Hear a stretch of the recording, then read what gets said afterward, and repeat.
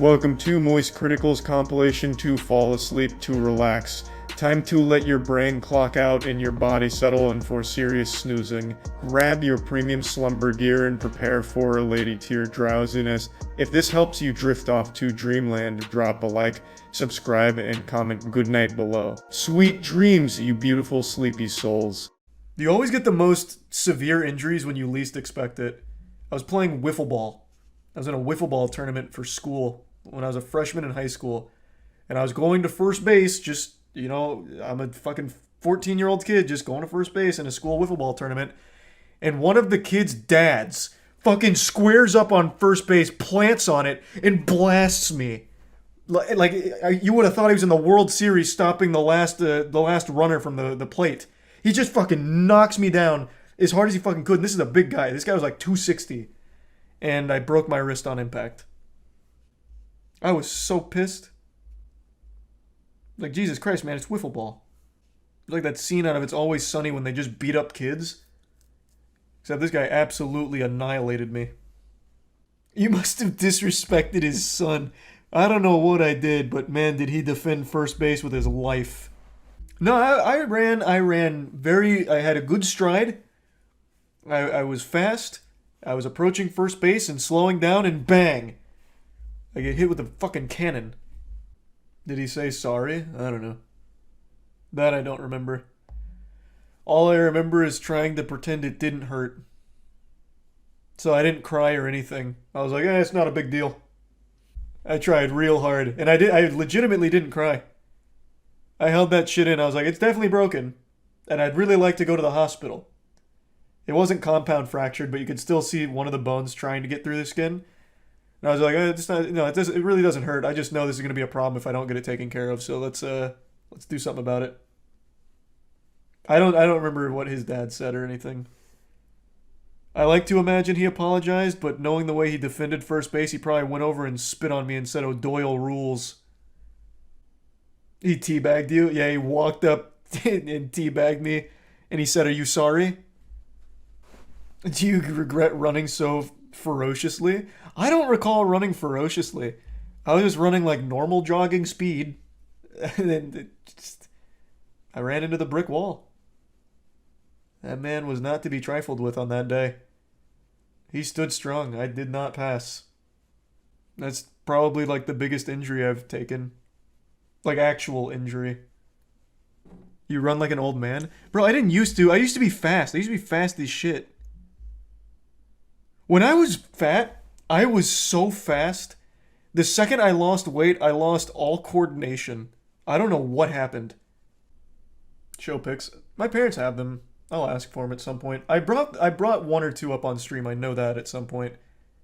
Oh, actually, Caleb even... Hold on Caleb's Twitter, I think he posted a yearbook picture from when I was in middle school. Because my parents brought all that to the warehouse. Let me see. I can pull that up. This was 2008. This was not me at my heaviest, but here's 2008. Honestly, this yearbook quote goes so hard too, by the way. Ask not what your country can do for you. Ask what you can do for your country. Fucking patriotic. Jesus Christ. And then in 10 years, I was close. Graduating from USF, living in Tampa or LA, 6'1", a musician or sports player. Like, come on. I was a prophet. I was so close to 6'1". I still might get there too. We don't know. I'm still growing. The quote was just, they made you do a quote. I still remember why I chose this. They made you do a quote, so I just typed in famous quotes. That's all. I wasn't actually like a big JFK enthusiast, so much so that I wanted to include his quotes in my yearbook or anything, or live my life by his mantra. It was just one of the first quotes that came up. Did you go to USF? No. I didn't go to USF. I do live in Tampa. I didn't get to be 6'1". I do music. So I was right on two of the things I saw myself doing in the future. And my family has always been supportive. Why did you see yourself living in LA? I thought I'd have to move there when I was a professional sports player. Because, I mean, that's where, like, all of, like, celebrities live. So like when sports players aren't like competing, they're like out in LA doing shit. So I was like, damn, I guess I'll have to move out there. I don't know why. This what's really sad is I was in high school at this point. I never actually practiced sports outside of just school sanctioned events. I never even put in the time, and yet I really believed I would still have a chance. Didn't you play basketball? Yeah, not at a high level though, man. I would legitimately only play basketball, and I played a little football as well, but I would only ever play it during like school hours, like for our actual team practices. I never went home and practiced more. I never got like an outside. I mean, I did get an outside coach for like a semester when I started realizing I'm not good enough to make it in the NBA. Like I started making that scramble to try and get like a scholarship offer to like a D2 or D3 school. And I was like, oh my god, I'm gonna need like an extra coach for this. So I did at some point start to scramble for it, but I just never actually even put in the effort. Yet I still believed I'd make it. Last night at around midnight, we were blessed with another chapter in this never-ending story of drama with Nintendo, Panda, and Smash World Tour. This is of course a scene I'm very passionate about since our esports organization literally started in Smash Brothers. Without Smash Brothers operating the way that it has been, there would be no Moist Esports, and without Moist Esports, the world is a worse place. So I've been following this story extremely closely, and last night we got a brand new development. Now, we had previously already had a statement from Nintendo. They dusted off their typewriter and sent in the carrier pigeons to deliver their letter, stating that the cancellation of the Smash World Tour was, I guess, a bit of a misunderstanding. They didn't give them an official license for the Smash World Tour, but apparently verbally said they're okay to continue it, even though Smash World Tour says that verbally they said the opposite, that grassroots unlicensed events aren't welcomed anymore. So very conflicting reports there. I tend to lean on the side of Smash World Tour organizers being more truthful in this situation, since it seemed Nintendo was kind of in panic mode and delivered that statement. And then we also got a statement from Panda saying the same thing as Nintendo, but then also dismissing Alan's behavior as not that big of a deal.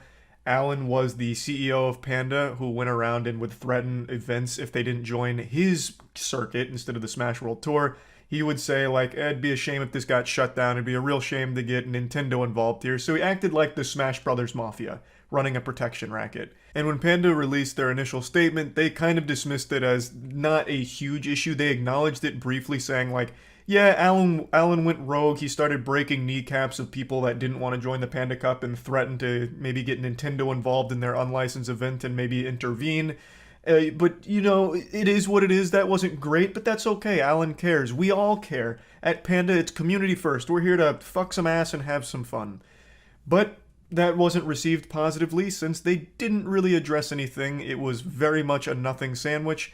And then last night at midnight, Panda released another statement, and Alan did as well. Alan finally came out of the shadows, putting on his superhero cape in order to save the day by releasing his side of the situation, and instead of actually making a real statement, he dropped a teaser trailer for an upcoming statement. So he said that he has evidence to prove two things, and then dropped a picture of bullet points, 2 bullet points. The first one, Smash World Tour lied, and the second one, Beyond the Summit, which was the organization that he had threatened, was actually jeopardizing the community. That's all he said, but he said he has evidence to prove these claims, but he didn't provide it yet.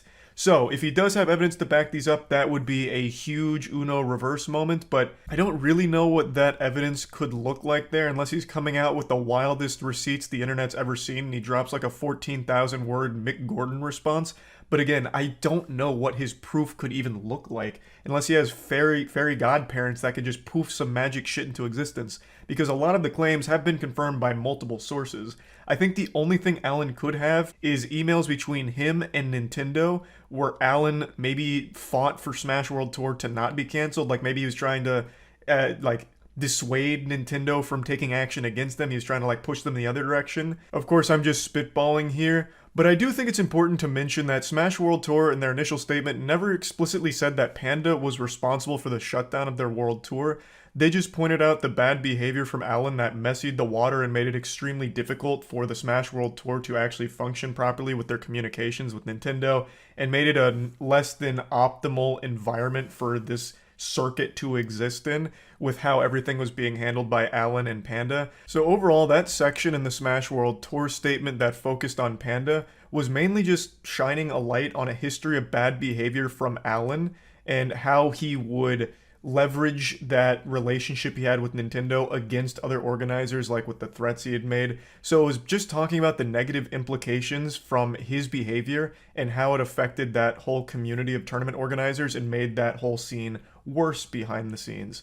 So it was never directly accusing Alan of being the one, like the mastermind behind their shutdown. It was more so just accusing him of being a bad actor that was really acting in their own selfish interests. Not so much being the one that forced Nintendo's hand to shut everyone else down or anything like that. Though, of course, there are plenty of ways of reading between the lines with Alan's history of using that Nintendo relationship to scare other organizers, like where he basically went to Beyond the Summit and said, might need to get Nintendo involved in this unlicensed event unless you give me broadcasting rights or join the Panda Cup or whatever. Like, you could then say that there was a very real chance that Alan did that again to the Smash World Tour, which eventually led to its shutdown. But that was never a claim Smash World Tour themselves were making. They were never saying Alan was the one that made Nintendo do that. They were just showcasing his bad behavior throughout the months and how it negatively affected the relationship for everyone. So I guess, and this is again just speculating, Alan could come forward with that evidence saying like, no, I never made Nintendo shut Smash World Tour down. I never shut Smash World Tour down. That wasn't me. That's a lie. But again, that was not the claim Smash World Tour themselves were making against Alan. Of course, once again, I'm just throwing darts at a dartboard on what his evidence could look like, but I am extremely excited to see it when he chooses to provide it. I think it's extremely important that we all have a full look at the entire situation from all sides, so that evidence, I think, is extremely important for everyone to see. Hold on, we got some breaking news from the front lines here. Perfect timing. They tweeted this right at the end of that set. Panda's heard the concerns of the Smash community and is taking immediate action. Well, you're wrong. This is not immediate. This is now like 4 or 5 days later. Alan is no longer CEO effective immediately. In the interim, Panda employees are working with outside advisors to form a temporary interim management committee to act as CEO to navigate this critical time. It is a critical time. Their company is burning. They've lost 80% of their talent. Literally 80% of their salaried players have left or expressed intentions to leave now. So the company would die should that happen. The identities of those in the IMC will not be made public at this time due to concerns over harassment and safety. Fair.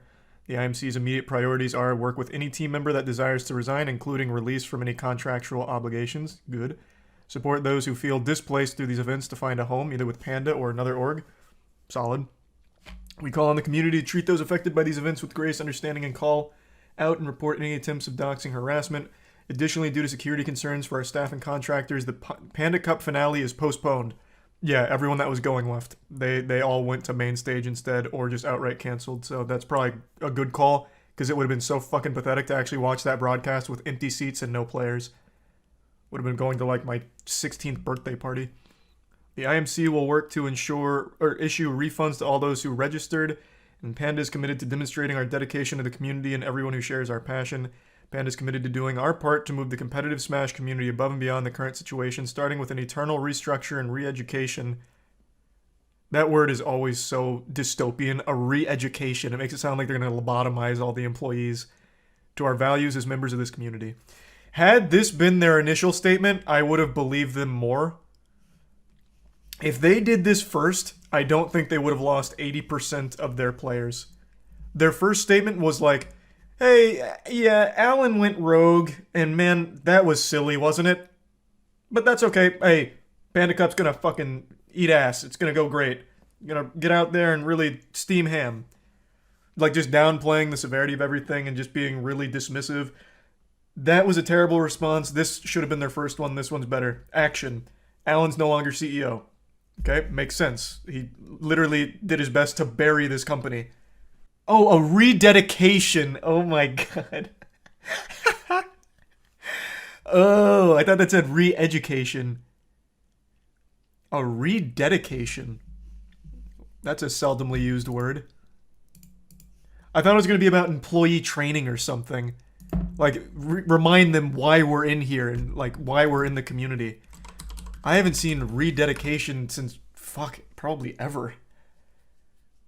Yeah, ceremony in which a building or other structures is formally declared for the second, third, etc. time to have a particular purpose to honor a person or group. Alan's still working at Panda, though. Yeah, but even still, this shows action. Forcing him to step down takes away his power to intimidate other orgs, so he can no longer make those threats about shutting down. This just feels like a big panic response, and it's still not like the best action. Whoops. It's still not like the best action they're taking. Like, it is a step in the right direction, but I don't know how they could ever prove they care about the community going forward after what happened. Like, I don't know how they could ever earn that trust back. So I still don't really see a future for Panda events. Now, maybe they'll be able to earn enough trust back to prevent the other 20% of their players from leaving. That I can't really say. That's a personal decision, and I wouldn't hold it against them if they choose to stay with Panda. Because again, in the fighting game community, money is hard to come by. Prize pools for fighting games are actual nothing burgers. You get like cigarettes. You get like a pack of cigarettes, like chat said. So you're not making money in the fighting game community unless you're sponsored. You're just losing money. So anyone that chooses to stay with them, I totally understand. I think the damage has already been done. I don't really think there's a way of healing it. You can't put the toothpaste back in the tube, right? You know, as they say. The genie's not going back in the bottle. Had that just been their first response, I think they probably could have saved their company. Who knows? Maybe they still can. Don't think there's a way to save it after the double down. That's what I said. Their first response, I think, was what actually buried them. Had they come out with this more hard-lined approach, I do think they would have had a much better chance. I like I said, I still think it's probably too little too late. I don't know how you really earn back the community's trust after this shit. I really don't know how. I haven't read this yet, so this is going to be breaking for all of us. What is missing from the statement is any mention of Alan divesting his interest in the company. My understanding is Alan owns Panda and basically controls the company. At first blush, this just sounds like damage control and a desperate attempt at grabbing a life draft. Yeah, I guess that's a good point. I still think by not being the CEO, he loses most of his power with those like threats he was making, but I mean, LD knows far more than I do about this. Now, for those that don't know, LD is with Beyond the Summit. He was one of the people that was directly threatened by Alan. Alan, you know, threatened after not receiving broadcasting rights or BTS joining the Panda Cup, threatened to like, he slyly said, Nintendo might have to shut this unlicensed event down. Be a real shame if this just came collapsing down. Like the, you know, really getting super villainy with it. So LD would know far more than I would here. Smash World Tour lied, and Beyond the Summit leadership put the community in jeopardy. That is perhaps one of the douchiest things I have seen. My statement with evidence is coming. Why wouldn't you wait till you had evidence instead of this Twitter... this like Tumblr attitude post. So he doesn't even deny threatening them, by the way. He's going to try and justify why he threatened them, saying that their leadership would have jeopardized the community. So I tried to be this saint to extend my bosom for them to suckle in safety. I was doing this for the community. If we let BTS leadership run rampant, the community would have died. At least that's the impression I get. Watch where you're scrolling. Mario is showing his ass in the reply section. Oh, is it Mario Goatsy? I am very excited to see what evidence he has for Smash World Tour lying. Considering they have the statements in writing from Nintendo, and multiple orgs have confirmed Alan having repeated behavior about making those threats. I'm very curious to see. Maybe he has some wild receipts. Maybe. But he should have waited to post those instead of this. Anything but this.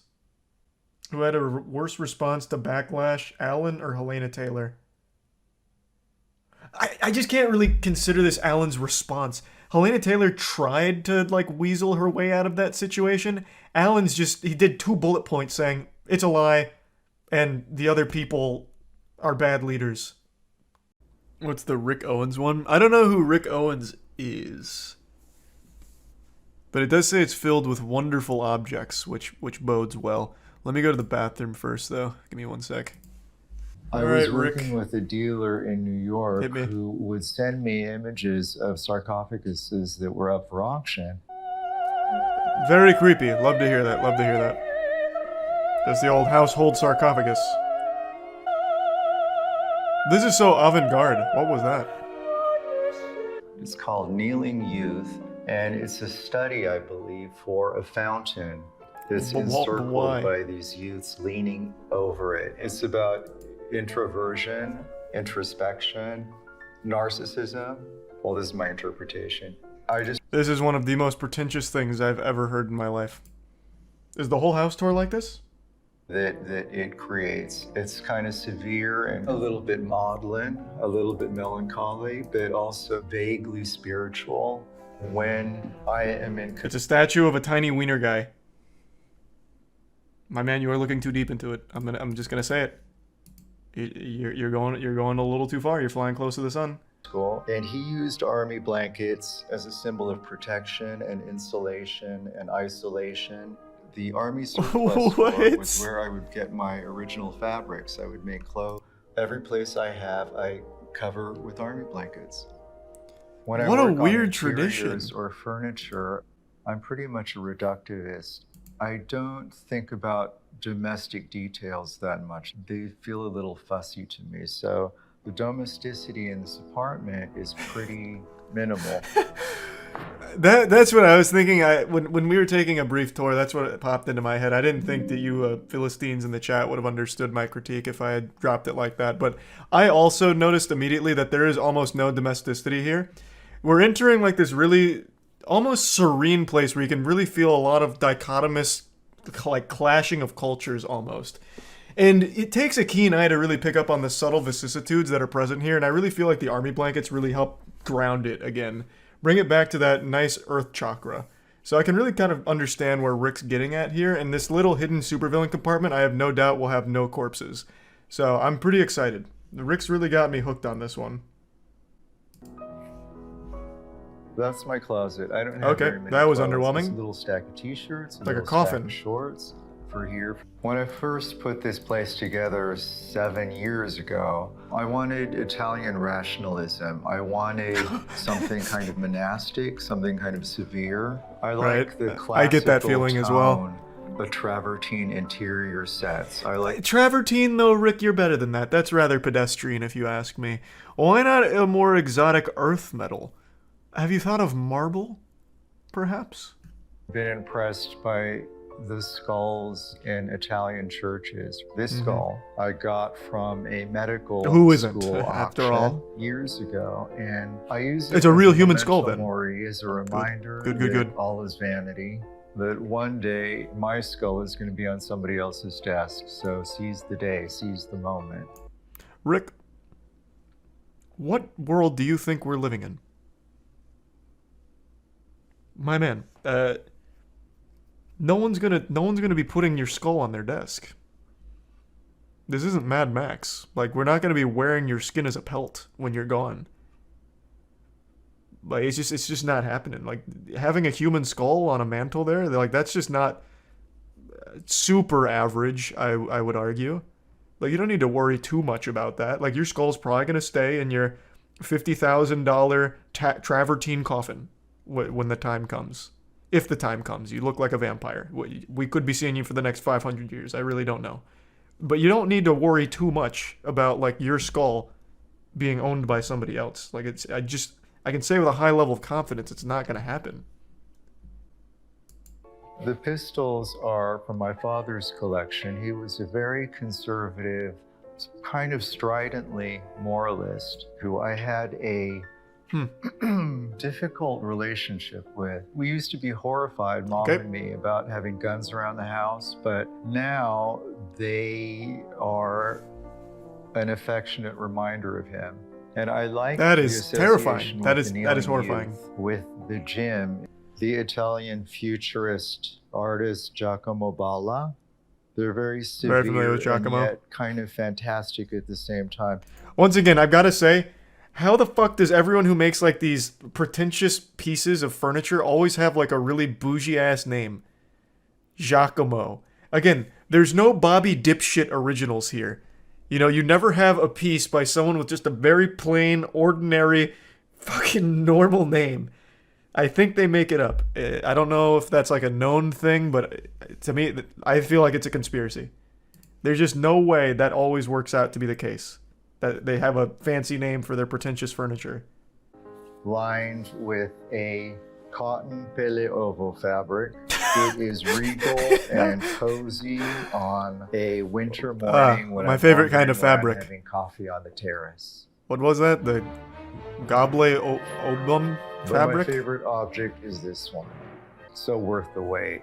We call her Liza. It's not a super After cool Liza sarcophagus, Minnelli. though. You could have gotten a better one, like the one Emotep was buried in for the Mummy movie. Became available a few years ago, and we entered into an agreement Holy to collaborate shit. with the family that was running it, and to turn it into an That is such a huge blazer.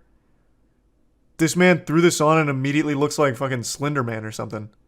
from our His whole brand is oversized everything. I don't know any Rick Owens designs. Let me take a peek real quick. Maybe that'll help me get like a feel for his refined palette.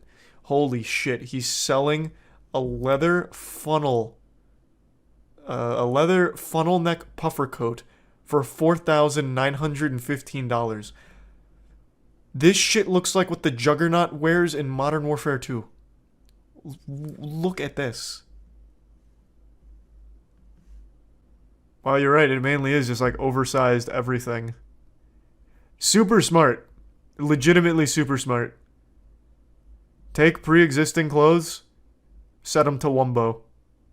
Christ, even the socks are oversized. Oh my god, the socks are $170. Pardon me?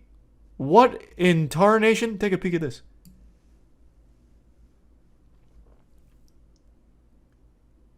That's the most expensive sock I've ever seen in my life. $300 for 90% of a glove. Oh, what the fuck? Yeah, the glove is missing the tops on the thumb and pointer finger. Like the two most important fingers. Oh, now they're gonna get all cold. Either go fingerless or go full glove. Why half measures? Have we learned nothing from Breaking Bad? Wow, this is crazy. Yeah, I've never seen any of these. Does anyone wear Rick Owens? Who wears this? Like, out in public, I'll see Supreme, I'll see Gucci, Balenciagas. I never have heard or seen Rick Owens anything. For several years, I have been collecting these Onagadori rooster feathers. They were bred originally in 17th century Japan. My father had a library in the basement, and I like to have them around to remind myself of unlimited possibilities. I like to start from a clean slate every collection. That's what you get from the rooster Have feathers? stayed here. These have been here for every day. I'm very grateful that I ended up here. Arrivederci. It was nice to meet you, Rick. This was certainly interesting. I don't think I'll ever fully understand what drives someone to find so much meaning in so little, but I can't be upset about it. You know, I respect it. But my God, I don't think I'll ever get it. Finding unlimited possibilities from looking at rooster feathers. In the never-ending pursuit for internet clout and attention, no price is too high. Some degenerates on TikTok would sacrifice their own grandmother if it meant they could film a TikTok over her open casket at the funeral in order to get some followers and likes out of her tragic demise. There is just simply no depths they won't sink to. Of course, most of the shit on TikTok is fake in order to farm impressions out of it, and I'm sure you've seen it all. Fake pranks, fake rage, fake titties, but I can promise you, you probably haven't seen what I'm about to show you today. A fake suicide savior. A guy decided to try and make a viral video out of portraying himself as some kind of angel who saves a man from jumping off of a parking garage and killing himself. On my way home from work, I noticed a teenager leaning over the parking garage. It could just be someone chilling, but it's really high up and he looks young. What a remarkable situation we've already entered into here. This guy is a master writer. He should be working for Scorsese. A beautifully crafted narrative already. Let's suspend disbelief for a moment. So you're on your way home from work, and for some reason your attention is drawn to a teenager on top of a parking garage, and you connect dots that, wow, this guy might be up there to kill himself. How do you even reach that conclusion? And then why would you then take out your phone and film him from a distance? Like, what is the thought process there? And then also the statement of he could be chilling, but he looks young and it's high up. What does him looking young have to do with anything? Why does that matter? It could be a 95-year-old geriatric man up there. The situation doesn't change. It's just somebody on top of a parking garage looking out. It's not exactly suspicious behavior. I absolutely love that this is the best his brain could cook up. All of his neurons were firing, and this is what they produced. This is his maximum potential. This pile of dog shit. Obviously fake and scripted, yet was good enough to convince some troglodytes on TikTok that it was real. And they were patting him on the ass, telling him that he's a hero, and that the Lord chose him as a guardian angel to save that guy's life. It was actually pretty sad to read, honestly. But yeah, he's now going up to the rooftop to have a conversation, a stern talking to with the man up top in order to try and save him. I'm going to go up there and just make sure everything is okay. Then I got there and noticed him pacing back and forth. Time to go talk. Then this happened.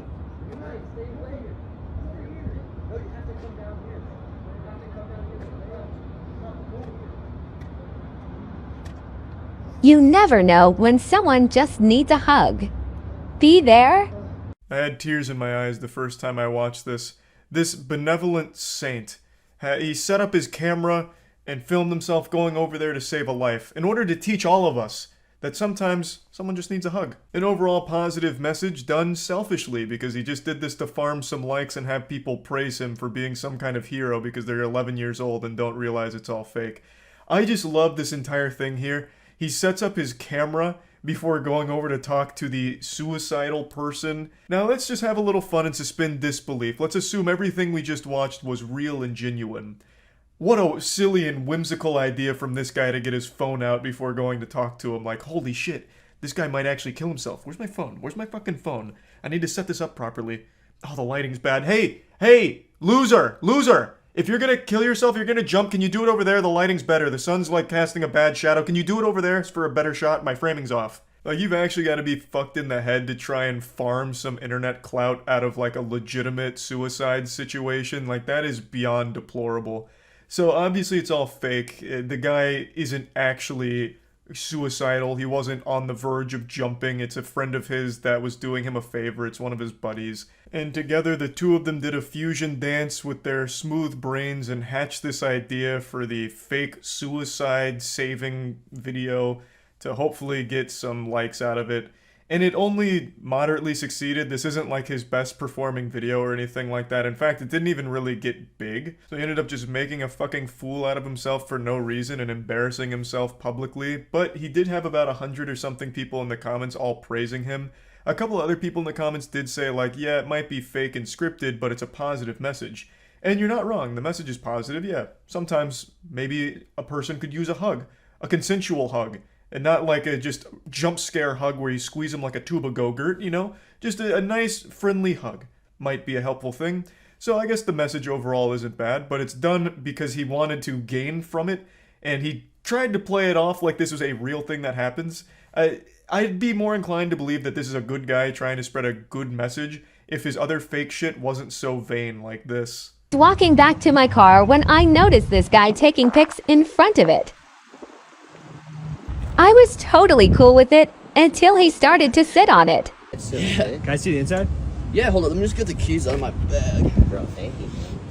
So crazy, man. This is my dream car. Oh, you can't find the keys, bro? Dude, they gotta be in here. What's this then? What do you... Wait, it's my fucking car, bro. Get out of here.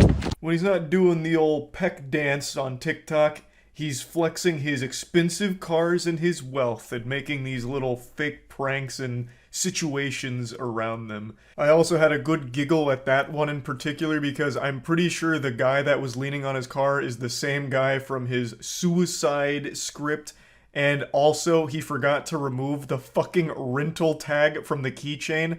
That is a goddamn rented car that I'm sure they got just for the sake of banging out some fake TikTok pranks. So it's not even his ride to begin with. So it really feels like a guy that's just desperate for attention, so he really thought by pretending to save someone from killing themselves, it'd help blow up his TikTok career.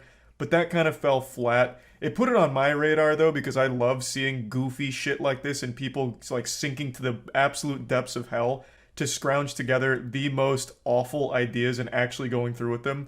I think there's nothing more shameful than trying to pretend like you saved someone from killing themselves. There's really no justification for it. You went through the effort of making this shittily acted B-movie Hallmark thing to try and like make yourself seem like some kind of hero or great person. It'd of course be worse if this was a real situation where he actually did encounter someone going through such a hard time they were considering suicide and he decided to try and use them as a prop for his own gain.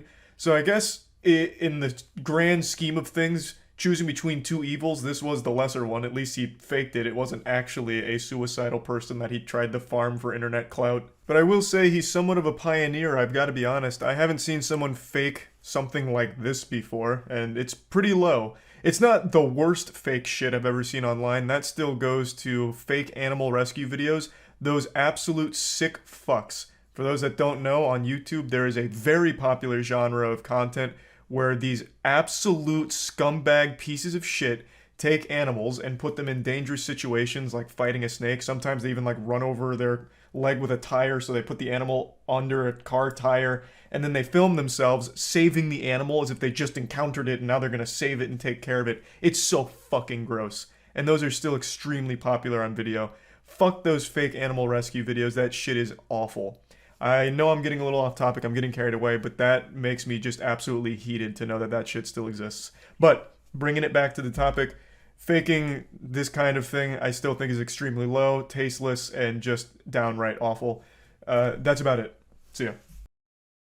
It's been around a week now since the Lenovo Intel booth at TwitchCon nearly claimed the soul of a streamer due to an improperly set up foam pit.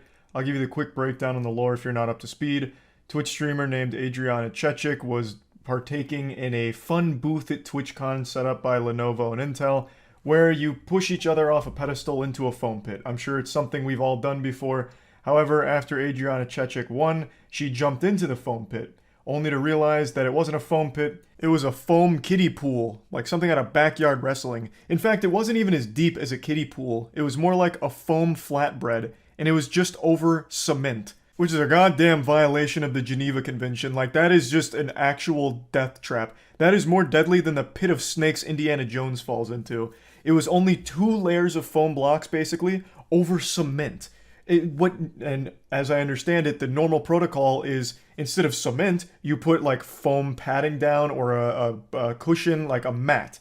So that way it absorbs some of that impact for a situation like this. And obviously it's supposed to be deeper than like fucking 1 finger deep.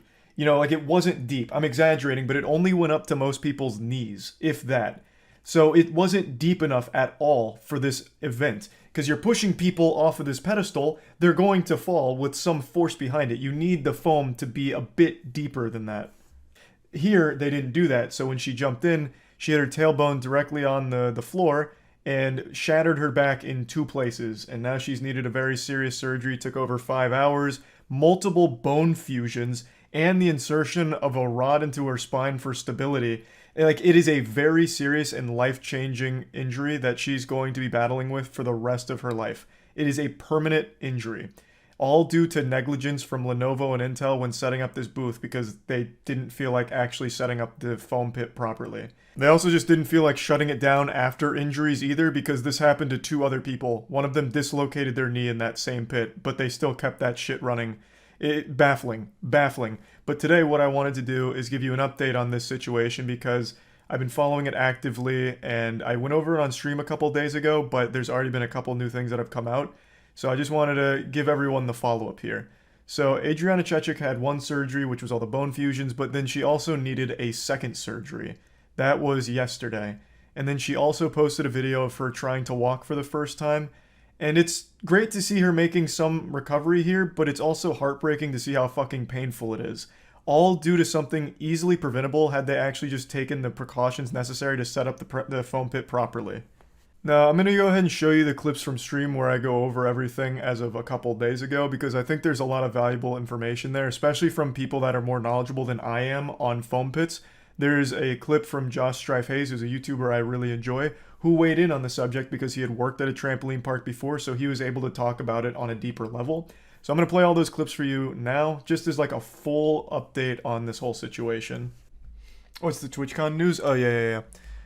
So Adriana Chechik, the lady that jumped into the foam pit after winning her match at the TwitchCon, or the Lenovo Intel booth at TwitchCon, she broke her back in 2 places. Her surgery is done now, and I'd like to read her tweet. Because, man, I tell you what, it's only up from here. Sounds like everything's going to be going great. Here she said, where is it? Surgery went well. It took 5 hours and 30 minutes. More fusions than expected. Bones were completely crushed and nerve damage to my bladder. Hopefully I'll be able to pee again in the near future. No more squirting, probably. Had some bleeding around the bone, but overall good. Legitimately life-altering. The rest of her life course has completely changed. And now squirting is off the table, I suppose.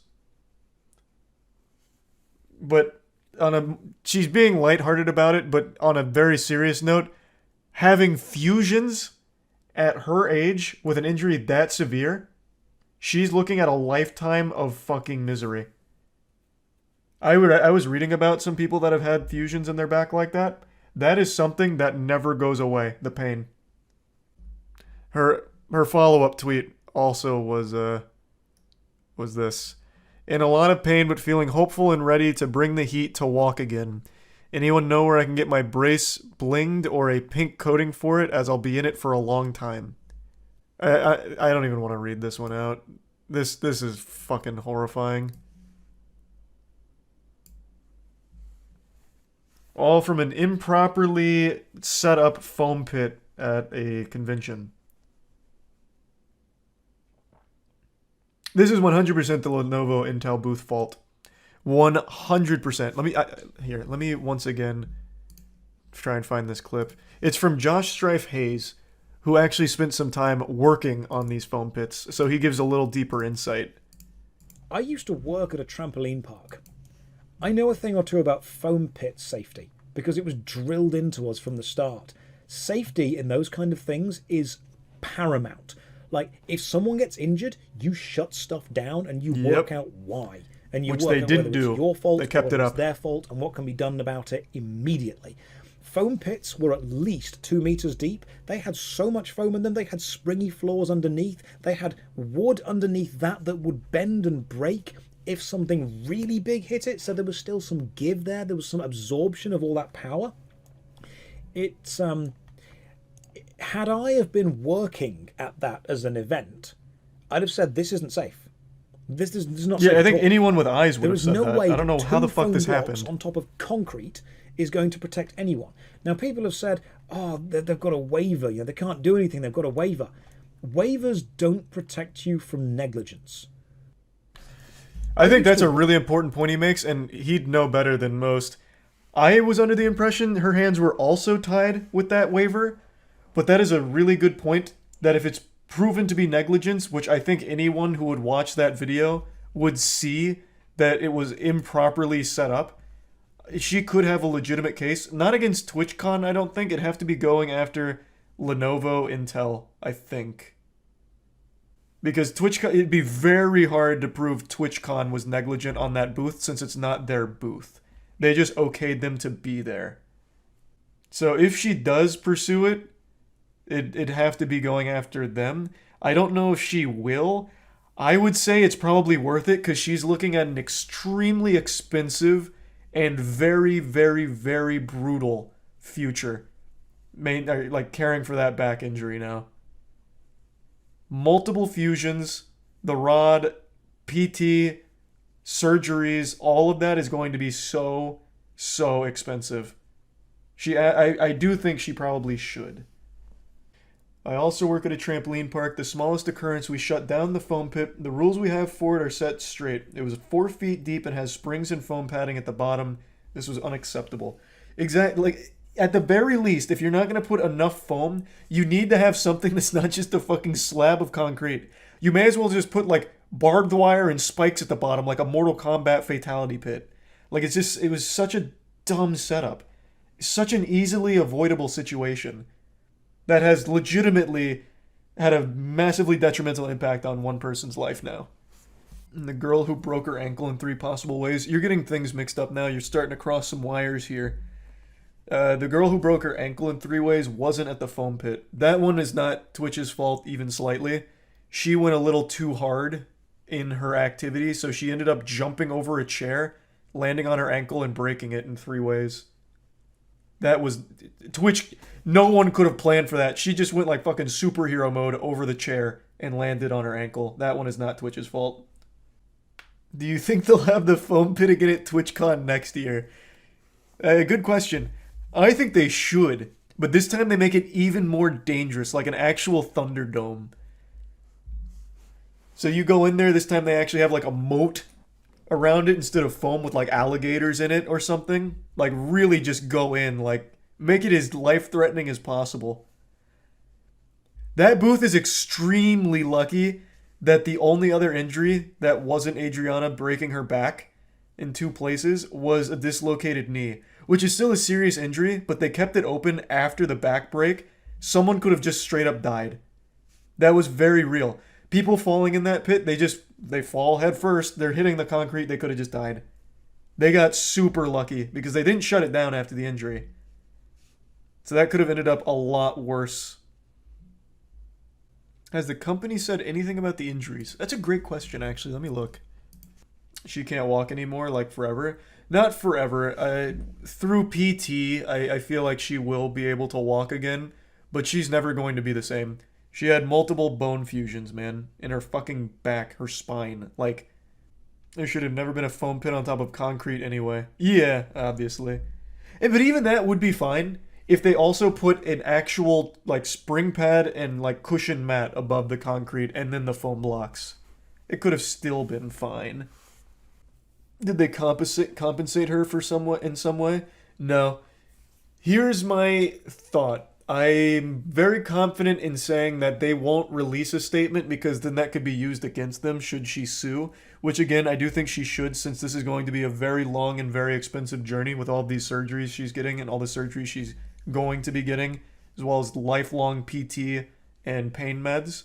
She should sue, because that's going to be such a massive financial burden.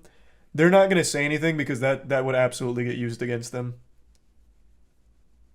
And if they compensated her, that would be an admission of guilt. So they're not going to compensate her. They're not going to say anything. They're just going to hope she doesn't sue. Is my guess. That's my guess. This was Lenovo's statement from NBC News. We're aware of the incidents of the TwitchCon visitors who sustained injuries in the Gladiator game saw foam pit at the Lenovo booth. The area has since been closed for any further use while we work with event organizers to look into the incidents. Something that stands out to me is that they're wrong because it wasn't closed after the first injury or even the second injury. And they also do call it a foam pit, which means that now that they've identified it as a foam pit, they needed to play by the standard foam pit like rules. You call it a foam pit, which means you now have to go by exactly how foam pits are maintained, which they didn't. They can't fall back on like some kind of loophole like, we never claimed it was a foam pit or anything. No, again, that's not... I'll say it again. I don't think TwitchCon is liable for their negligence. I'm sure TwitchCon was under the impression they were going to do it properly. Follow the proper protocols for a foam pit. This is a Lenovo Intel situation, so if she's going to sue, I think it has to go to Lenovo Intel instead of going after Twitch. Because it is a Lenovo Intel negligence case. But I guess since they're at TwitchCon, maybe TwitchCon's on the hook as well. I really don't know. I'm not a fucking lawyer. That's just my guess. Because it wasn't their booth. Yeah, people get really mad at the people that were doing the commentary when Adriana broke her back in the pit. I can't even really be mad at them. I think they just had no idea the extent of her injury and were doing everything possible to try and keep things lighthearted and move on. Because they were doing a live broadcast and they were probably panicked. Like, they were just normal people. Those weren't even like normal PR guys or anything. I think they were just like legitimately normal employees of the event. Like, I just don't think they knew. and they just did everything they could to, like, you know, hey, it's, you know, let's just move on, you know, this kind of shit. They probably just had no idea. If I look like a greasy goblin right now with a fine sheen of oil on my face, it's because I am. My pores are excreting all kinds of substances because I'm so excited. So eager I can hardly sit still, bouncing up and down like a child on Santa's lap at the mall. A couple nights ago during one of my streams, some lucky spectators were blessed to witness the birth of one of the finest ideas humans have cooked up since the creation of the peanut butter and jelly sandwich. It's a competition, and like all great competitions, it has a wonderful prize pool, and I'd like to tell you where that money's coming from today's video sponsor. Big thanks to Prime Gaming for sponsoring today's video. Prime Gaming comes with your Amazon Prime subscription and offers free in-game items for your favorite games every month. This month's game is one that I'm extremely excited about because it's World of Warships, so you can get an exclusive in-game drop for World of Warships through Prime Gaming. Some of you might remember I recently posted a video showcasing my dad's journey through World of Warships because he plays it every single night in his quest to become #1 in the game. So of course my dad was super pumped hearing about this, and so were we, because it's a really great thing, and it's a really great game. The drop looks amazing and there's more coming, so make sure to sign up for Prime Gaming and you can get tons of benefits such as monthly in-game content, currency skins, and more for World of Warships and 30 plus other titles as well. And of course you also get that free sub you can use every month on your favorite Twitch streamer if you'd like. So make sure to sign up for Prime Gaming. You can click the link in the description below to get started. The idea is very simple. I've chosen an obscure game that I know none of you have ever heard of and have never played, and I'm hosting a $10,000 speedrun competition for whoever can finish this game the fastest in 2 weeks. So whoever has the fastest time at the end of 2 weeks will win $10,000, 10,000 clams, 10,000 popsicle sticks straight from my pocket. So get ready to crack your knuckles and put that gamer butt plug deep inside you. You're gonna be suckling on my ample breast full of coins like a little Mario block. Before I tell you what the game is, I want to go over just very basic rules, standard speedrun shit, nothing too wild and wacky here. No cheats, no third-party modifications, no altering of any files or anything like that. Any glitch or exploit that you find in the game is allowed. There isn't an active speedrunning community for this game. In fact, there's not an active community for it in general. I'm pretty sure I'm the only poor soul that's ever actually fucking played this thing. So you're not going to be finding a whole lot of information out there right now. It's just a clean slate for everyone. Everyone's on equal footing because none of you have played this before, but you are welcome to use any means necessary to beat this game in the quickest time possible. It just can't be any kind of modifications or third-party tools or anything like that. The game, the target for this speedrun competition, is one that I have a personal grudge against. It's called Amok Runner, or Amok Runner. I'm pretty sure to date I am still the only person to have ever finished this game.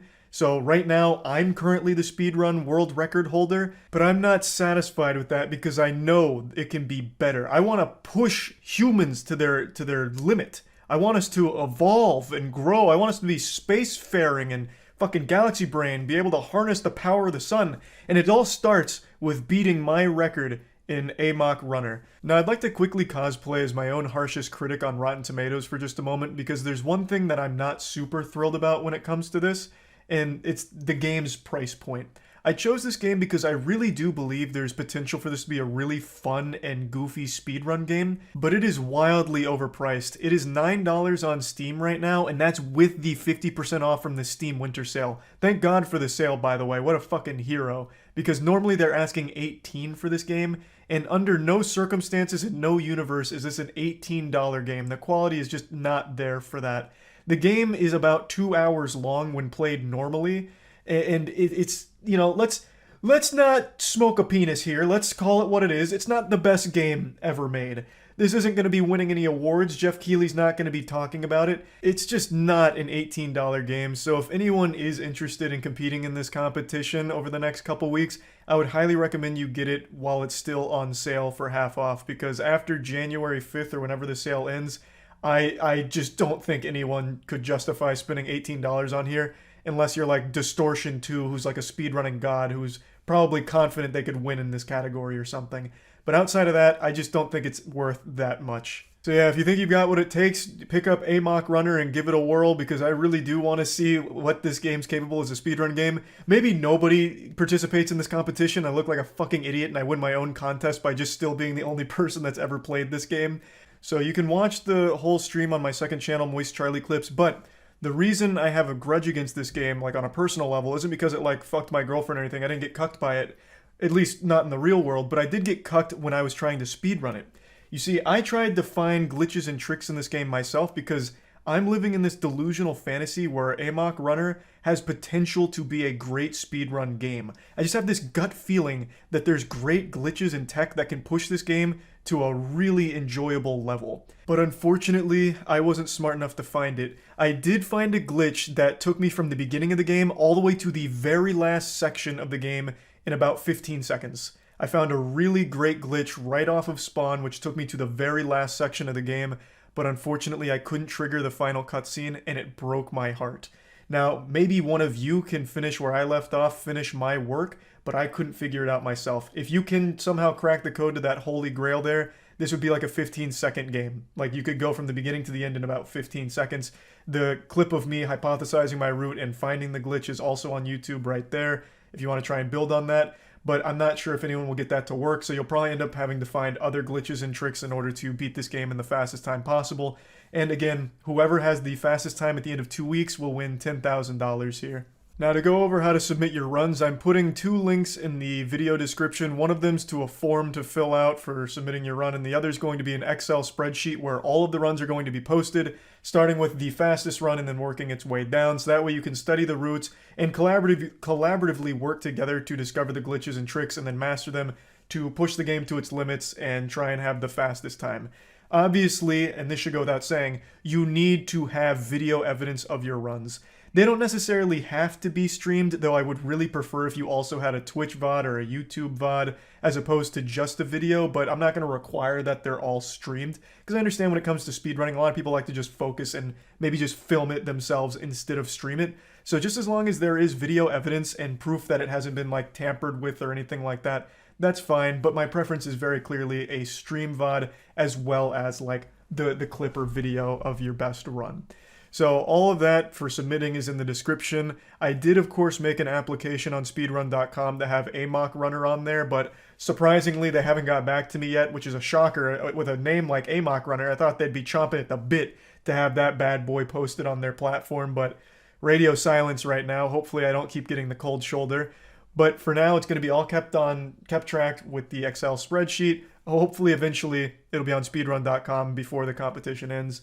But now, let me expand the scope of this a little bit, because I don't view this as just a one-off thing, and I just really think this would be a fun concept to take further, where every couple of weeks, or every month maybe, I'll host a $10,000 bounty like this on a speedrun game that isn't super popular, to try and push it to its limits and see what's possible. I love the idea of most people starting on the same playing field where, you know, there's no people that have already been running the game for years that you have to compete with. It's everyone starting kind of from the same starting line and then learning together, discovering tricks and glitches and shit like that to push that game in order to claim the bounty and the prize. And maybe afterwards it becomes like a really fun speedrunning game that continues to have runs going forward. I just really like the idea of putting bounties on speedrunning games that have either stagnated, where there's not a lot of activity on it anymore, but it's still a cool speedrun game. Something like Luigi's Mansion that doesn't see a ton of activity anymore, but I still fucking love watching the route. Or a game that no one's ever played, such as Amok Runner. I just really like the idea of fun speedrunning community challenges that get people incentivized to really go wild. I'm such a big fan of speedruns in general that I just love watching new ones that I've never seen before. Like, look at how many speedruns I've done on my channel, and I'm speedrunning all the time on stream too. It's just a super fucking fun thing to watch and to participate in, so I just thought this would be a fun concept, even outside of just this first one, to do it more into the future if people like it. So yeah, the competition is on. It starts today. You have 2 weeks. Whoever has the fastest time wins $10,000. So hopefully this will end up being a lot of fun. And yeah, that's about it. See ya. I'll give this a try. Whoa. What a start. came out pretty good right away. Whoa, that's fucking good. I don't really know what his weapon is. It's like a paintbrush. But other than that, that's good. A spear? That's like the tiniest spear of all time. Unless like the rest of it's angled behind his back so you can't see it. Which is possible. Like that's super possible. I'm actually gonna download that one. That one's slapping. I like that. So I had an idea and I don't know how it's gonna pan out. We can try it. Maybe we can even go from here. I thought it'd be really fun to to use AI and make like a comic book with chat using the AI art. But I don't know how we do that because one thing I've learned is they can't do speech bubbles or anything. And I don't think we can get that specific. I guess what also, I highly doubt it's going to work. So I guess what also we could do is we could just generate the art and then make the text. Good luck having a character. No, you can go off this guy right here. I wish there's a way to like talk to the AI where you can like name something here and have it carry it forward. So for example, like I'd be able to click on this image, give it a name, Dream Studio then has that name and has that as a reference. But that is asking a lot. I wonder, if I just do this again, I wonder what it'll give me. Like, let's assume that was the cover. Now let's see what page 1 looks like on the inside. Oh, fuck me, these are good. Except I don't exactly know what's going on over here. The handle's going into his arm. Meets...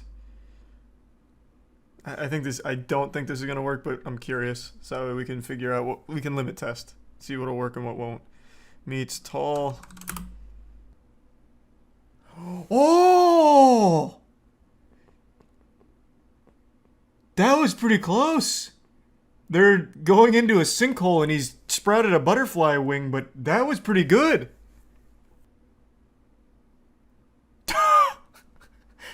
Exact same image, but they turned our knight into like an iron boot. Okay. Like that scene in the SpongeBob movie with Bigger Boot. So let's say the last panel was the correct one. The last image was the correct thing for the panel. So let's try. We lost everything there, but still ended up with a pretty fucking cool photo. Thanks to Gel Blasters for sponsoring this video. Gel Blasters are a fun, wholesome toy that fires little gellets that are painless, but make for a really enjoyable battle with your friends. So the boys and I around the warehouse have been just surprising each other with some gel blasting fun. The Gel Blast Surge Kit comes with a rechargeable USB cord, 2 blaster modes, single and full auto. It has a safety and safety light to ensure safe play. It's mess-free, non-toxic for kids or pets, and just a general wholesome fun time. So if you're interested in just having a nice little toy to mess around with, I highly recommend it. So click the link below and use code GBMOIST to get a free hopper plus a free 10,000 gellets with your order. Nah, writing a sentence doesn't work. That's what I started doing, like when I first got into Stable Diffusion here. It doesn't work. That is a great background. That looks fucking fantastic. Recreate Nutty Noodle Man using Stable Diffusion. Actually, the best idea I ever heard. I wonder what it'll do for Moon Ninja. Oh my god, hold on. I bet it can do something great. Like, I really feel like these don't matter. For example, one of them I just saw here. Master of Ice and their hateful haunting of Steam Methodist and horrifying Bailers who plan to take revenge on the party for perceived wrongdoing. And it generated a beautiful image. Jesus Christ, I'll disable the seed. I don't see why it matters, though. Okay. Yeah, I'm just clicking through all of them. They're so simple. Let's just see what this does. Bring Moon Ninja to life.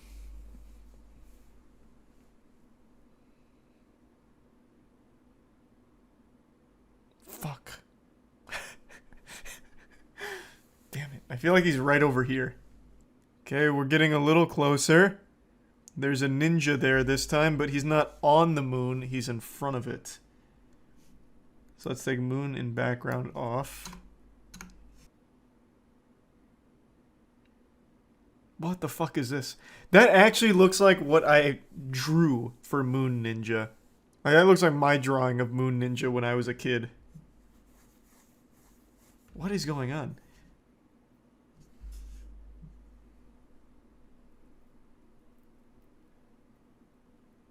Okay, interesting, interesting. It's just completely ignoring the artist here. That still looks pretty cool, though. Okay, closer to the style. Not bad. Cyclops Ninja in front of the moon. Again, I want him on the moon. God damn it, maybe Moonlight's confusing it. Oh, that's pretty nice. Again, not standing on the moon, but that's a really cool ninja. That is pretty nice. I still think we can do better. Oh, fuck. It's ignoring everything except ninja. But that one looks good. This one is just like Moon Knight meets the Power Rangers. What were they, Zeo? There's two moons. Or this might be the sun. I don't know. Why is he wearing lipstick? Damn. That was so close to like fucking great. And then they put lipstick on him. Probably the best one so far for Moon Ninja. He's like wandering through space the same way I had him do it when I was a kid. Painting by Gustave Doré gives you crazy detail. Is that right? Alright, that one came out so fucking hype. None of these are on the moon surface though. It's just completely wiping its ass with it. But it's still quality. These still look good. Yeah, I'm satisfied with that. That did Moon Ninja justice. Just mimicking the style. Yeah, no, it's super good at that. That's why I like Stable Diffusion. I think it's the best one for, like, mimicking artists. More specifically, like, manga. That's beautiful. That is absolutely beautiful. Fuck. This one is so good, too. Alright, we're on a roll now. There's resub sushi.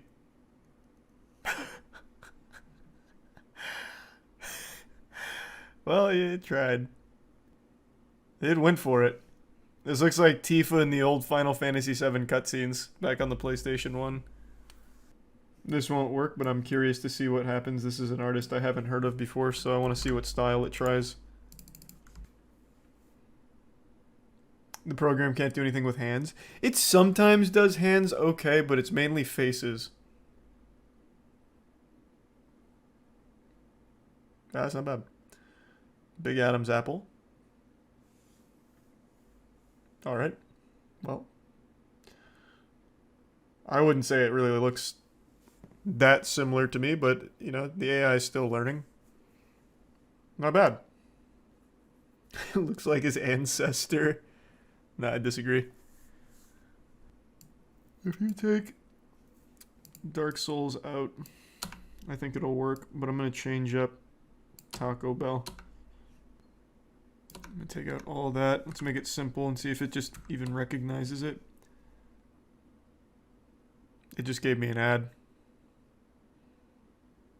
This has nothing to do with horror, humans, planet destruction, or gothic.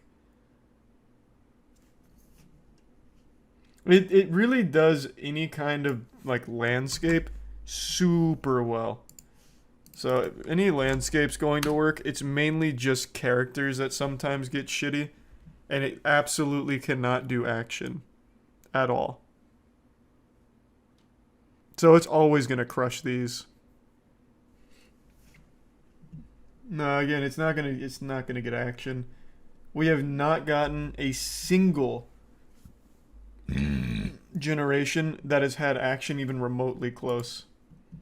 There's just something about it. It's just not quite there yet. I'm going to tell you exactly how this is going to look because we've done something similar with James Corden and Vegeta.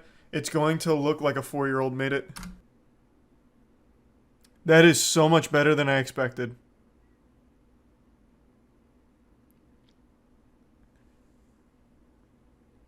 Wow, that did a lot better than it normally does. Wow, I'm actually super impressed. It's adapting. Maybe. Maybe. You know what? Let's see. Let's go back to our very first attempts. Whoops. Let's see if it's adapted at all. Nope. There is something about James Corden and Vegeta that it does not agree with. I don't know what it is, but oh, wow. This one's really good. What the fuck? This one and this one are really good. Has nothing to do with Krabby Patties or the Chum Bucket, but holy shit, this one's cool. Here, you know what? I didn't watch it, but let's see if the AI art has already put it into its database. Who did he fight again? Tony Ferguson. Let's see if it has him as the champion here. Is this how the fight played out tonight? Did they fuse together? Is that how Nate Diaz won? He absorbed him? Like Majin Buu? Man, that must have been one hell of a fight. Oh, goodness me. Yeah, no, he's ripping his arm off like Mr. Potato Head. I don't even know what limb this is down here. He just threw this to the side. I think it's his kneecap, maybe? Damn, I need to start watching UFC. Yeah. I mean, I didn't give any indicators here at all. And it knew that it was a UFC fight. It got the octagon. It's got it looking like a real photo. So, I mean, that's pretty impressive. The loathsome hash-slinging slasher. Yeah. This one is so close to being, like, perfect in terms of its face. It gave him 3 rows of teeth. That is, like, probably one of the best faces it's done so far. For sure. Oh, I could have just done clear image. True. I didn't even think of that. Not bad. Looks like Peach. Kinda. Try Goatman. They can't possibly capture Goatman's beauty. Wow. Okay. Try as they might, they did a great job with Goatman. Wow. They went hard for Goatman, actually. I feel like it's gonna nail this. I don't know what went wrong here. He's getting his nipples suckled. No Captain America. But he is breastfeeding. Which is pretty hype. That looks good. That looks very good. Thank you, Miss Potts. Wow, that made all the difference. For some reason, Tony Stark has become Captain America, but aside from that, like, we're right there. Somehow, this extremely specific prompt, which actually just gives unnecessary detail, who served as a system engineer dancer on Neo-Tokyo streets of Mecha Empire City during the Festival of Masks, somehow this is turning heat. These look so good. Let's take all of this out and we'll do like two sentences here, very specific, I don't even know what to call it, lore. Let's see.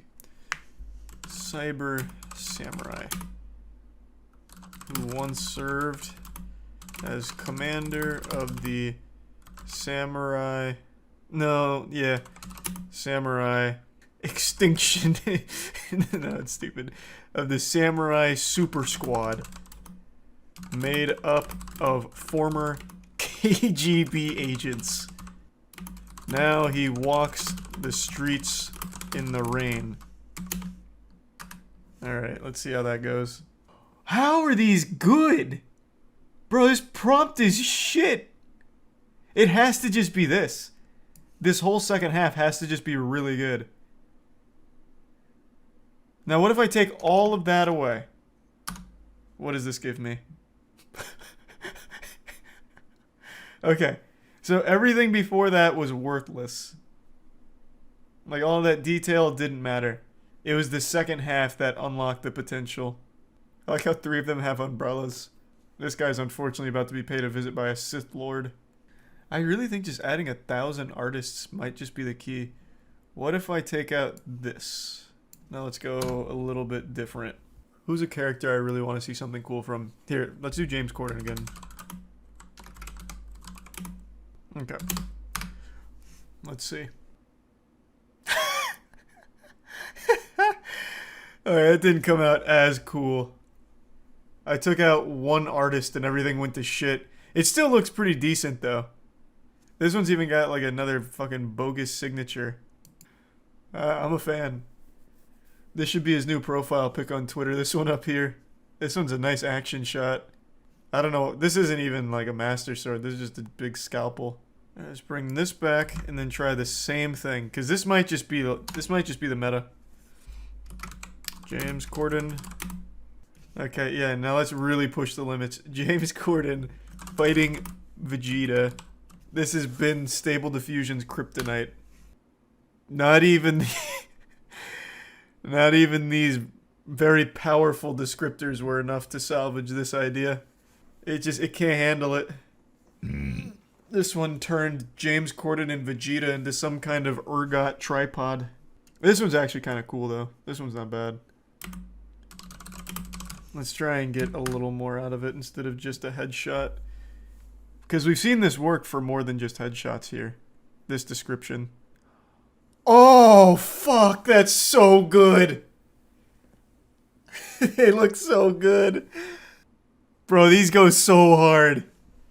I love this one. I absolutely love this one. It fucked up his hand a little bit. He's got a floating finger. But everything else is on the money. Oh, nice. What the fuck? That started so quick. Jesus. Wait, that killed? That killed? Jesus Christ. Absolutely. That's Fox McCloud. Why'd he Professional player, by the way. Lol. Alright, I missed the first stock. That's alright. That's alright. Yeah, this is the biggest Smash tournament of the year. It's Summit. So this is Gauntlet stage. This is for tomorrow. Getting out of the ledge. Oh! Yeah, you can cancel that. Yeah. My goodness. I always had a feeling. Okay. Wow. Oh, man. Jazzo's playing very well today. That's alright though. Let's go, Light. Let's feed him the vegetables. Please, God. There you go, Light. This is where There you go. so beat up. Let's bring it back. That was great DI coming out from Light. Only one hit? My goodness. Unlucky. Yeah, I think so. That's honestly. God. Yep. Oh, bro, these Shotos are hurting my feelings recently. Jimmy back and forth. Come on, Light. Not too much jump nair coming out from God, that's so much damage. Scenarios, but not really giving him that. See, you just kind of backing Good up tilt, yes sir. You have to open me up. Now we get our dick out, yes. And Fox doesn't get too Here much it comes. off of that in the earlier performance. And Jazzo's always going to prioritize the parry. Nice. He wants to keep his feet on Nice. the Huge stock. Light extending that Let's combination fucking all the way go. to the end, though. He's insane extending. Yes. Jazzo cannot find any room to breathe. Here we go. Lord, lock them. Let's go, Light. This Fox is a Safe way. Yeah. Yeah. Or sometimes you catch them. Nice. movement and you can Good just read. kill them too. Big F smash. Now let's close it out. Oh my. not a stop. I hate it. Not a rate. I hate it. Look at Please, all Light. of this damage Finish on him off. Wow, gets Throw him in the jab, dumpster. into the jab there, but Is just beating him. Jazzo's winning. It's stock. All right. Next. Okay, we're living. The chosen one. Please, Light. This was now look at this deficit. Jazzo's doing Nice. such an incredible job. Just don't let him play the game anymore. Not Come on, waiting for Light. the tech, gets it down, it doesn't fully connect though. Turn off his controller. Well, that's gonna be Okay, tough. not gonna go panic. Oh my God. And Jazzo isn't shielding the whole thing. That's so big. Oh my God, that's so big. He wanted to force up that air dodge. Jesus Christ. You can see what me and Charles were talking about too. Like, That was Ken, so fucking like, clutch. disadvantages. We have so much content today. That's the one thing that makes Let's go, Light. so incredible. Let's keep this content hot. A big W. Just hesitated a little bit, which gave Jazzo Nice. the Good opportunity. reflexes. Yes, sir. Back to even. Coney was mentioning like There you go, Light. That's why he's getting so many grabs too, right? Like, Oh, it's okay. That's okay. comboing with that all day. yeah, really greedy from Light just now, and like now the Oh no. Oh no. All right. There, that could be it. Okay. I believe in miracles. Light is landing on top of him too. It's like He really, that's Nice. I still believe in miracles. He needs to slow it down. Yes. Like it's just he's gonna be looking for it. No. Oh. We just got so lucky. Come on, Light. Yep, and we're at a tie game. This is the same game. It's insane, right? As last game. Is this matchup insane? No. Oh, Jesus. Those multi-hits are so clutch for us right now. Come on, Light. Nice. Off the top. Off the top. Let's go. Yeah, Jazzo, he can't quite parry them the way Nice. he wants. Huge dash attack there. Light No. Oh, good grab. Of course. What a classic. Light really composed himself. What? All right, that was an interesting option. I like that. No. Shield poke. Just look like trash. It's like you put No, it's okay. That's okay. That's okay. Let's get that. Let's get that stock right back. Let's just get it right back. Look like high tiers right now. Action. That's just how his style is. Come on, Light. Let's go, Light. Let's go, baby. My sweet boy. Is Is that my good boy? He's not waiting. Is he hungry? Do we need to eat? Oh my god. All right. He needs to eat a little bit. Onto a platform, like diagonally back. There you go, Light. Good read. Yes, sir. Yes, sir. He does not. You're one stock away. He's been directional air. Now we take him to the cleaners. We say this boy was dirty. We gotta clean him up Oh, he landed on the platform. with a W. Let's go, Light. That air dodge. Put some space between. No. Oh, Jazzo cutting him 50, off. yeah, 60, 65. Look at that. Done. Oh, Nice. my Love God, that. Love that. Game 5. Let's clutch up. Like, okay, I'm gonna tap this, and then I'm not even going to touch the ground. Time to get icy. Smart stuff from I'm telling you That It's time to eat. Let's go, Light. Light hasn't like super. We're gluttonous. Well, it's because you have to try to. Nice. Huge. Did I see a chart? Now let's extend this a bit. Yeah, there we go. Let's expand that. That's good stuff. Let's from spread them Light. out. I can't believe that up tilt didn't hit. Putting together a classic. Must have just barely shaved him. Yep, the control is perfect. Oh, that drag down was so hot. For that one, I'll say it. Maybe. It really might. Oh, baby. Oh, baby. All right, finish it off. Close it out. Let's go, Light. Smash it, okay. Yeah. Let's close it out. Come on, Light. Yep. The focus didn't come out. Jazzo committed to doing the attack out of it. Good jabs. Fuck, those jabs were a little close. Got the combination. Oh, Okay. he saved that. He saved that the whole time. He had been getting hit by it every time. He knew. Oh, Yes. Pressure, corner pressure. Thank God. From Fox is actually. Oh, God, that was scary. Okay. immaculate. A bit of a tight squeeze. Seriously, kudos. Jazzo played very well. All right. And they're both mad good, obviously, but All right, let's go, Cola. yeah, definitely. Yeah, right. Let's get it, baby. Had so many sets First that are like hit. that. Love Like, to you see have the that. slower matches, obviously, Nice. earlier, Yes, but you have sir. Things like Jazzo Light and now obviously Cola and Ouch getting into it. You can see Yes, Scrap sir. making There we the go. There we first go, 10 Cola. seconds about- Had to have been an input error off that jab, but Okay. to connect the back All right. Anyway, it's Now we need to Cola extend this. starting things off with Stretch this lead out a little bit. Let's get some extra credit in there. Let's go, Cola. Really good read. Yeah, this early. It's a classic, right? I feel like jump up the ledge. Oh, is such a wow. pick for That every was player. bold. Like, it's like a classic. It really smells like my cat just took a shit. Tactical crouching. Tactical crouching, yes, absolutely. That's a good omen. But No, oh god, that was scary. Man, Ouch going for the throat. This feels like it's Let's go, Cola. 50. He's like, hey, you gotta drop shit. Oh, all right. There. We take that. We'll take that. So much air, like, Oh god, box. scary. Just go, Nice. Roy like that against the upbeat, and as long I as really thought that was going to kill. to square one, but you're on the left side here. Ouch. God, these grabs are so nice. Grab more and more. Nice. Once again. Oh, nice. Let's go. Wasn't the strong hit there, but we'll take it. Yep. Still just enough. And It's What do you true. mean, I Hill? That was is- matching that my air is dodge, sick. dude. What do you Oh god, that's okay. That's okay. That's okay. Yeah, already. All right, let's buckle down. Let's buckle down a little bit. All right. Nice. Let's get slightly goofy. There we go. Pressure, Come on, man. come on, A lot Cola, of please. push and pull back and forth between these two Come on, baby. competitors. Let's bring it back. Let's get that stock out. Oh. Called out the different part, Right, like, and you can't really get like a hard. Okay. punch. This one's a little scary. I still believe. Like that. And Okay, smash we go it. next. Oh, not gonna do it. Or we just win now. Come on, Cola. Somehow win this. This would be nuts. Imagine. Oh, that's it. Oh, no punish. That's my piece. That's it. Nice. Imagine. Just imagine. Nice. Imagine. This is big damage here. A 40 is nice, dude. He's in the Oh. fence. There, yeah, had another jump. Ready. Okay, just gonna go back to the roll. God, we're living. Imagine. 91%. Border might do it pretty soon. Damn it. Charles, we've talked about this before with Ouch. He has some of That the would have been best kind of nuts if he had that. I've seen when they're Nice. coming at them. Like, they both just mix up the tempo off Come on, stage baby. and, Let's. angle they recover. We just gotta get our dick out. That's all. Main thing you gotta notice. There it is. There we just let it hang. Actually, when you're in Yes, sir. aerial to have access to your fast Now we just forward. gotta And stretch you've this seen out a bit. lot of top players even punish that. So you Usually empty hop, you look for Not a grab huge or punish. anything, trying to get out of the way, Oh, but- good tech. Oh, Unlucky. Oh my god. Didn't grab ledge. Went right through it. Unlucky. That was a great tech though. and spacing around that up, be off the tech and Nice. All right, close it out. Look at this Cole answering right. The Come on, Cola. Let's close it out now. down till getting a grab. Oh my is god. such a Oh my big god. deal. Gonna be so much damage here. Oh, Ah! Okay. dude, I think That's fine. honestly, yeah.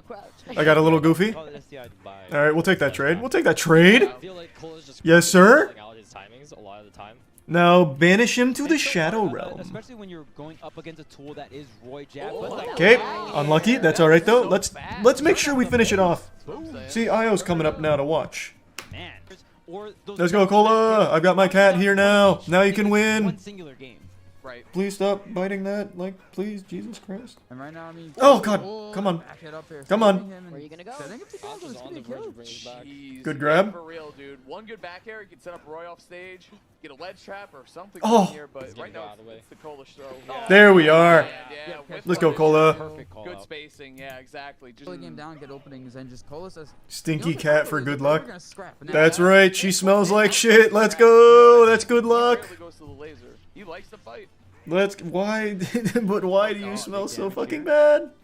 When you have that disjoint Let's go, up air that Cola. Cole's been using for these juggles, Let's you close can this really just out contest so that I off can and frame trap. bring Io downstairs and away from my nose. Let's go, Cola. Up airs, even if you get that sour hit. Oh. Yeah, it's the mad gasser of Mattoon. Jab just barely missing. Okay, not gonna be the KO. Good grab. More and more damage. Come on, baby. Another sour hit rolling away. Let's get this strong hit of that back air for me. Waiting for Char. Man, Or the strong hit of literally anything brought him for me. here, but it's been Let's just taking get a lot of strong. damage away. Oh, Well, fuck I me. like the regrab. He was point blank. Definitely an ultimate. Come on, baby. Ultimate moment, yeah, fair enough. Let's take Bikini Bottom and move it over there. Yeah, Rage, Wolf's Light. There we go. Is winning Let's go, back Cole for up. Char. Come on, baby. For Nice. the set. Ooh, he went the other way. Oh, yes, sir. Way to read him. The single side B. Oh, God. So scary. Scary. That got scary. Yeah. Nice. That neutral air has Finish been it off, baby. Finish it off. reversal for- Toss this shit The in. ledge here, Oh, gets the pop up with the down air. I hate that that pops Set up for sometimes. That big makes me down so air, pop upset. up in the back air and stuff like that. And that's- Oh, God, these fucking sour spots. Wait, That's what? the jump where you just Oh. I was gonna say, I don't know if he didn't. Did he know? Let's go! Thought he had All a right, jump. I need to move Io. She smells very, very stinky. Let's go, Cola. I've been talking to Cola a lot this weekend, and he keeps telling I me can about breathe again without it smelling like shit. Let's go. Age is definitely Come gonna on, Cola. along in that line. Let's Obviously, go, my big boy. My big strong man. Punching his way back down. No I jump believe there's no double Yes, jump. sir. Just Yeah. God oh, damn it. counter. Can you make it back? Yeah. Absolutely barely. So active Yeah. right DJ Khaled tries actually producing a beat and gets roasted by internet. Okay, here, let's. This one looks like it's the raw.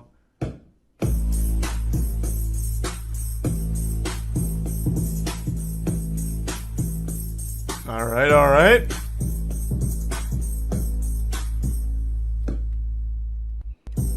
That sounds like one of those stock beats on the Yamaha drum machines from Toys R Us back in the day.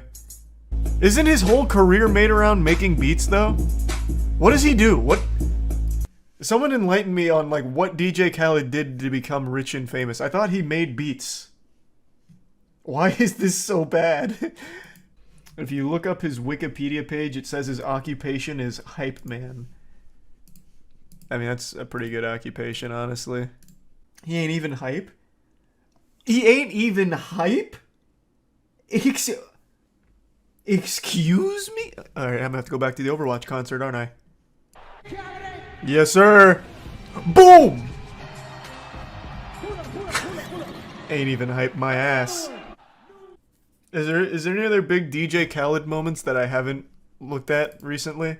I feel like I've kept up with DJ Khaled for the last 6 years. I feel like I haven't missed much of anything from him.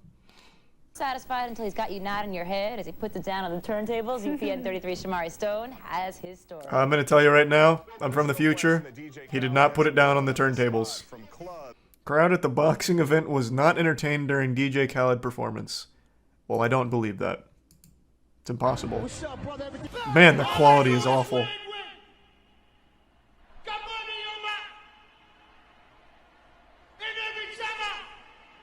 Why does he do this? He did this in Overwatch too.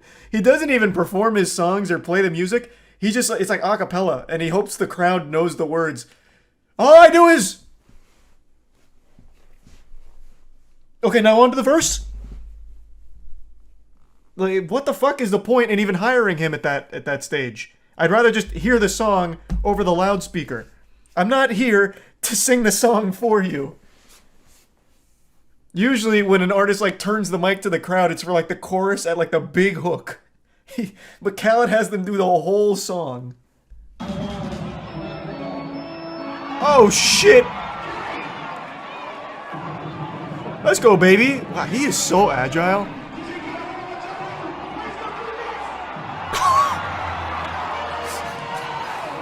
That shooting form! Yeah, there you go. Just give him some space. Give him some space.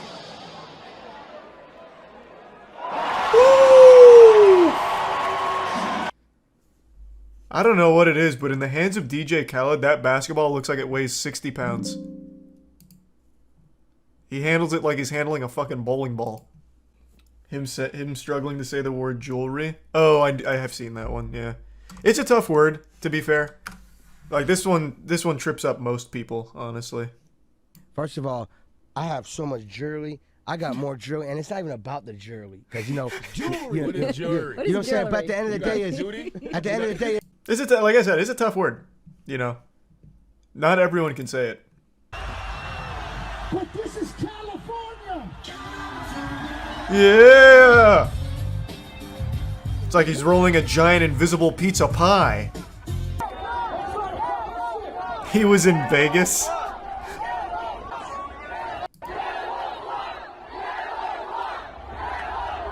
I have such a hard time understanding what people say when they're chanting. What are they saying? Are they saying camel toe? Oh, get him off. Okay. Get him off. Alright. Makes sense. So he wasn't even in California when he said this statement? This is California? I heard Yellow Claw. Oh, Yellow Claw. That does sound pretty close as well. DJ Khaled and his wife boxing.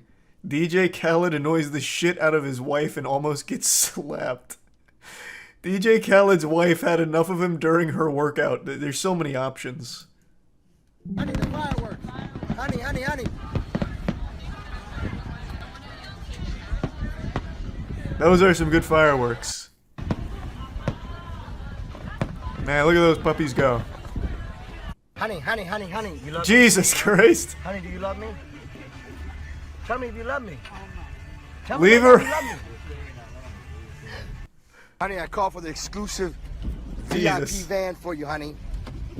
Come on, let's go. You can do it. All that talk you talk, let's do it. Yeah, shut the fuck up. I ain't like you. I don't need you in the background. Yo, come on, let's go. Come on, let's go. Alright, this one seems genuine. You can do it. Why would he end up posting that? Oh my god. Bro, I love DJ Khaled. He's so good. DJ Khaled goes on rant after his album didn't hit #1. Playing it, you know, go to the barbershop, you hear them playing it, you know, turn the radio on, and you hear them playing it. Yeah, that's how music works. It's playing everywhere. It's called great music.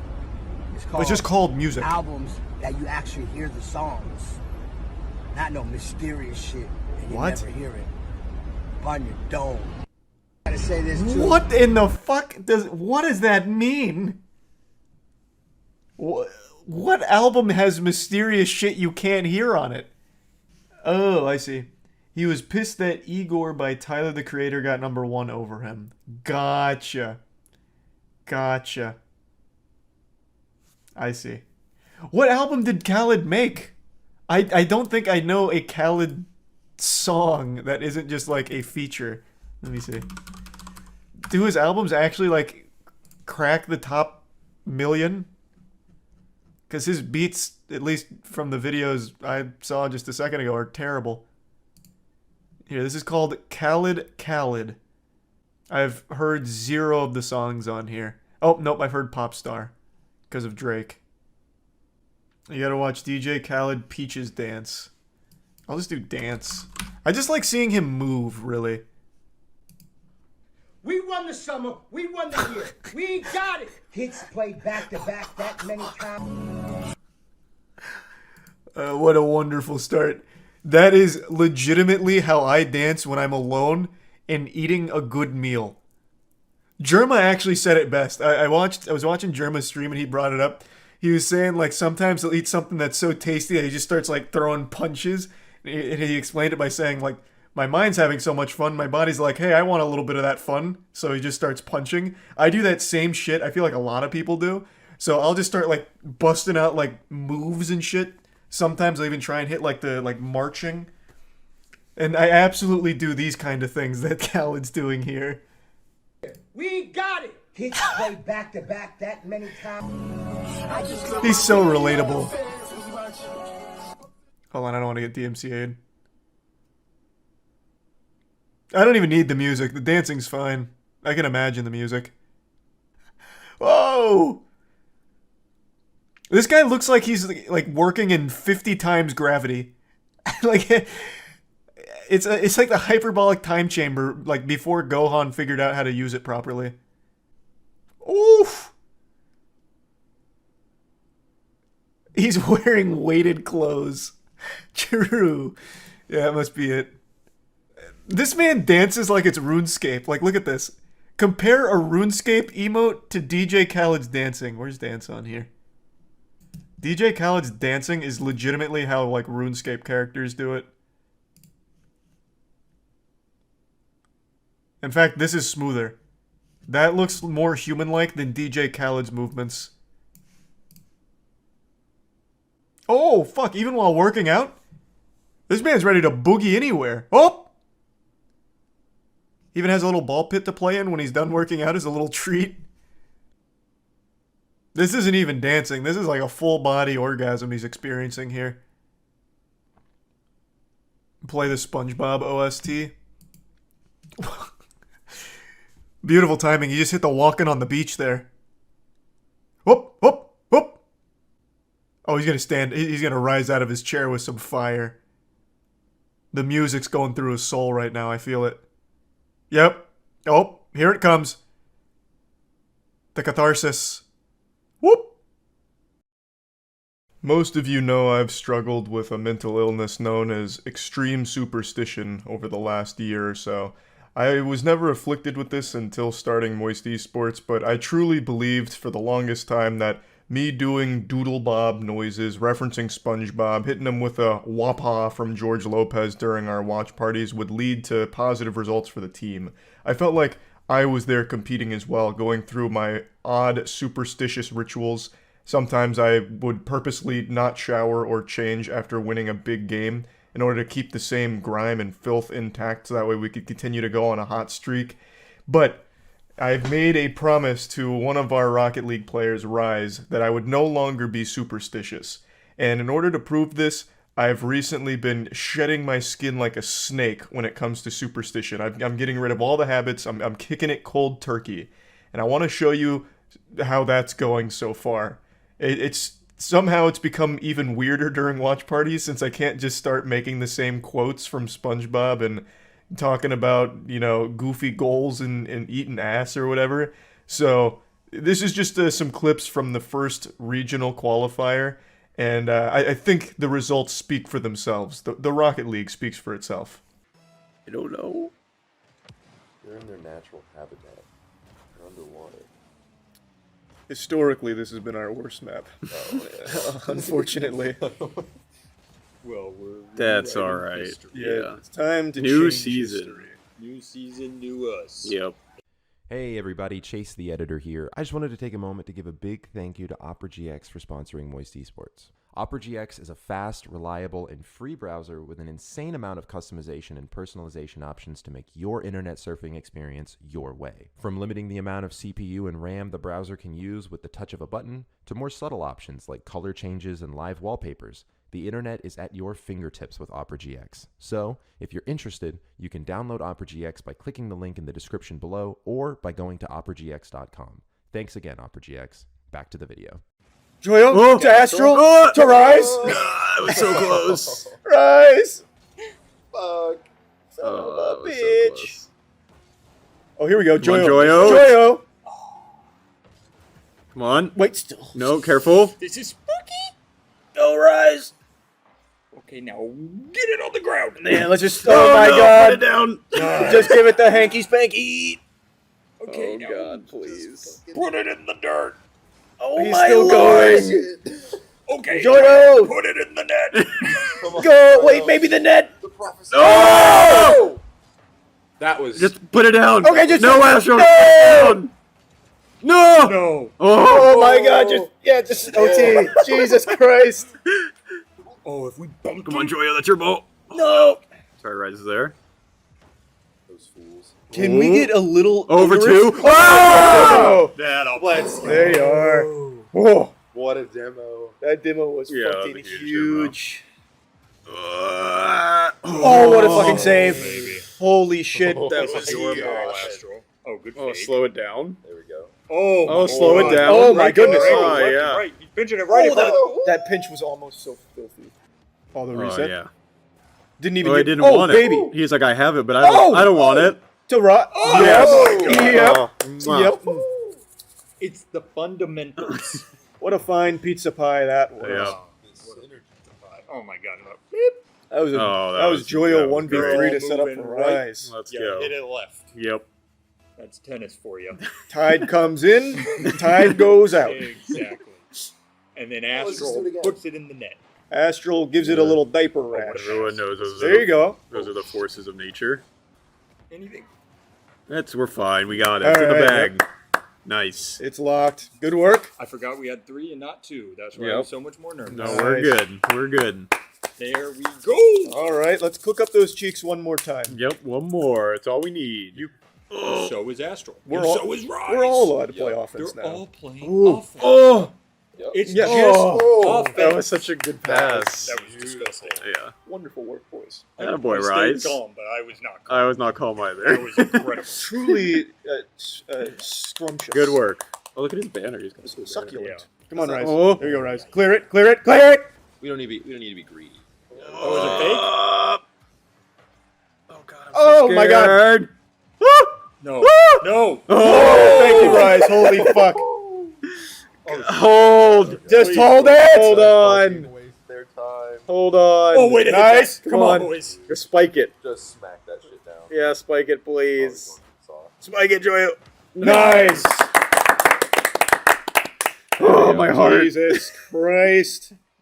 Come on, Astral. Oh, just Oh, Yes. come on, Here Rise. we go, Beat Rise. him. Beat him, Rise. He beat him, There you go. There you go. Great shot. Great shot. I saw the cams and Rise closed his eyes for that one. Yeah. It's just like, easy. All right, boys, I want to take the ball to the other side of the field. Yeah. Can I no clip as a spectator, you think, and just grab the ball? Do it, Astral. Come on. Nice. Hey. Nice. There it is. Let's go. We're back online. Broke the seal, Ride baby. that. There it is. Ride that momentum, boys. That's our ball, baby. Oh, yeah. Way to be there. I can hear him talking Oh. now. Oh, that's a good. That was a good. Oh. That was a beautiful pass. Playing like a team. This is what we've waited for. Nice. Very Let's good. go. Oh, what a shot. Telling you, look at these glimpses. I'm almost blind from how many of them there are. There's. I wish I was blind. Sure. Let's get something crazy going now. Yeah, come on. Good reset. Oh, that was nuts. That would have just gone in. But that could have just gone in. Should have just gone in. Yeah. Do we still have referee number 61 in here? Is that the problem? That might be the problem. They're just letting them do whatever they want. Yep. Yeah. There's no enforcement of the policies. Oh, that was almost a goal. Let's go, Joyo. We got a demo. Let's go, Joyo. Joyo's coming up. Come on, Joyo. We need to raise our energy for this game. Come on. Let's go, boys.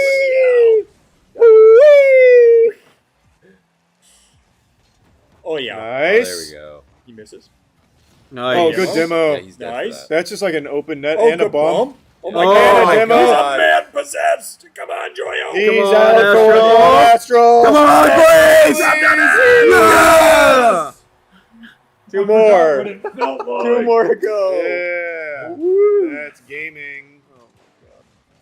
Here we go, nice. Astral. Stuff it. They're terrible. Oh, let's We call go. that weight room. They're so scared of you. That is a weight room moment. That was actually pretty nuts. That was. Look at this. It's like he weighs 1,000,000 pounds coming in there. Yeah, he's like. When did he even get that flip? He Actually, when did he get just that starts flip? with a few of them. Yeah, he stored it. The veins like a fish in. Oh, that was so nice. That was such a nice look. Oh, that song is called right Follow back.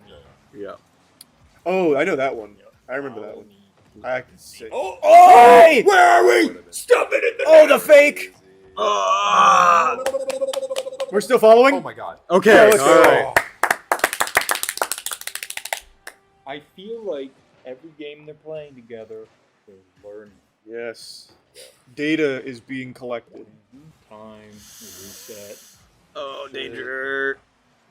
Good save, Rise. Nice. What Wait, about oh my god, he's in there Enjoy scrapping. it. Oh my god. It's like That's blatant the counterattack sorcery. nutsack. Oh. Come on, boys. Just Oh, hold. wiggy. Please just hold on. Just hold them. Oh, jeez. That's how we do it. Right, Oh my god! Oh, fuck. Yeah, I mean, everyone went to sleep. Oh, no. fuck. That's rough. Well, Oh, come on, Rise. Nice. good shit, There we Rise. go. Stick with it. Just buy some time, and then score the Oh, he just scored a goal! Oh, off the wall. Yarr! No. Hey, me hoy. It was supposed to be ahoy, not me hoy. It wasn't a doodle bob. Come on, come on. Yes! But you see, I want everyone to take notice. You see, even teasing the doodle bob. You see what happens? I'm not gonna lie to you. I came behind the couch where nobody was looking, and I did it. I just need I need the record to show that even teasing superstition seems to yield positive results. I'm not gonna lie with data. Thank you, science. Right there. And we're there. And We're coming back around. We're sailing. We're sailing. We're saying, Get some wind in those sails. can somebody put up the Schwab? Schwab's up, Captain. Where are we at? Just There, dump it in the and goal. we come in. We Just say take it. breadbasket. Yep. Right in the breadbasket. We cut the cord. Come on. Oh, We swabbed Oh, the poop deck. man. Come on. there's a miscommunication. Capitalize! Where are we? Here, they're Oh, losing no. themselves. Yar, here it comes. On our team. It's Candy Beard and the dirty candy pirates. Wow, you're right. Oh, the scurvy. Oh, danger. Oh, big danger. No! Good save. Get there. Oh, Nice. baby. Oh my gosh, the double save. Nice. Go All right, let's get it out of here. Let's get it out of here. I The like counterattack. This energy. The Schwabber and We Clobber. can't always control everything, but we can control our hustle. It's electric right now. Rise! Oh, that bump was nice too. I'm gonna need the parrot. I was about to do it. I was. Nobody came in with I me. decided against Why it. are we not RPing his I already- swashbucklers? Well, I was. The reset! Oh, the reset! Who's up for this? Who wants it more? I want it, Says Captain. I want. Yeah, the Black Pearl. Oh, crunchitize me, Captain. Oh, they're always after me, Crunch. I'm just saying, the pirates are out in full force today, them Buccaneers. There we go. Come on, he misses this. Yup. All right. Step one fail. You wouldn't download a car, would you? It's the compass that points to the thing you want most. Don't fall for this. oh my god. That was like a pixel off. My compass is pointing to that goal, matey. Come on. Oh my god. Come on. Yes! Holy shit. I'm just saying, it's not superstition, but sometimes things work, and you can't explain it. You're right, Captain. We led him to a watery grave. Woo!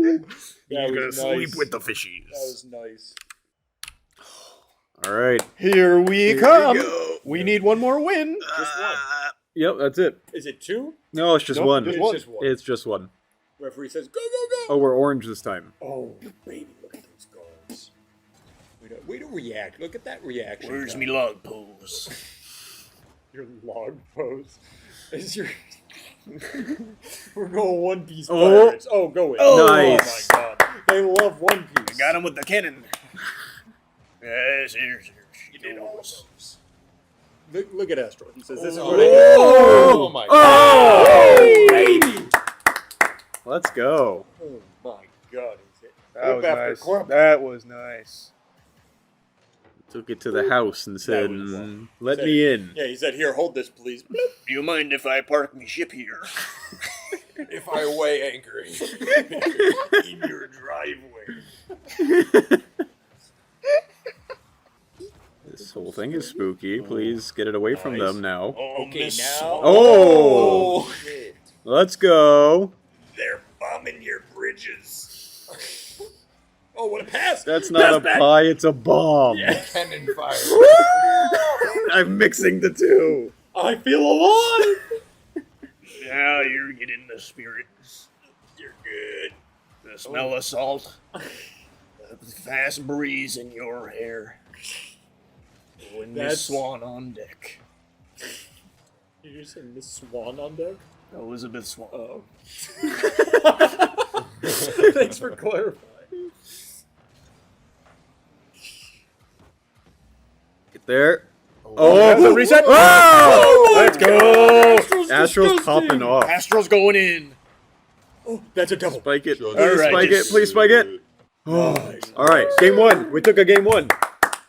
That's crazy. Shit. Are we over that? Get him with the Habbo Hotel dance. Come on. I mean, ah! Arr! We have second mate Elmo on the ship today. Don't make me bust out the Elmo. I'll do it. Oh, it's nasty. Attaboy, Rise. I don't. Ahoy! I'm copying your dance. I was like my man. Hurry, became Go in. man. Just go in. Go in.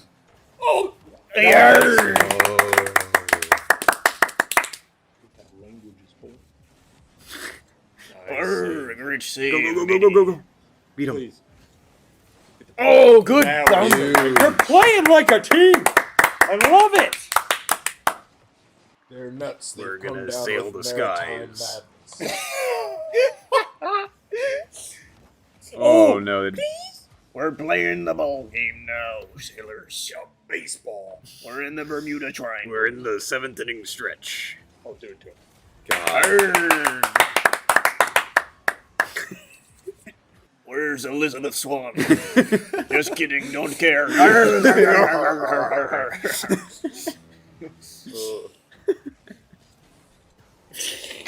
That one gets them chuckling at the galleon. I know every pirate's name. Hey! Just kidding, there's no name Byron. Playing a little keep away. We need to go to Tortuga. They're playing a little bit of hide the ship in the bottle.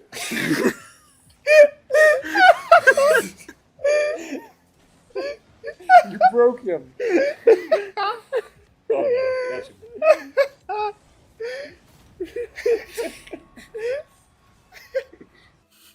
Yeah, we can cool it on this one, I think, for now. Cool the sails. Shift into neutral. Nice. Oh my gosh. I love the dance. Yeah, I've just been busting moves, honestly. Hey, we're going to Brazil. Set sail for Brazil. Holy shit, Rise. Yeah. Yeah, that was nuts. All right. One more.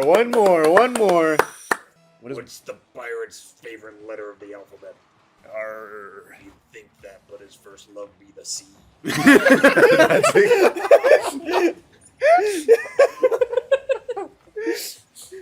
Elizabeth, put those puppies away and get on the sail. Oh, that was my insane. God. Oh, Let's yes. go. I couldn't see it, but I liked it. Aye. That compass isn't broken. Ooh. It's pointing in their goal. Yarg! Yarg! Captain, me leg! Fetch me my cup! Yes! Oh. Yes! Yes! Let's go! Let's go. There you go, boys. Way to show up. Who out here was doubting them in the beginning? Yep, that we had some down moments in the middle, but what a way to turn it around. Yep. Yeah, they turned. Way to turn it around. Like only they can. Let's go. All right. So we're done. We did it. We did it. So that's qualified for the major, right? Because it was win 3 for major. For regional. Or for regional. Yeah. That's what I mean. Pull up that Moist Esports decal. Now we can celebrate properly. Look at those skins. That is cool. Who's they? Rocket League? You're never gonna sail the 7 seas in something cleaner than that. A real pirate sails in style. But full screen? Yeah, they like. Wait, I'll pause it again. Don't look at these ones. Those ones are gross. That's the one right there. Baby, Full screen. Let's see how it looks. Look at that. Oh, yeah. Look at that bad boy. When can you buy? October 11th. Yep. And if you're super hyped up and you're like, I want to look like the car, moistglobal.com. True. Yep. True. All right. Thanks for tuning in. I'll be streaming later. We're locked for next Friday for the regional. So we will see you all then. I've said this many times on stream, but that's cowardly because I know not everyone that watches my content watches my streams, and it's a controversial take of mine that I've shied away from on publicizing on the main channel here until right now. Get ready to huff some smelling salts and stretch out your fingers because you're about to be working overtime with a comment getting upset at me for this take. I think the majority of anime has the worst dog shit, trash, irredeemably horrible, laughably awful endings. Even the best anime ever made suffer from very weak endings usually. Now there's a reason I'm talking about this today, there's a topic I'd like to get into, but before getting to that, let me just rant for a little bit. Let me just hop up here and start squirting because it's something I'm very passionate about because it's super frustrating how even great anime will fumble at the end. Like, it feels like they're completely directionless with where they want to go with the ending sometimes. No matter how great the journey was, the ending can't fall flat. They can't completely shit themselves, which has become all too common in anime. There's endless examples I could give, but that would be longer than Santa Claus's naughty or nice list. So let me just give you a couple notable ones off the top of my head that I cooked up in my noodle just a moment ago. The biggest and most notable flop of all time in anime is undoubtedly Promised Neverland. Promised Neverland had an absolute masterpiece of a season 1 that was well liked by pretty much everyone, even non-anime fans. But then season 2 rolled around and it wiped its ass with all of that. Season 2 completely cut out everything that ever existed in the manga in order to wrap it all up in a series of episodes that just kind of happen out of nowhere with no explanation and no real reasoning.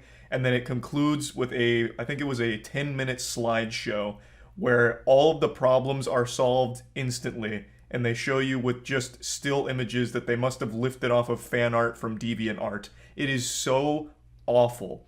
That is by far the worst ending ever, but there's so many others that I could poop onto the plate for you to serve up.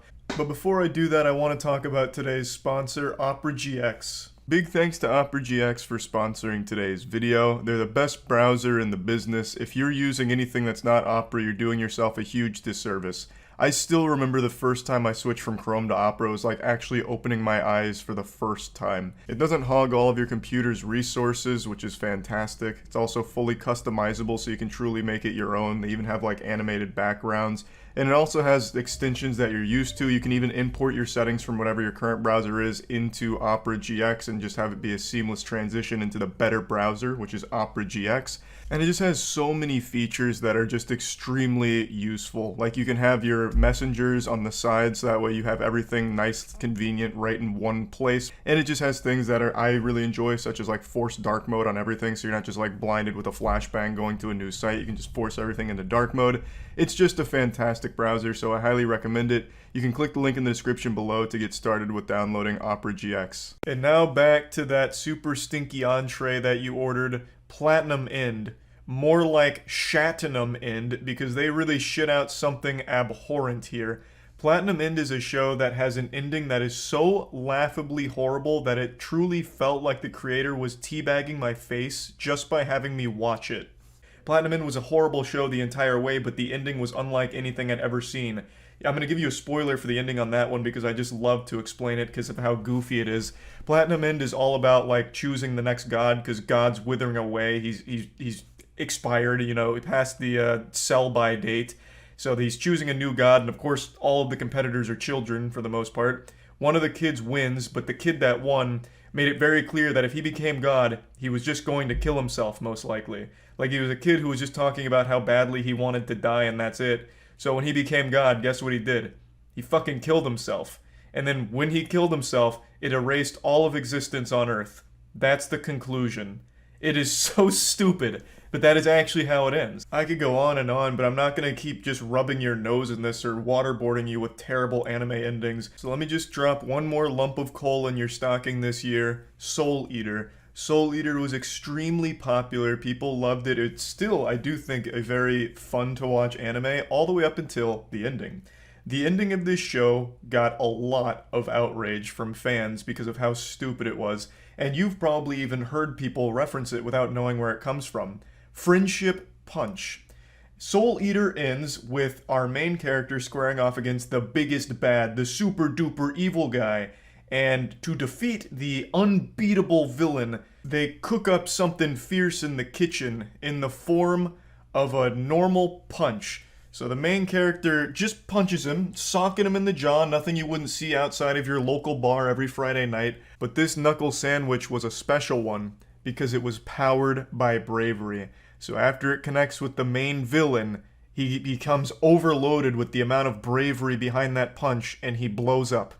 This became known as the Friendship Punch because the bravery the main character had achieved, all that courage, was thanks to her relationship with her friends, and it was just trash, just a cheesy power of friendship saves the day moment out of nowhere, which has become extremely common in anime. When the writers get too lazy to think of like a good way of wrapping something up, they just put it all on friendship. They just bet everything on the power of friends is enough and people will be satisfied with that. But most people aren't anymore. So, point being, anime has a lot of terrible endings. Even the best shows, I think, often fall victim to an unsatisfying or just kind of flat conclusion. And the reason I'm talking about this today is because another anime recently wrapped up this week, an anime that I fucking love, Mob Psycho 100. But this time, the ending was amazing. In fact, it couldn't have been a better ending. I couldn't have imagined a more fitting conclusion to a show like Mob Psycho 100. And it was such a breath of fresh air. Without getting into anything in the spoiler territory, Season 3 of Mob Psycho kind of just concludes everyone's storyline naturally, and literally every character. It spins every episode as kind of like this epilogue giving closure to every plot thread that existed in the show for Seasons 1 and 2. Seasons 1 and 2 set up a lot of characters, and it showcased Mob being just this unbeatable, unbelievably powerful character, but also still trying to battle his own insecurities as well as like this demon living inside him. Kind of like those Facebook memes with the Joker where it's things like, they don't know the pain I'm hiding inside, and then a picture of the Joker smoking a cigarette with text on it that says, shit in the toilet, no one bats an eye, shit in the fridge, and everyone loses their mind. But in Mob Psycho, that inner insecurity and demon is something that they've showcased throughout the show where sometimes it just takes over and it's fucking brutal. And in Season 3, they confront that directly, and they also just give these really beautiful conclusions to every character's storyline that's been set up. Even the villains have moments in Season 3, and even entire arcs in Season 3, where you get to see where they are at and what they're doing. And everything just wraps up so well. It's not just like a full-blown happy ending across the board or anything, but it's a very fitting conclusion, and at times bittersweet. And it's not just like a, you know, epilogue with nothing going on. It still does have action, and of course it's beautifully animated, because that's what Mob Psycho became known for, with its action and how great it all looked, how colorful and unique it all was. It's still present here in Season 3. There are fights, and they are great, but the focus is much more on, like, at times, slice of life, which I'm not a fan of, but I did enjoy it in Season 3, and just giving a really great narrative, like, wrap-up to everything. And it did it wonderfully. It was a perfect balance of great, flashy, fun fights, and very fitting, fun storyline being concluded, and by the end of it, you can't help but smile. Like, Mob Psycho isn't the longest running anime by a long shot. It's wrapped itself up in only 3 seasons, and I know the manga also wrapped up, and this apparently followed it pretty closely, so maybe the formula for success when it comes to concluding your anime is to not overstay its welcome. Don't draw it out and pad the time and lose direction of where you want things to end. I really think that this, like, bite-sized chunk of Mob Psycho is perfect. Like, everything it aimed to do, it accomplished, and it wraps itself up really well. I don't even know what I would have expected for a Mob Psycho ending. I didn't know this was the last season until it ended, and it made perfect sense. But going into Season 3, I just expected, oh, Mob's going to be battling an even greater threat this time around, and it's going to be even more powerful. And that's not what it was at all. It was all about him as a character and where he's going to end up and everything that he's learned about himself from this journey we've been on with him. And I don't know. It was just great overall. Like, I'm glad that they didn't draw it out, because they easily could have. They could have just kept introducing more and more psychic threats and just keep amping up the insanity of it, because it's a very popular show, but they didn't. They wrapped it up right where the manga wraps itself up, I suppose, and I appreciate it. It did a great job. It had a great ending, and in a sea of dog shit conclusions in the space, I'm glad this one stands out as one of the better ones.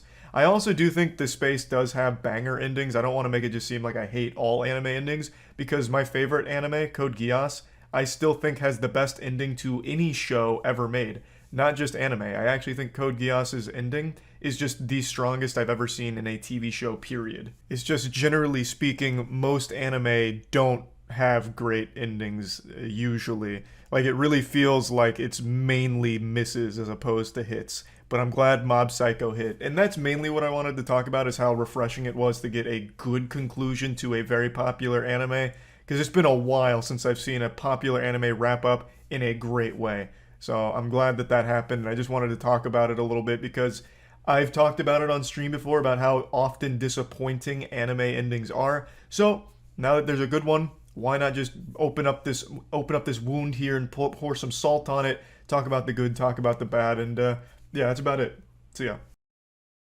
You wouldn't pull that stunt at Waffle House. Oh my god, so true. Oh, you just reminded me. I saw a video, was it last week or the week before? Fuck. Shit popped off at a Waffle House, as it does every day. But they fought by throwing every single pot and pan they had behind the counter at each other. Does anyone know what video I'm talking about, and how can I find it? Because that shit was crazy. I've never seen so many, like, objects flying through the air. Beef for breakfast wasn't what Christopher Campbell wanted when he placed his order at Waffle House. What a okay, hats off to the local news here. Beef for breakfast, huh? I like that. What an immediate hook into the story. Good shit. Campbell says that's the sound of a juice bottle knocking his cap off, barely missing his face. It was the worst experience of my life. I literally thought to myself, like, wow, I'm a Waffle House victim. Although the manager apologized for what happened, I'm very sorry. I'm very sorry. Campbell believes. Yeah, is Waffle House known for anything besides fights? I can't imagine. That's like all anyone ever goes to Waffle House for, is fights and then maybe like a waffle. Where the fuck is that video though? They had like 1,000 things flying through the air. I'm talking pots, pans, salt shakers. How can I find that video? It wasn't that long ago. Not this one, but there is a lot being thrown here.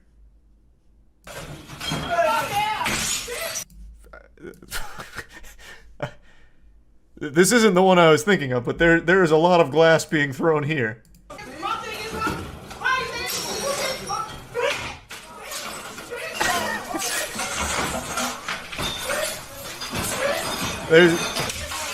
I feel bad for the rest of the customers. There's gonna be no salt left.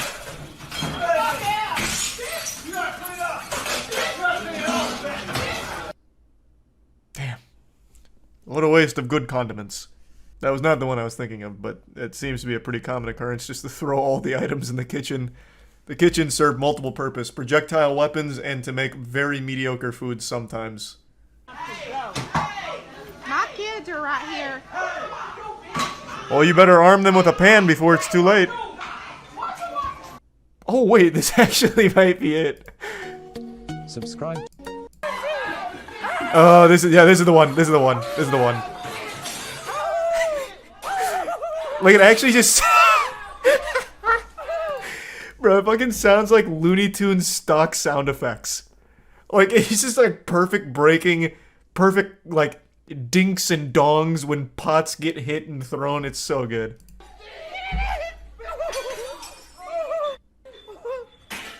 Oh, that wasn't even a spirited toss. Oh god, watch out! No, come back! You haven't finished your waffle. Then break a plate over their head. Luckily, the last thing you need at Waffle House is a plate. The #1 item they should have is like boxing gloves for you. Really throw it down efficiently. They seat you by weight class. Here's our featherweight table. You can fight anyone in this section. But if you cross over here, you're getting 5 plates thrown at you. Yeah, I've been to Waffle House probably only like maybe like 8 times in my life. I haven't seen any crazy shit. I've heard arguments, but I had never seen like actual crazy shit, and I think it's the time, because the only times I've ever been to Waffle House, even when I was younger, it was late as fuck, because they're always open somehow. I'm pretty sure they stay open during hurricanes, if I remember correctly. They have a corporate philosophy that is a hurricane or a storm, they try and get their stores open. It doesn't matter if they don't have power. It doesn't matter if you don't have gas. Yeah, that sounds like Waffle House. Yeah, if Waffle House is closed, something has gone awry. Something has gone wrong. Come hell or high water, Waffle House will be open somehow. Cooking waffles on pure hope. Yeah, they just rub the waffles between their hands really quick and hope to like get enough friction to heat it up somewhat. It amazes me how this is legal. I think Waffle Houses are just like a government-sanctioned fight club. Like, I don't even think they're formally recognized as a restaurant chain. It's just kind of like the Octagon, but in a more official capacity. Like, instead of the Thunderdome, we have Waffle House. Because if you go to a Waffle House, it's almost set up for a fight. It's like, it's an ingenious design, honestly, that's super conducive to like a full-blown brawl. Because the kitchen is right in front of you, but it's also sectioned off. So you come in immediately looking at the kitchen, so you have all of your weapons right in front of you that you can immediately start scoping out in case things get a little hectic. And then you have nice hallway right in the entrance, and then 2 side wings for like a brief respite. So you can go to like one of your corners, get some water, maybe get a waffle in between rounds, and then come back to the middle and throw down again. They're the PvP enabled zone. Yeah, pretty much. Look up Waffle House Index. What's that? Is that a video or like a philosophy? There's an actual metric scale called the Waffle House Index that is used for when there's a storm.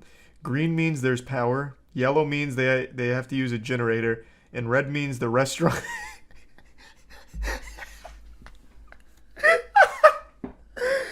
And red means the restaurant is completely destroyed. And red means the restaurant is completely destroyed and cannot be opened. So the only time a Waffle House won't be opened is if it is completely fucking crumbled to the ground and covered in debris and ash. It just fucking buried. I have to see that. It's used to determine the effect of a storm and likely scale of assistance required for disaster recovery. Coined by former administrator Craig Fugate on the Federal Emergency Management Agency, metric is unofficially used by FEMA to inform disaster response.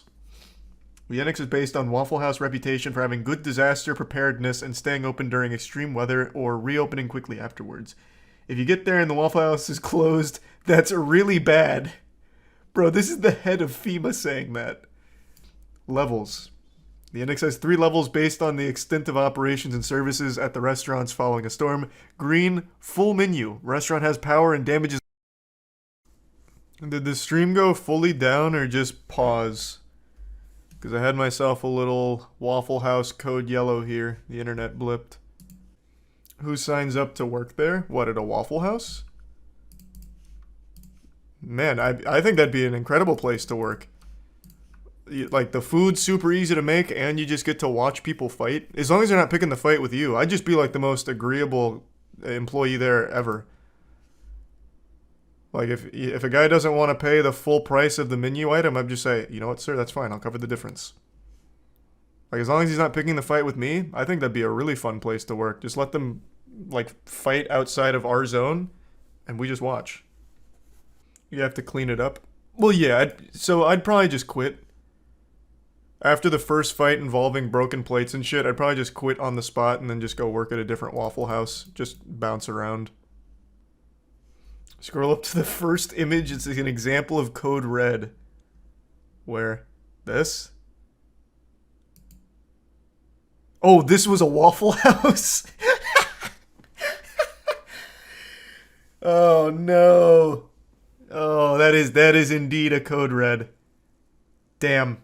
Fuck. I'm surprised they didn't try opening with just these 4 seats. Oh, I didn't realize what this was. I thought this was like a Waffle House under construction. It's a fallen soldier, I see. But the only reason why, like, there were more plates thrown at Denny's during their brawl than at Waffle House is because Waffle House doesn't have that many items. I'm pretty sure once a plate gets thrown at a customer, it never gets replaced. You know, it's not like, you know, when you cut down a tree, you plant 2 more in its place. When you break a plate as the Waffle House employee during a fight, you don't get a new one. They don't replace it. So eventually they just bleed out there. No more plates. Initiating moisture.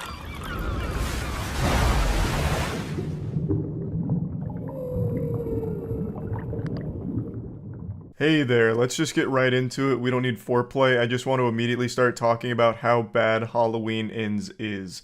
It's just a stinky load of trash. It is fucking terrible. As most of you know by now, Halloween Kills, which was the previous movie in this trilogy, I find to be an extremely enjoyable bad movie. The whole evil dies tonight thing, the man jumping off like the 2nd floor of the hospital, then exploding when he hits the ground with like blood and guts and his legs are all mangled and shit. Like, I think the movie is really enjoyably shitty. And of course there's that iconic scene in the car where Michael Myers like kills them, kind of, but mostly the people in the car start killing themselves by accident.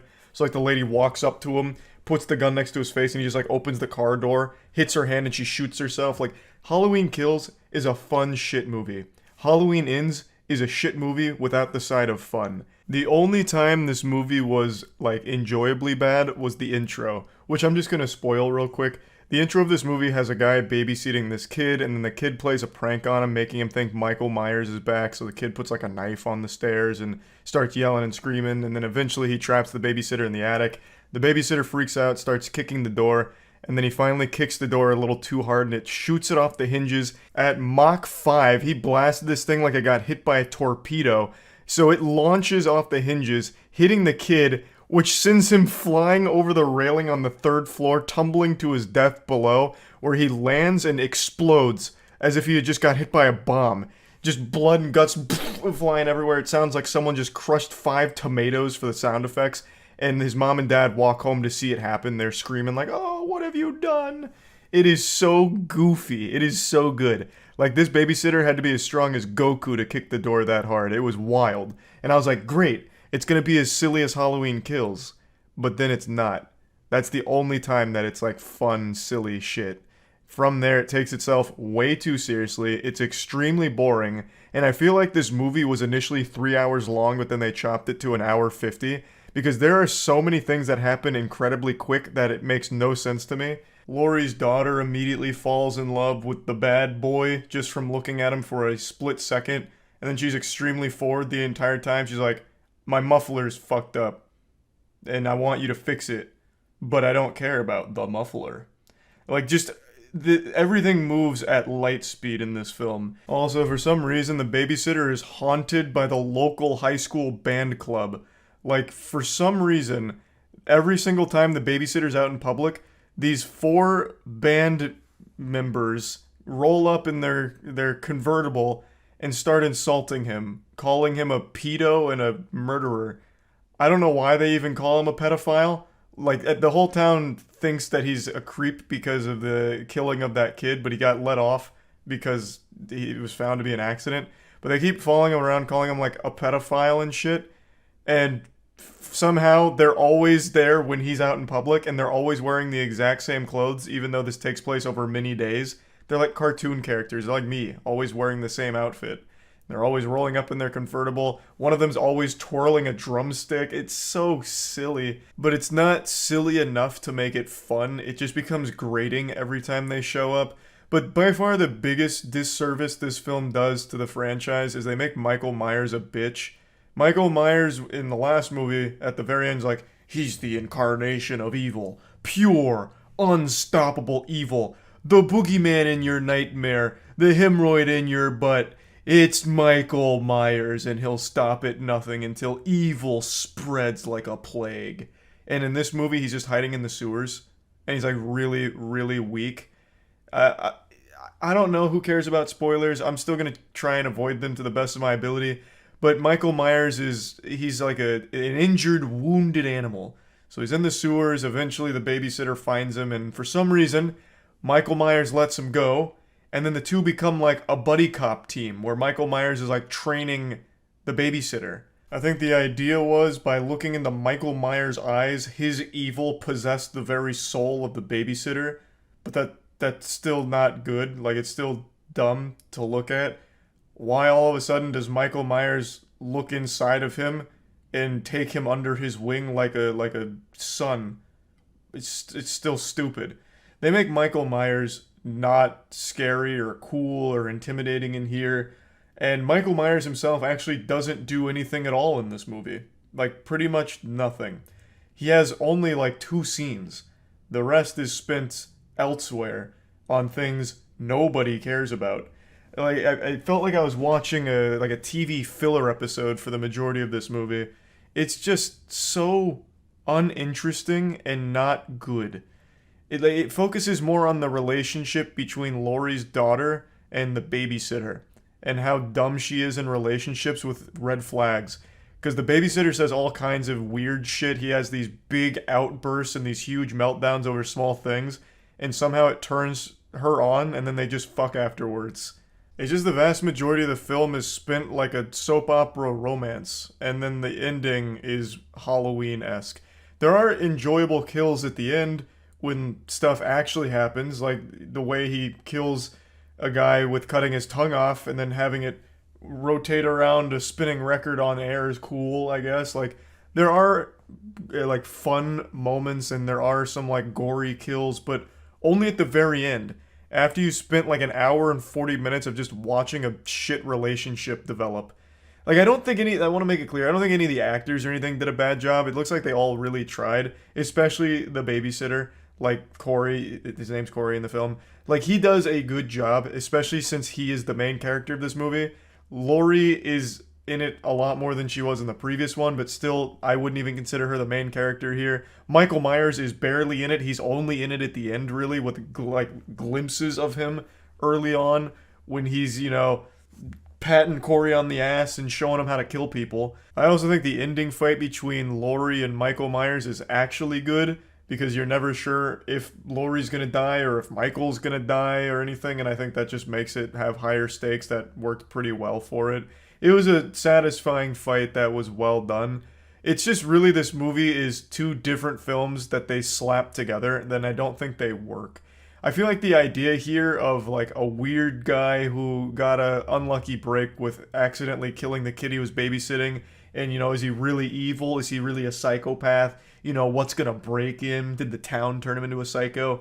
Could have been an interesting idea if it was executed better, but it's not. They don't even really, like, they touch on it, but they don't really put a whole lot of effort into developing that theme. It, again, just falls into focusing on, like, a romance that blossoms poorly. It's just not good. It's really not good. And it's certainly not good as, like, a Halloween horror movie or anything. Because it's not, like I said, it's not even really a horror movie. There's only, like, 4 scenes of violence. Everything else is romance, and tension's the wrong word because they don't build tension, but watching a man be weird. Just an old putrid pile of shit, unfortunately. Plugging Halloween Ends into the moist meter, I'm giving it a cool 25%.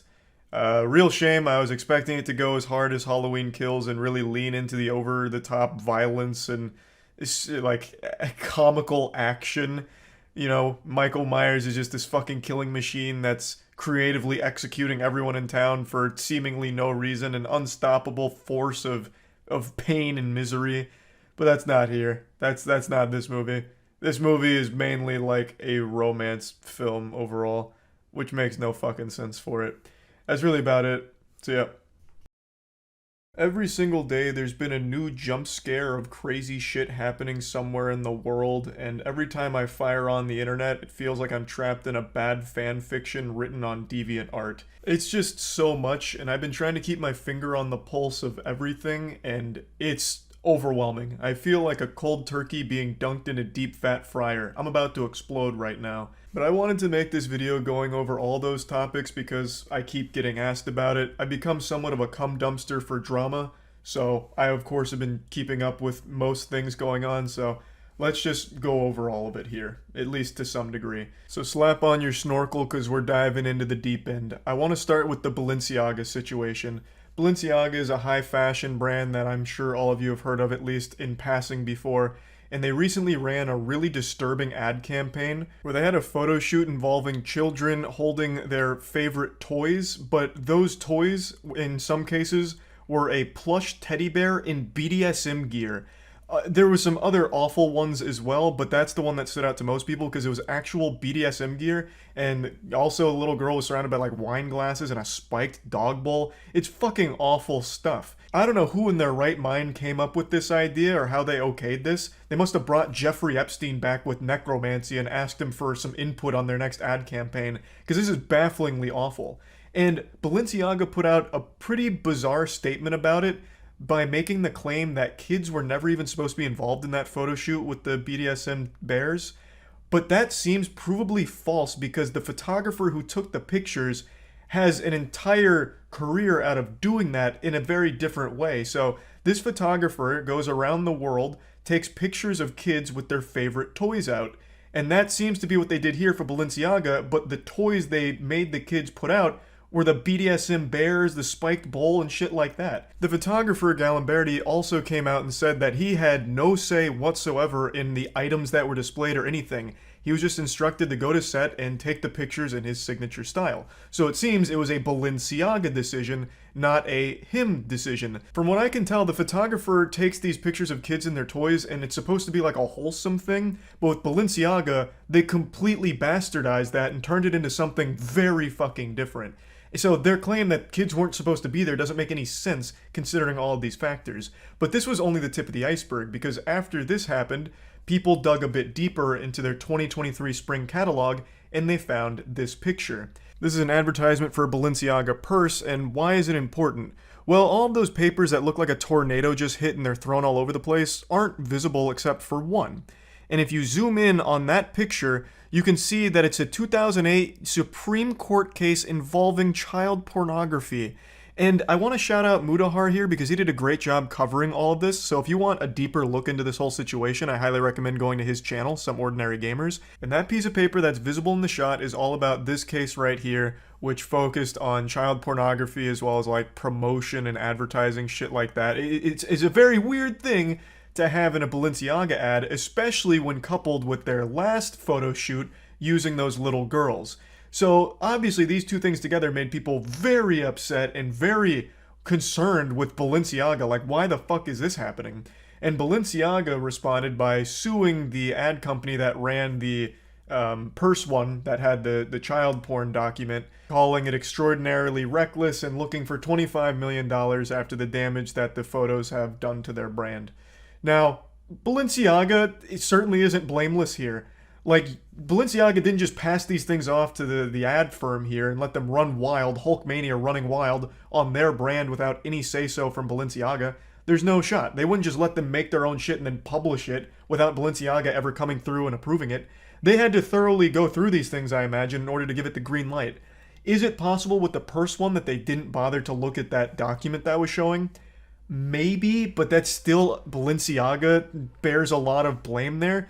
Take more time to make sure you haven't just been bamboozled by this ad company. And in the other case with the photo shoots involving the children, Balenciaga seems to be the one that was behind that and then just brought a photographer on to take the pictures. Like, that one's entirely on them. So, with that in mind, it's kind of easy to see why people connect the dots that Balenciaga is, for some reason, trying to promote their brand using children in a very inappropriate manner. So that's kind of the gist on that situation, and I'm going to just go ahead and move on to the next one. But again, if you want more information on it, I do think Mudahar from Some Ordinary Gamers does a great breakdown. But moving on to the next one, this one isn't nearly as serious. The new Mario trailer dropped, and everyone asks me what I think of Chris Pratt's voice. But before I get into that, I'll go ahead and address the Christmas tree being absent in the background. Io is obsessed with eating the branches, which of course is not good for a cat's digestive system. So I've had to remove the tree because she keeps trying to devour it and trying to steal Christmas like the Grinch here, because she just really likes the little branches on it. So that's why that's not there. And yeah, just want to clear that up. But back to Mario. Trailer dropped and a lot of people were debating, does Chris Pratt's voice suck ass as Mario? And people have been asking me what I think, so I'll just go ahead and give my opinion on it. I don't think Chris Pratt would have been a horrible fit if he put more effort into it. It really feels like he just phoned in his whole performance, at least based on this trailer. Of course, the full movie could come out and it could blow me away, I guess. But in this trailer, it feels like he's not even trying. Like, half the times it sounds like he's delivering his lines while he's about to pass out from Xanax. Like, it doesn't really seem like he's giving it his best. Whereas Jack Black as Bowser, I thought fucking crushed it. I think Jack Black was a great casting choice for Bowser. Chris Pratt, I'm definitely not sold on. It doesn't really seem like he's trying. I did, however, watch all of the other languages for this trailer, and I think the best one is the French dub. The French voice actor for Mario, I thought, really went after it and did a great job. But yeah, Chris Pratt, I don't think is really getting the job done for Mario and doing it justice. Of course, you can disagree with me. It's not that big of a deal. I just figured I'd chime in on it. And since we're already on the topic of Nintendo, I'll go ahead and give a shocking update there. Nintendo released a patch for the new Pokemon Scarlet Violet, and they even addressed how awful and unacceptable the performance is of the game, saying that they want to make it better and will make it better, which I nearly shit my pants. I almost fucking flew out of my chair when I read that Nintendo actually acknowledged how awful the state of the game is from a performance perspective. Now, I've said I do like the gameplay of the game, and I understand a lot of people do, but the performance is still unacceptable. Running at 2 frames per second most of the time and having so many bugs and glitches and so many issues, it's definitely not a $60 game with polish. And Nintendo actually acknowledging that is crazy. But one thing they failed to acknowledge is the shutting down of the Smash World Tour, which they did a little over 24 hours ago, coming up on 48 hours actually. Shutting down one of the biggest Smash Brothers circuit that's ever happened, only a couple weeks before it was finally about to wrap up. Nintendo hasn't said anything about that, and nor has Panda, or Alan from Panda, who seemed to have been the puppet master behind this entire evil scheme. None of them have come forward with anything to explain it or give their side of the story, so we're all still waiting on bated breath to see their perspective, but for now it's just radio silence, seeming like all of Panda all at once just evacuated the office to go into hiding, like a fucking rapture hit Panda's organization headquarters, because still nothing from them. I feel like they should address it as quickly as possible, but I believe I heard from HBox that they're getting a very serious statement prepared with like a legal team and everything. For those that don't know, I'll give you a brief recap. I made a video on it yesterday, but I'll just give you like the cliff notes. Smash World Tour, biggest circuit that's ever been held for Smash Brothers professional players. It was about to wrap up. The night before Thanksgiving, Nintendo gave them notice that they can't do it anymore. It's being shut down. Smash World Tour had been in communication with Nintendo directly through the entire duration of the tournament, so this really came out of nowhere. And then it was revealed with the statement from Smash World Tour that it seems more like Panda Cup, the Panda Cup, which was a competing circuit, had a very strong role to play in this shutdown of their tournament. Panda is led by Alan, who is the head of Panda, and it seems like he had been having a history of going around and trying to scare other tournaments into joining the Panda Cup, and if they refused, he started making threats about getting Nintendo to shut them down. This has been confirmed by more than just the Smash World Tour organizers. It's been confirmed by other reputable organizers as well about Alan's behavior. So we really do need a statement from them to talk about their side about this situation, but we don't have it yet. Now, there have been a couple of other big things going on, but I haven't had the chance to really spread the cheeks and get to the bottom of those stories, so I'm going to be doing some more research on those and probably make videos about it later on. Really, the last topic that I want to quickly touch on is the Liver King, who I made a video about yesterday as well. The Liver King, giant fitness influencer, has a lot of businesses, claims to make over $100 million a year based on those businesses, and has always claimed that his physique is naturally obtained, but emails leaked that show that he actually cycles a lot of like HGH and shit like that. So not natty at all, it appears. He still hasn't come forward. He is still actively posting and ignoring it. I believe he still only made that one statement I talked about yesterday where he says he'd like to talk about a complicated issue, referring to this, on podcasts. So he still hasn't been on any yet, but I am excited to see how he explains this, because he's already lost the chance to deny it. He didn't say those emails were fake. He said that they highlight a complicated issue. So it seems like he's going to try and tackle these things head on and go over it. So I'm curious to see what that's going to look like, but we don't have any developments there either. So this is most things going on in the world at the moment, and I just wanted to get all of it out in one video so that way people stop asking me about all of these individual things. So yeah, this is the giant stew of all of those topics. That's about it. See ya. Did you see the launch of Walmart Land? Check Walmart Twitter. See Walmart like, god damn it. See Walmart like never before. Walmart Land is our new world on Roblox with fun and games for all. From film to fashion, whatever you're into, let's have some fun with it.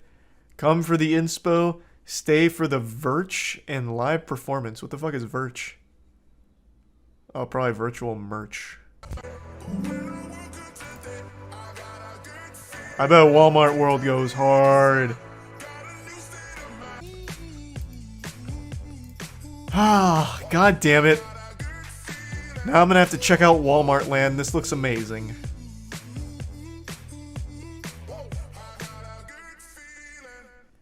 Alright. I love Walmart in the real world. I bet I'm gonna love it on Roblox. Fine. I'll check out Walmart World. How can I say no after such a hype trailer? I hope they have people on scooters and shit. Nah, in Walmart Land, everyone's in mechs. There's so many Walmart games. What the fuck? Okay, is it the first one here? Is it this one? I can't believe there's not more people playing it if it is. Alright, here I come. Walmart shopper inbound. Hey, hey, hey. Walmart shoppers, what's up? What's going on, guys? Hey, catch me in the gun aisle.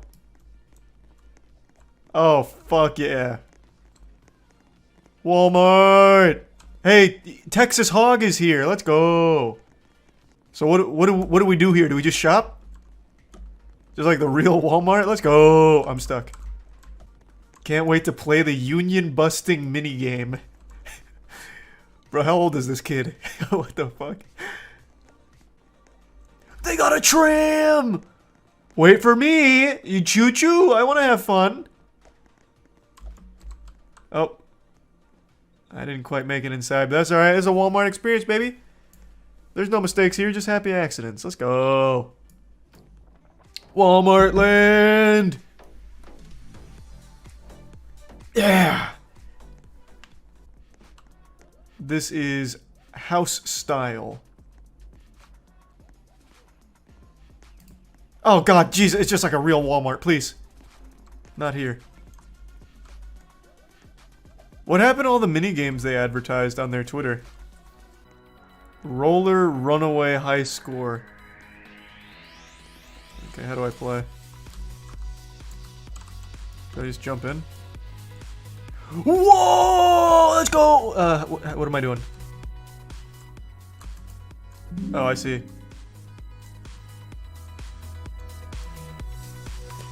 Walmart shoppers! Please report to aisle 5 and bust that ass wide open! Let's go! Whoop! Oh! Cranking the Gangnam Style. Oh shit, I missed. Now they're gonna kick me out of the store. Where's the shoplifting minigame? Ooh!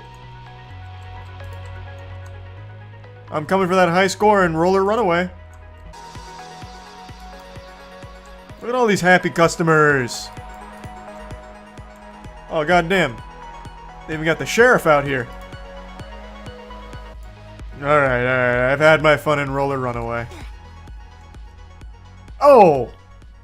32 Walmart schmeckles? Let's go! I'll take 2 basketballs, please. Oh! I'm stuck. What is happening?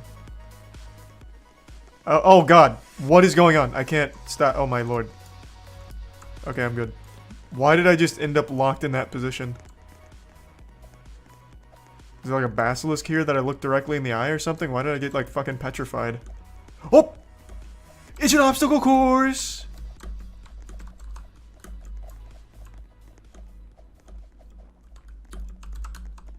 Hoop! Oh shit. I really do wonder why Walmart did this. Like what could they have possibly expected to gain from this? Now the kids are gonna tell their parents they want to go to Walmart. The metaverse is alive and well. Another minigame. Manicure Challenge High Schooler. Do they have a Subway in here as well? Alright, I'm taking the Manicure Challenge. Copy this pattern on your left hand. All white. Oh, I see. Holy shit, I'm doing it! Whee! I survived the Walmart Manicure Challenge, baby. Gamer mode activated. How do you take a photo? All my friends are here. Oh, here we go.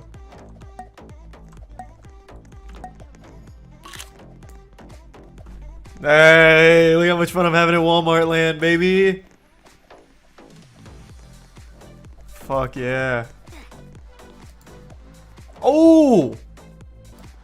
Here's me on a giant piano in the middle of the ocean. Because it's Walmart, baby. Anything's possible. Let's go. And print.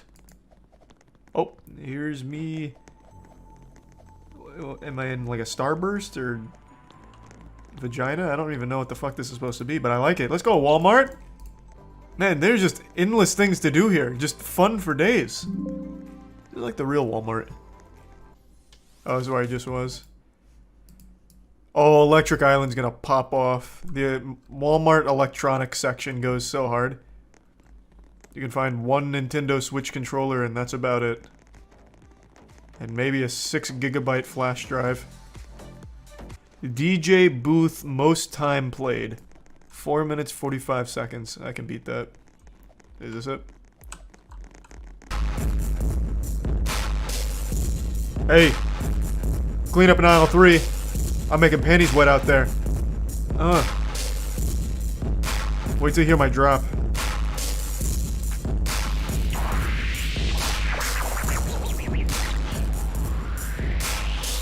Hit him with that wall of noise. Sounds like a computer blue screening. Got a tweak on the nipple a little bit here?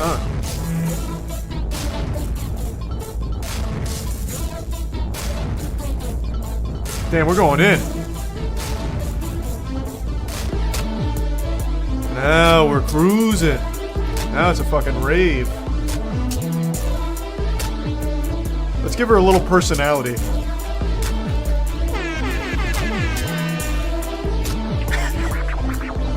Fucking awesome. Let's go. That's good enough. You guys can dance in silence. Fucking idiots. I have fun at school tomorrow. Oh, this is real world instructions. Okay. The ultimate ice cream sundae.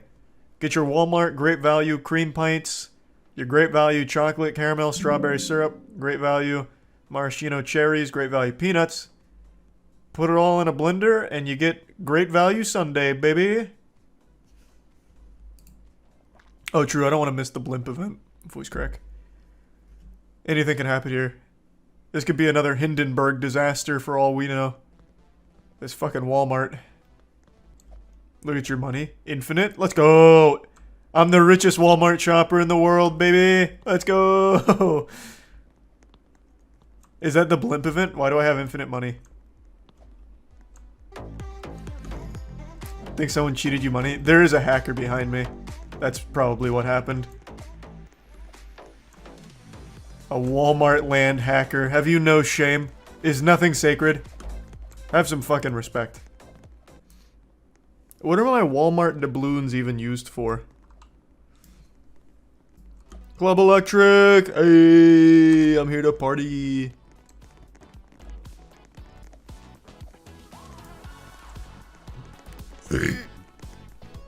Oh. Watch out, kids. I'm breaking it down in an old school way. Let's go, Walmart. We are Walmart. Oh shit! Wait, the merch or the blimp event. Fuck, I'm gonna miss it. This only happens once every solar eclipse. Is this guy protesting something? Oh, it's a pizza box. No! I'm gonna miss it. I'm ready, please, God. Where is the Zeppelin? Where is the fucking blimp stage?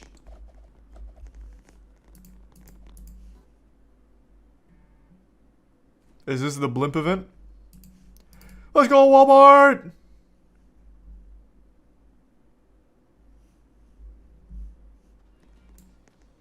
What the fuck happened there? The blimp! Whee!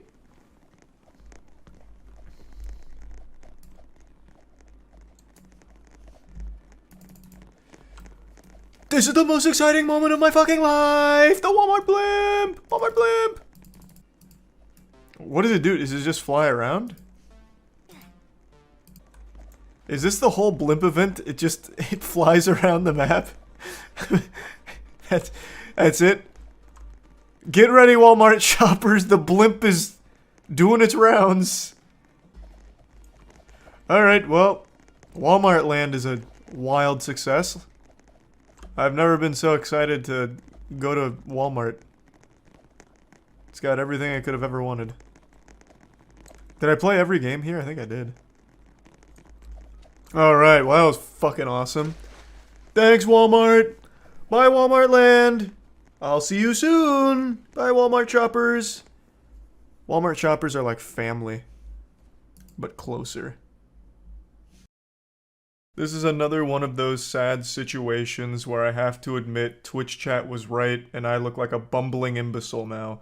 About a month ago, chat was trying to convince me that there was a viral TikTok challenge that was getting people to steal cars and sometimes crash them for views, and I wrote that off as a bunch of baloney. I said, I doubt that's an actual trend, probably just one stupid asshole did it, called it a challenge, and no one ever followed. But it turns out I was wrong. Not only is this boogeyman real, but it actually has led to the death of 4 teenagers this week. Somehow, the challenges continue to get more and more brain dead and dangerous. This generation of Tide Pod eating and hurting yourself for views on TikTok is reaching an absolutely absurd level of wildness. So, it's called the Kia Challenge. It's also not really a challenge, it's more of just a ruin your life speedrun tutorial. Basically, the only goal to be completed with the Kia challenge is to steal a car and post yourself stealing the car on TikTok. It honestly sounds like it's something made by the CIA to catch potential car thieves. You're fucking instructing them to post evidence of their crime online, making it the easiest slam dunk arrest ever. But anyway, the Kia challenge was videos that were teaching others how to steal Kias and Hyundais specifically because of a massive vulnerability in many models from Kia and Hyundai. For Kia vehicles, many of them built from 2011 to 2021 have this problem, and for Hyundais, those built from 2015 to 2021 also have this problem.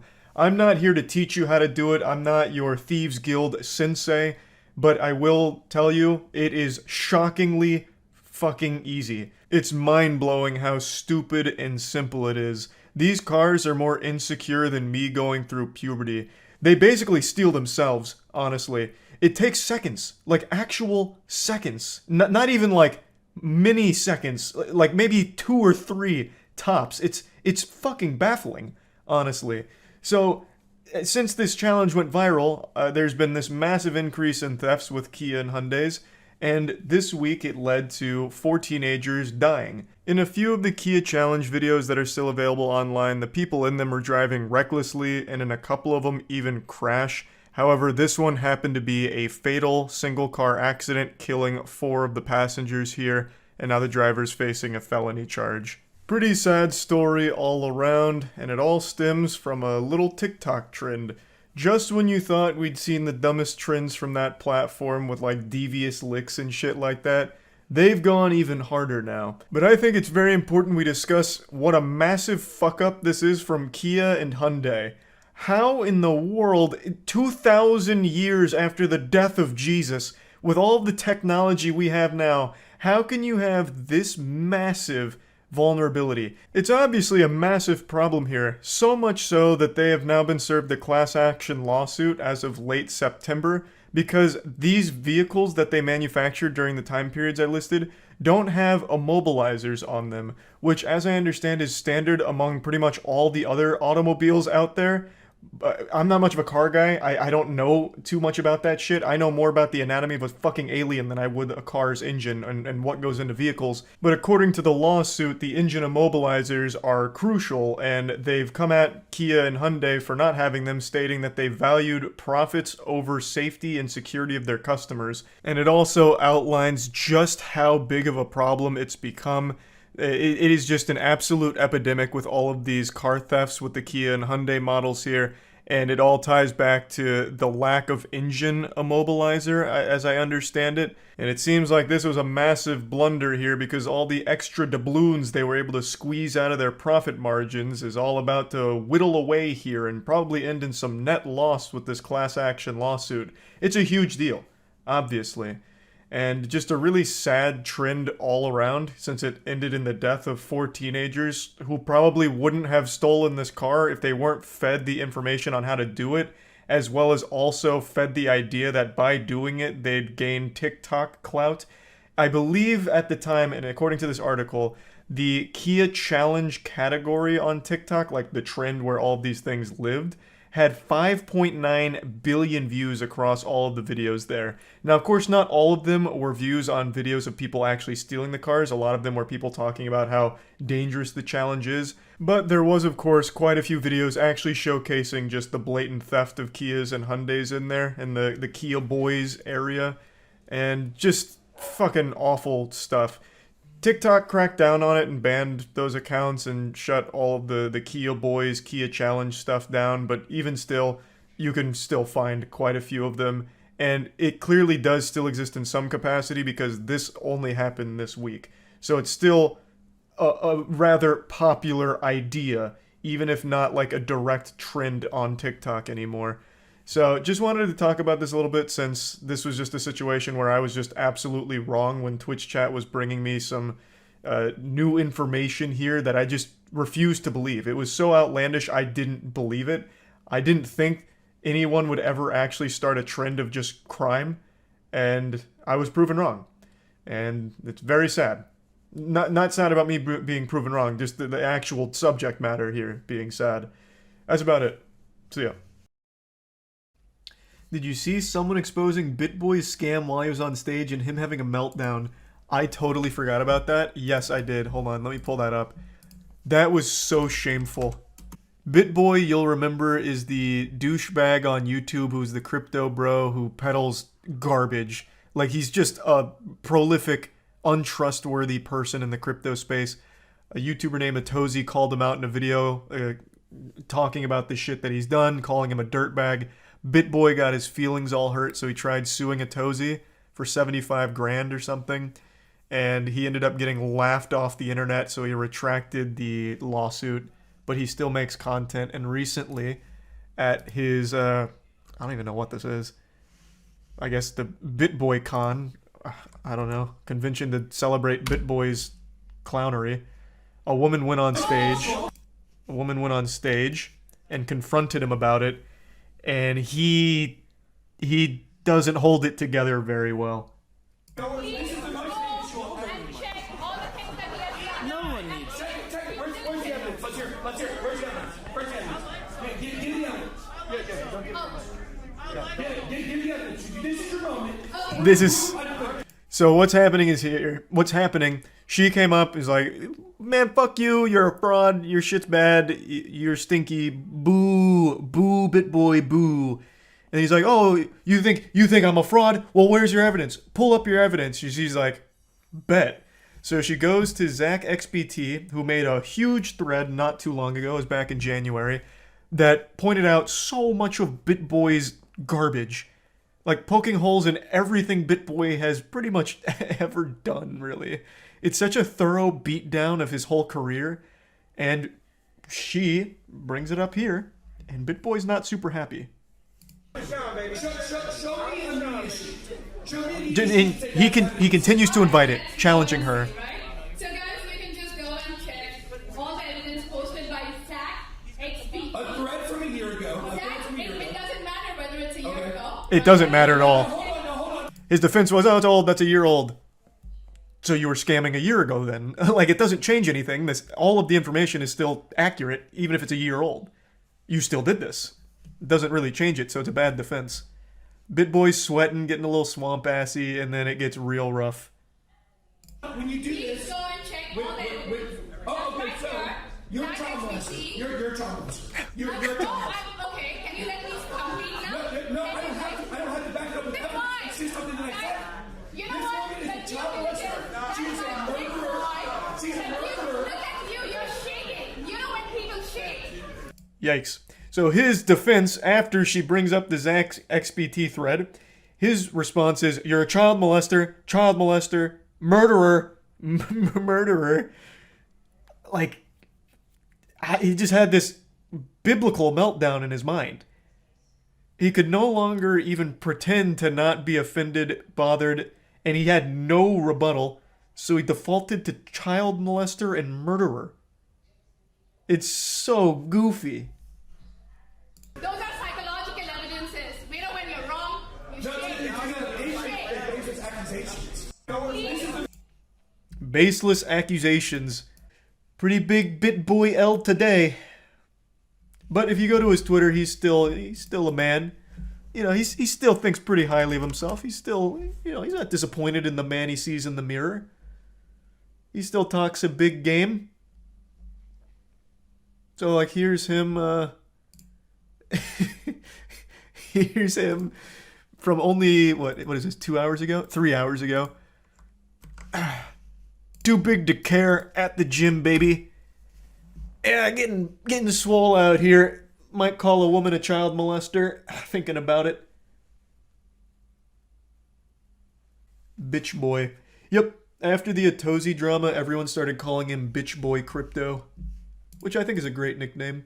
He did address the drama, kind of. In one of his shows, he took like 5 seconds to say, it's just like snot-nosed YouTuber that I was suing, but it's not worth my time. Lawsuit's done. He made it sound like he was the good guy, and he's like, I just decided it's not even worth it. That was the only acknowledgement of the case that he ever did.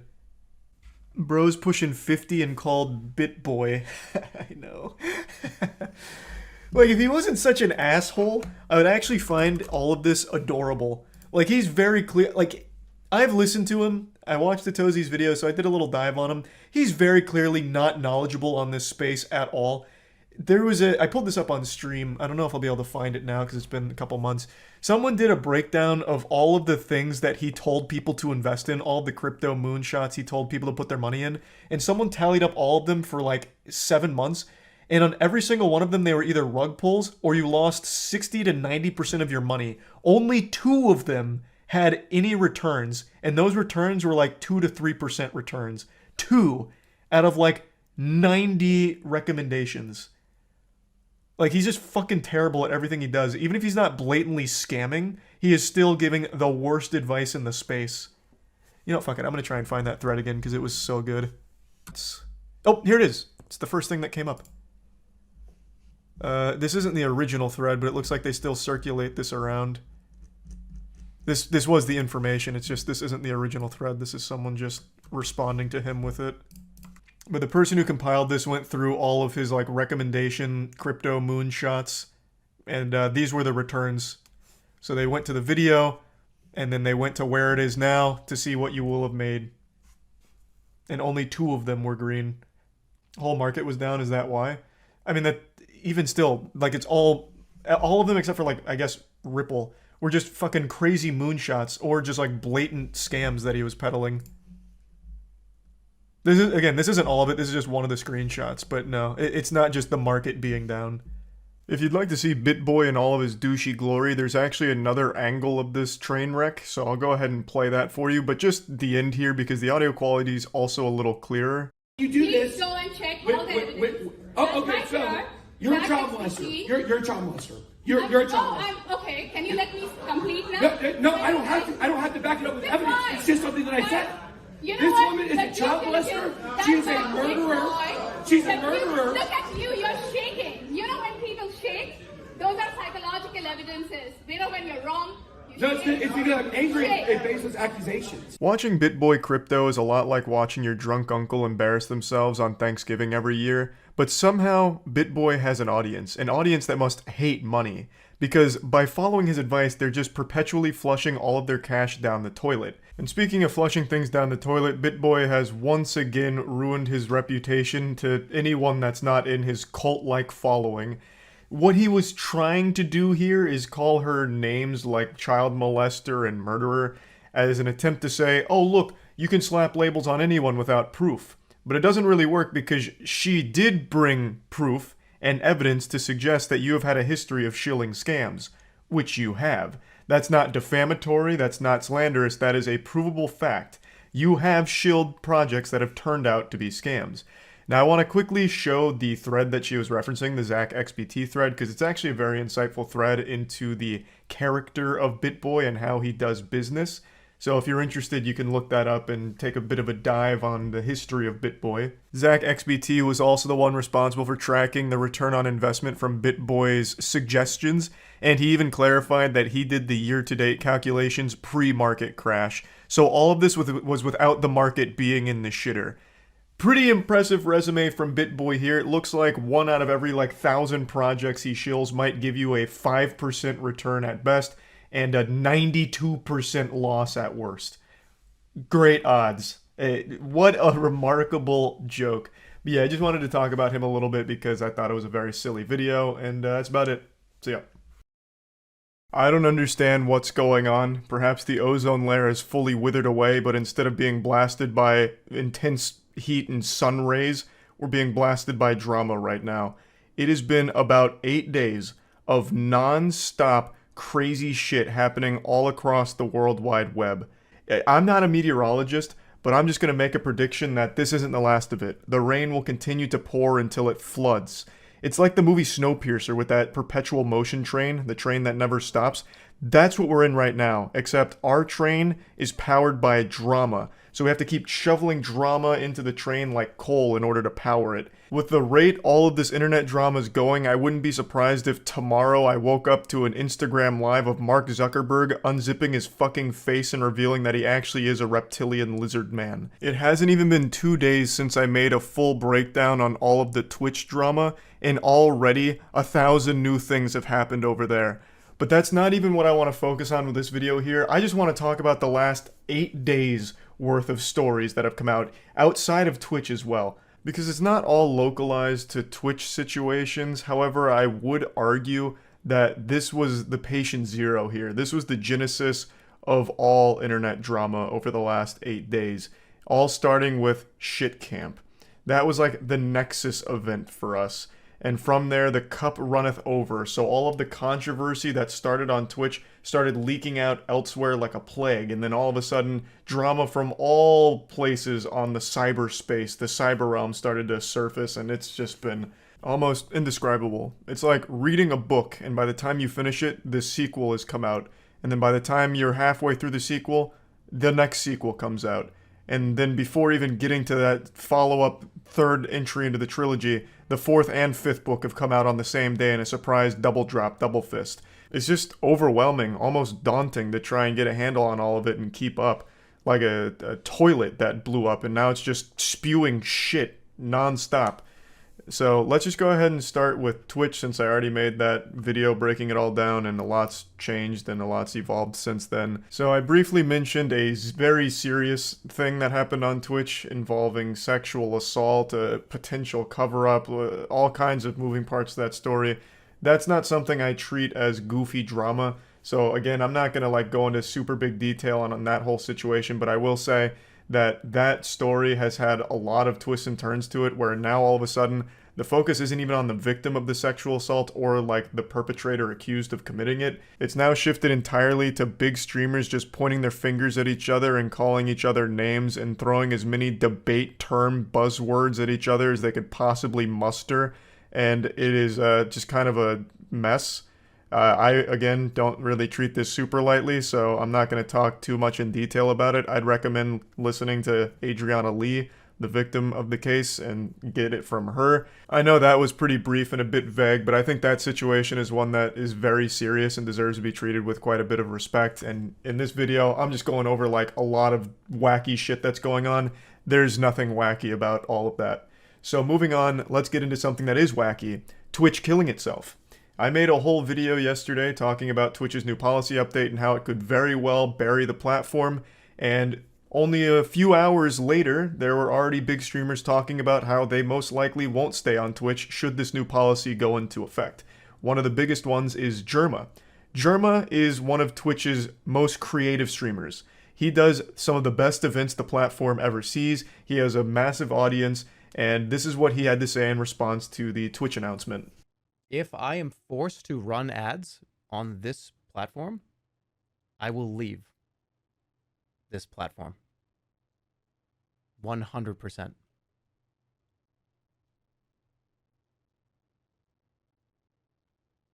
So, I'm not going to be forced to run ads. Now, here's the thing. Ads do play, pre-rolls play, and I don't really have that much control over that. I do have control over if one essentially runs while you're sitting here.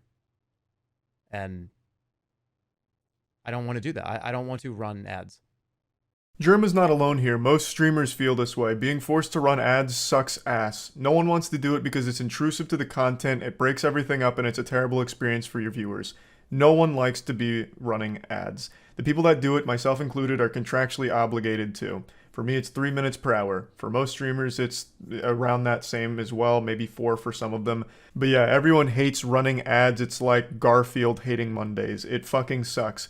And now Twitch is putting a much heavier emphasis on it, and like I mentioned yesterday, I'll briefly recap. Twitch put out a statement saying that they're getting rid of the 70-30 revenue split with streamers.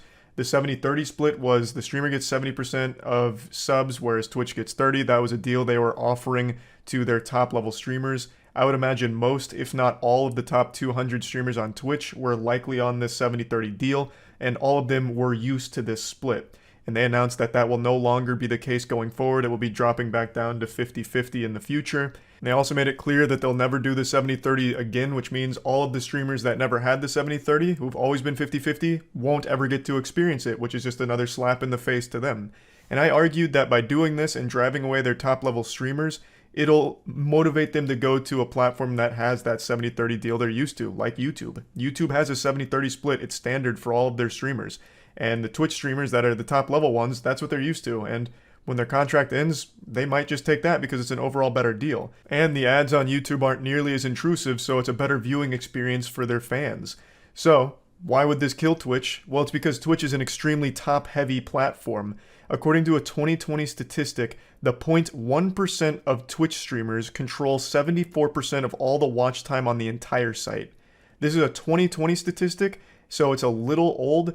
I guarantee you that number is much higher. The top 0.1% control much more than 74% of the watch time on the site now, I imagine. But to go a little bit deeper on how top-heavy Twitch is, the top 1% of streamers are streamers that can average 51 viewers, at least. 51 viewers. If you get 51 viewers, that puts you in the top 1% of the entire site. That's crazy. That is insane. I don't know if you're as blown away by that number as I am, but I think that is wild. So going by the 0.1% controlling 74%, you'd have to imagine that the top 1% control like 99% of all the watch time.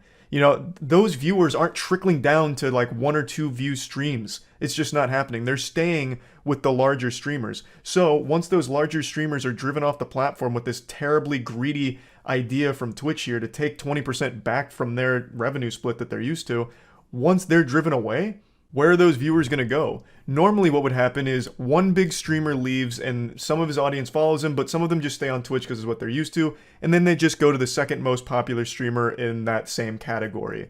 But let's say more than just one big streamer leaves and now it's 2 people in that category. Well, now they're starting to run out of options because clearly these viewers aren't trickling down to the smaller streamers that are less than 50 viewers. It's just not happening, clearly. And I think a large part of that is currently their pre-roll ad system. I think Twitch themselves is hurting their viewership for smaller streamers because, as I've mentioned twice now, no one's going to click on a stream they're unfamiliar with and watch 6 ads before getting to see the content and figuring out if it's a streamer they even like. They'll get those ads and immediately leave, and now that small streamer has lost that viewer forever. They probably won't come back. And it's not their fault. Twitch put those pre-roll ads there. So, like, they're not even able to share these viewers on their own platform because of their own ad practices. So if the top streamers start leaving, the ads keep piling up, making it a worse experience to stay there, the viewers are going to leave too. They're going to follow the streamers they're used to on whatever site they go to because now Twitch is just in the dumps. The streamers they like aren't there anymore. If they try and find a new stream on there, they're just inundated with ads, so they'll just go somewhere else. And I don't think Twitch fully understands that, so I truly do believe that this will have a massively detrimental effect on the platform. And this is just the latest unfolding. Germa's not the only streamer threatening to leave. Nick Paulum also talked about, focusing on maybe doing YouTube. Code Miko mentioned it. There's been quite a few large streamers that are talking about, maybe looking at other options because they're not confident in Twitch's ability to actually stay a good streaming platform anymore. So the signs are there. The cracks in the armor are there. It looks like Twitch's reign as king of streaming is soon to crumble should this actually go through. And that's the update there. There was also a false flag operation of drama that happened this week on Twitch. You may remember not too long ago, there was a streamer who went live and just fucked on stream. She received a 7-day ban for having sex on Twitch, which was just outrageous. And she came back, and a couple days ago, clips started circulating on Twitter again saying that she fucked again on stream. But what actually happened is, some people just released the director's cut, the extended cut, Snyder cut of the first time she fucked on Twitch and claimed she did it again. So people were a little misled there. She still only fucked on stream once, but she may do it again any day now. But right now, it's just once. Now let's move on to some butt plugs and anal beads. This is the follow-up to the Hans Niemann versus Magnus Carlsen cheating allegations, where a large part of the community is talking about how Hans Niemann may have cheated against Magnus Carlsen in a tournament where Hans Niemann beat him. Magnus Carlsen's the best chess player in the world, and people have accused Hans Niemann of having anal beads in his asshole that vibrated to give him the best moves to use against Magnus and defeat him. They believe that there was a chess bot programmed into a butt plug that was firmly planted into the colon of Hans Niemann during their match that basically just gave him the cheat code to beat him. After these allegations came out, the two met each other in a tournament where Magnus Carlsen forfeited against him immediately after the second move, thus continuing this soft accusation of cheating. And today, Magnus Carlsen was finally directly confronted about it. They asked him straight up, "Why did you resign against Hans Niemann?" And he said he'd like to give his opinion on it and say why he did it, but he can't yet. And then towards the end of the interview, I can't show you this because, like I said, chess is very cutthroat with their copyright. Towards the end of the interview, he lays yet another breadcrumb in the Hans Niemann cheating accusation. At the end, he said he believes Hans' mentor, Maxim Delugi, must be doing very good.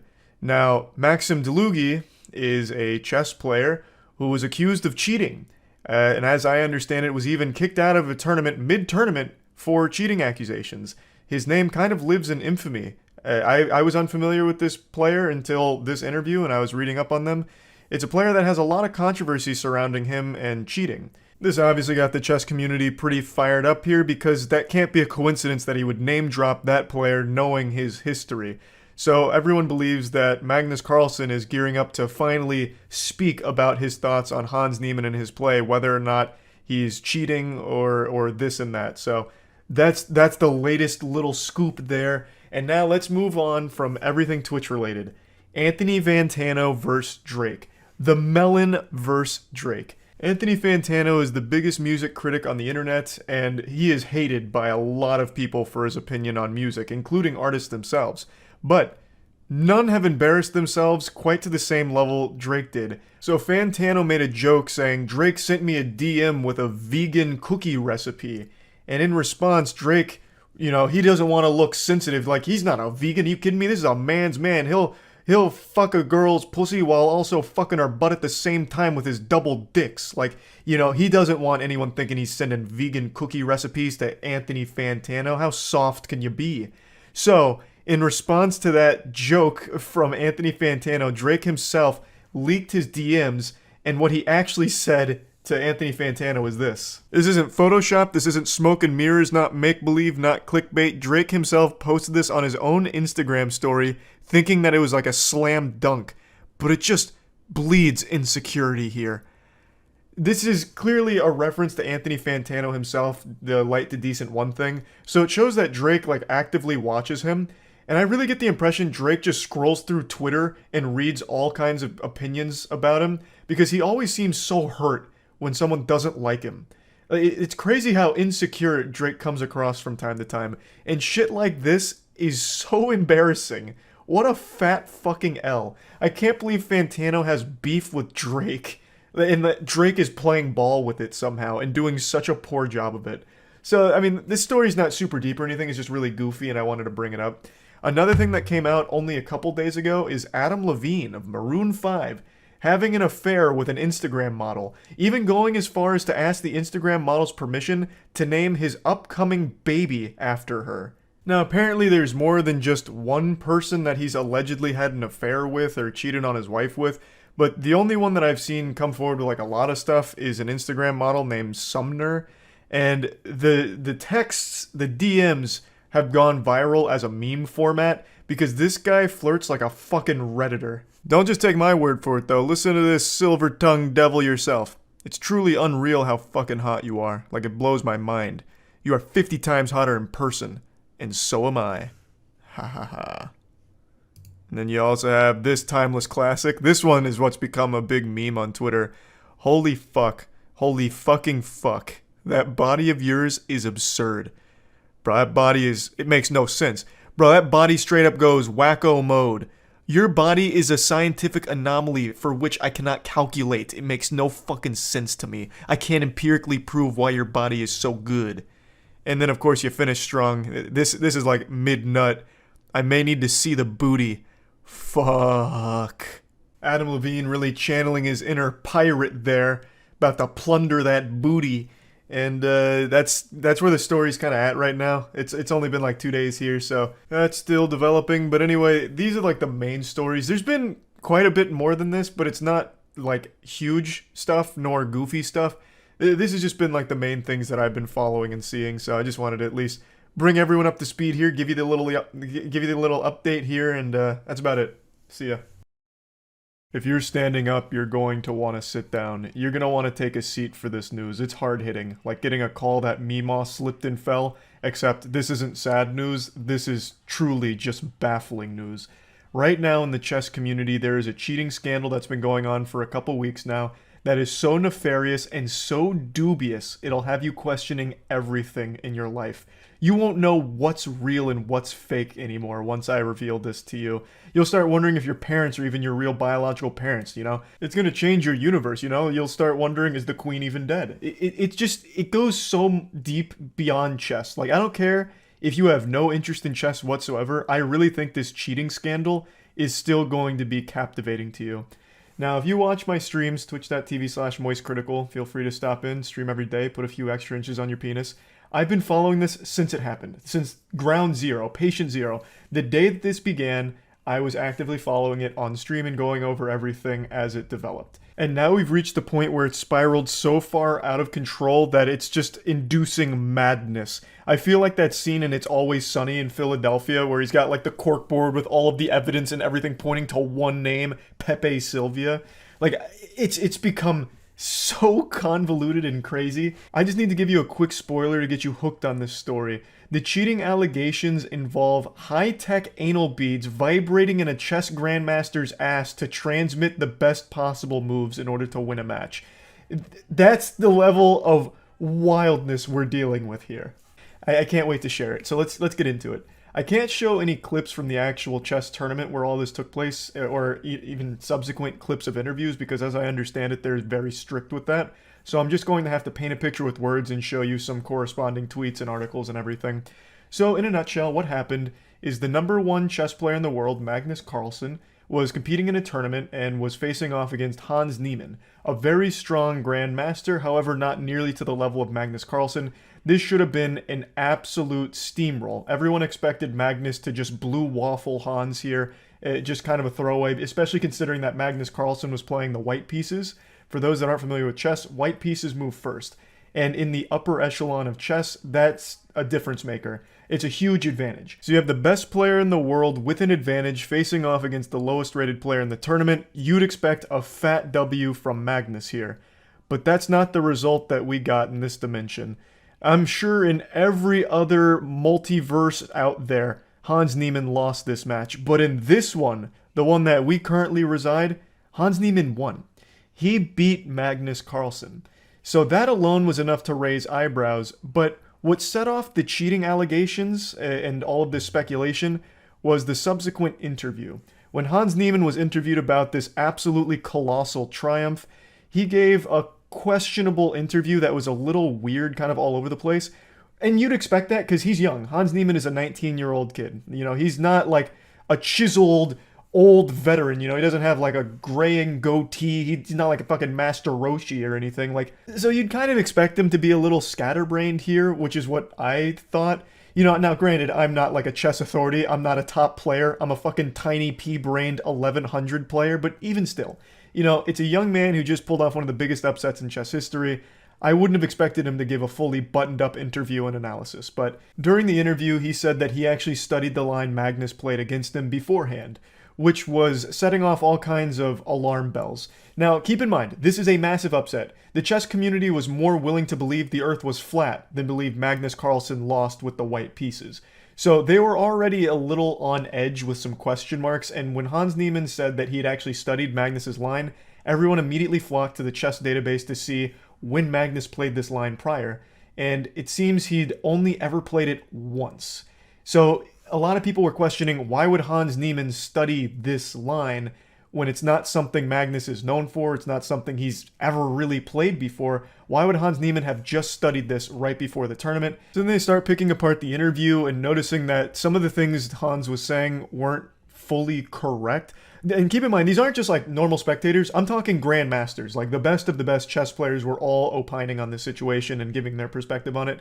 And then Magnus Carlsen made this tweet which really set everything off.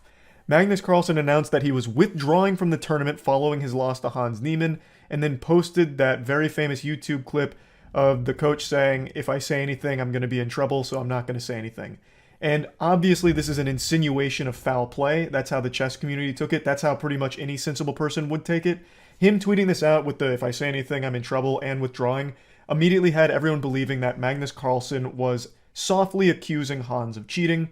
Following this, the biggest chess streamer in the world, Hikaru Nakamura, explained on stream that Hans Niemann had actually been banned from chess.com before for cheating during some matches. Shortly after all the cheating accusations came to light, Hans Niemann was then banned from chess.com. So, now you're all caught up to speed on what exactly happened, but you're questioning, how could he have possibly cheated? And that's where this conspiracy goes fucking insano style. The leading theory across all of the major outlets is Hans Niemann was using anal beads that vibrated to instruct him what moves to make against Magnus Carlsen in the match. I'm not fucking kidding. This is the leading theory on how Hans Niemann cheated against Magnus Carlsen. So in order to fully digest this entree, I'm going to need to explain how cheating in chess can possibly work. A lot of them are galaxy brain schemes. Now, for those that aren't familiar with chess, there's engines. There's basically chess bots that will always know the best possible moves in any given situation, any position on the board.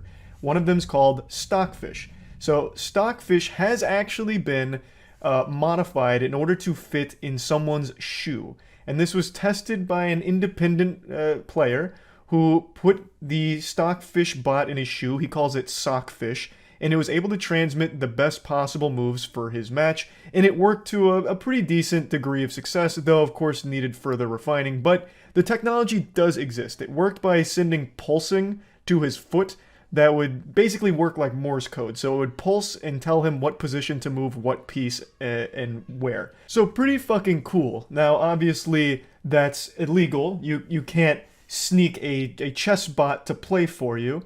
It's cheating, but I think the point of this experiment was to show that it is possible. And he didn't do this in like a legitimate match. He revealed to his opponent, who found it humorous. But it is pretty impressive technology, so it's not far-fetched to think that anal beads couldn't accomplish the same thing as James Stanley's Sockfish. If you take the same idea, where you take Stockfish in the Raspberry Pi for the shoe and use it for your asshole, it could send vibrations or pulses through your rectum and work the same way as Sockfish. It would vibrate your colon in a way that would tell you the position to move on the board. So it can exist. Like, it's not super far-fetched. Like, we're not in the realm of sci-fi. It's not a fantasy. You could technically make some kind of butt plug that runs Stockfish and just have it vibrate Morse code for where you should move your pieces. It can, theoretically exist. Now, whether or not Hans Niemann had a butt plug or anal beads in that did this, it's up for anyone's guess. Only God knows, and only Hans Niemann's butthole knows. The thing with chess cheating is you can never be 100% sure either way, because for a grandmaster to cheat, they'd only really need to hear one thing, a cough, that indicates there's a tactic on the board or anything, because they're all so good. If they just have even the slightest hint that there's something there, they will find it pretty quickly. So no one's 100% sure how prevalent cheating is. However, there's only been a few cases of cheating being caught at the top level. The most famous being about a decade ago during an Olympiad. There was a very high IQ plot to cheat where the teammate would send a coded text to another teammate, and then they would sit at a particular table which corresponded to a position on the board, and judging by where they were sitting, the player would then know what moves to make fundamentally. So by changing where they were sitting, they were transmitting information to the player, which obviously isn't allowed.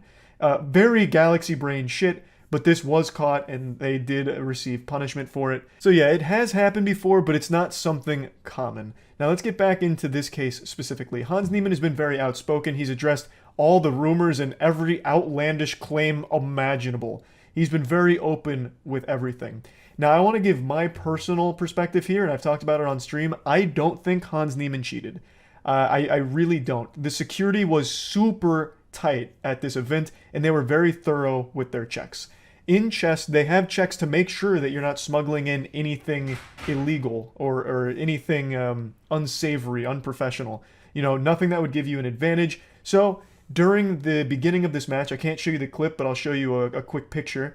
They had a guy with a wand scanning Hans's entire body, top to bottom, even going as far as to investigate his gum, even checking his shoes, probably looking for sockfish, checking every nook and cranny of Hans Niemann's body without actually doing a cavity search. You know, he didn't give him like the Naruto 1,000 years of pain up the asshole or anything, but he came pretty close. And he didn't find anything. So I just think it's highly unlikely Hans Niemann was able to pull a fast one on the chess organization here. I don't think he was able to smuggle in any secretive nanobot anal beads, because I feel like that would have been picked up by the wand this guy was scanning him with. So again, I think he went all natural here, fully biological, no augments. I don't think he cheated bringing a bot in or anything like that. Now, Hans Niemann has given yet another interview going more in depth on cheating allegations from his past. Takaru brought up that he was banned by chess.com for cheating in some matches, and Hans Niemann does confirm that when he was younger, he did cheat in some online matches. He says they were unrated matches. It was back when he was younger trying to grow his stream, and he had cheated back when he was like 12 years old as well in, again, online format, but has said he has never cheated in over-the-board chess. And this was very brave of him to be so open with his past of cheating online, because that's just one of those things that you don't really see a lot of people just tackle headstrong. That's something a lot of people bury. And I guess he was kind of forced to here since it was brought to light. But I still think being that transparent with it is pretty impressive, even if it is to the detriment of his career. I don't know how it's going to affect it going forward. Him being that open, I think, is pretty strong. And he is defending the legitimacy of his over-the-board career. In response to Hans Niemann's interview, Chess.com put out a statement saying that he will remain banned and that they had evidence that contradicts some of the statements he made, but Chess.com has yet to put forth that evidence for people to see. So as of right now, he's still banned and the evidence is hidden. And now I want to make it clear, not every Grandmaster is saying that Hans cheated. It's some of them that are standing strong that it's very suspicious how he beat Magnus. Some of them are claiming that all of his moves are a little too in line with moves that the chess bots make. But there are still a lot that support Hans, saying that, you know, Magnus just didn't play that well that day. So it's really just full back and forth here. But since the anal bead theory broke, there was even an offer for Hans Niemann to play naked for $1 million to prove he didn't cheat. This anal bead theory is what's really taken hold from the cheating scandal here. And it all started as a meme. I don't think a lot of these publications did their due diligence here. The anal bead theory was just kind of a joke on the chess subreddit. There was very few people that legitimately believed it. They just started talking about it just because it was silly. But a lot of these publications have picked it up as if it's something believable. And yeah, theoretically, it could exist, but I still find it very unlikely that it does. But the point is, it started as just a joke that's now become something much bigger. And Hans Niemann said he'll fucking play naked to prove he hasn't cheated. Like, he's being a good sport about the anal bead stuff. He said he'll just play full bare-ass chess to prove that he is an innocent man when it comes to over-the-board chess games. Now, I'd like to just briefly give my opinion on Magnus Carlsen's tweet, because that's what really turbocharged all these cheating accusations here. He made that tweet and then went complete radio silence. He hasn't spoken out about this since, when he's the one that really, kicked the shit in the septic tank here and let it fester. I think it's a little, embarrassing to make that tweet and then have no follow-up. He just very slyly insinuates Hans may have been cheating. He withdraws from the tournament, which is no small thing, mind you. That's a big gesture. But refuses to actually come in here and give his stance on it when he's the one that kind of started most of it. I think that's a little sad. I would like if Magnus Carlsen would elaborate on why he made that tweet and what it's exactly in reference to. Is he accusing Hans of cheating? Does he think Hans cheated? Or did everyone misinterpret his tweet? I don't like the ambiguity of it. I would really appreciate, and I think most people would appreciate, if he elaborated a bit on his position, since he's the one that, he threw out the first move here going for like a scholar's mate potentially. So why not explain it a little more thoroughly? Tell us the line. But anyway, I just wanted to quickly get that out there because, I feel kind of strongly about that. But overall, I don't think he cheated, but we'll never fully know. No one will ever fully know because there's no way it will ever be proven. But what a wild story regardless. Anyway, that's about it. See ya. I am so thrilled to see Brendan Fraser having such a pop-off right now. He had a 6-minute standing ovation yesterday for his role in The Whale, which is an upcoming movie. And his response to it is just the cutest thing ever. I've already seen this video 3 times. It's like watching puppies, but cuter.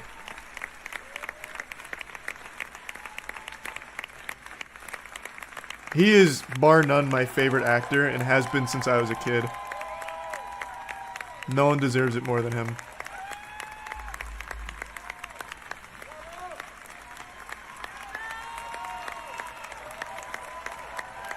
Though I will say 6-minute standing ovation, that probably got really uncomfortable after like minute 1. I love that little kick. It feels like that anime that became a meme where it's just like a guy in the ocean and like a million people clapping for him. But in the real world. So I'm really excited to see The Whale. This is by far his biggest role since coming back. And I have no doubt I'm going to enjoy it because it's Brendan Fraser. He has always been the best part of the movies that he's in. In fact, when I saw this yesterday, I went and dug out my Mummies collector's set. I've had this since I was a kid. Well, I guess not really. I had the old VHS tapes, but I got this when I was probably in middle school. It has The Mummy Returns, and The Scorpion King on it. Because my favorite movie is The Mummy, and my second favorite movie is The Mummy Returns. Oh, it's so good. In fact, I don't even have the original Mummy disc in here because it's still in my old DVD player. It's become like a sarcophagus for it. I watched it so many times. Those movies are just genuinely timeless. He just seems like such a wholesome guy. He killed the 90s, man. Every great movie had Brendan Fraser in it. And it's not just The Mummy. He had Blast from the Past, Bedazzled, George of the Jungle, Encino Man. He was just the go-to for good old-fashioned fucking fun. And he went through hell for it. He almost died on the set of The Mummy because there's a scene where he gets hung. Hey, it's Charlie post-stream here. I don't think I did it justice when I explained how he almost died on the set of The Mummy during stream. So I decided to dust off the old Brendan Fraser Bible and get reacclimated to the lore. So what happened is, in the Mummy scene where he's hanging, it was a legitimate stunt, and Brendan Fraser, while performing the stunt, got onto his tippy toes and they like took the tension up, which led to him getting choked and he blacked out. And according to eyewitnesses, he had actually stopped breathing and needed CPR in order to be like resuscitated. So he came pretty close to just straight up dying during that hanging scene. Yeah, here's him talking about how he had to get a laminectomy, which is something that sounds like a fucking procedure in sci-fi movies. And so he took a pretty long break, but he's now coming back to it. In a big way, too. He was on Doom Patrol. And I know he did great on Doom Patrol. I didn't watch it, though, just because I'm not a real big DC TV show fan. But now he's in The Whale. He was in a Scorsese movie, but I think that actually got canceled. He was in Batgirl, which unfortunately Warner Bros. Pulled. They just threw $90 million right into the shitter and canceled it right when it was done, basically. But he was Firefly in that movie. So he's coming back now. And the newest one is The Whale, which he just received that 6-minute standing ovation for. But he's so sweet too, man. Like, the interviews he's done over the last year or so have just been so... has just been so great. I'll probably come up with this. He did one with, like, a TikTok star. And that's when he learned that people on the internet like him. And he started tearing up about it, that he had support from random internet people. It's so sweet. In the words other when he Where was is it? Bob De Niro. Oh, here we go. Yes, I saw. Congratulations. That's so Thank exciting. you. I think I might be sick. A little anxious. Oh no. I mean, it's gonna be fun. You got this. You've got this. Got it. Just know that the internet is so behind you. We're so supportive. There are so many people out there who love you, and we're rooting for you, and we can't wait to see what you do next. That boy. Shucks, man. He's just so sweet. He's like just a giant fucking teddy bear. I love that guy. Yeah, he just seems like such a sweetheart. The movie he talked to animals was Dudley Do Right. We don't talk about that. We pretend that one didn't happen. I almost got to meet Brendan Fraser. He was in New York doing something, and we actually got invited out to, like, spend a day with Brendan Fraser. Kind of like something you would win at, like, an old Scholastic book fair if you got the golden ticket. And we were like, bet, we're in. We'll drive to New York tonight. And then as we were making our plans to, like, actually go out there and take them up on that, Brendan had something come up. Or he decided he didn't want fucking 4 lunatics who were willing to drop everything to come up to New York, 18-hour drive, just to spend a few hours with him. Either one could have been true, honestly. But I have no doubt it would have been a great day. His character in The Whale is named Charlie. I know, I saw that. That's so poetic, honestly. That's so cute. I'm his biggest fan, and now his biggest modern role has my name on it. You couldn't draw that up any better. That's like a fucking prophecy. Doom Patrol is the only thing from Brendan Fraser I haven't seen, though.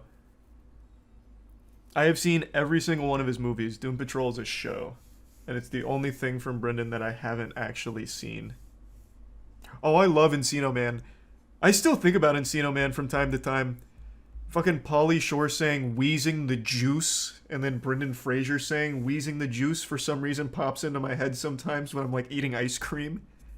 For no fucking reason. Like, I've seen all of his movies so many times. What do you think of the movie Airheads? I actually think that movie's amazing. What a crazy cast. Fucking Steve Buscemi, Adam Sandler, Brendan Fraser, and they bust into a radio studio for them to play their music because they're just a terribly shit band and the only way to do it was to hold them hostage. That's a great movie.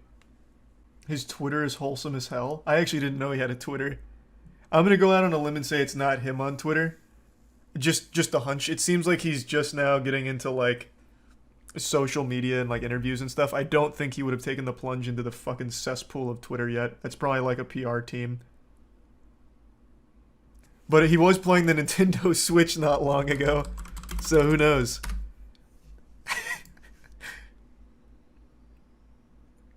Just another beautifully wholesome Brendan Fraser clip, honestly. I think this was before another Zoom interview. But it's super cute because he has his name on the back of his Switch here. It's hard to see on the video right now, but he just has like the old style like label with Fraser on it. It's so good. What's he playing? Probably Splatoon. Fucking clapping cheeks in Splatoon. Or maybe Pokemon Unite. This was 2021. He might have been swiping his credit card just like I was, just to absolutely clap. Just fucking ruin kids' days on that game.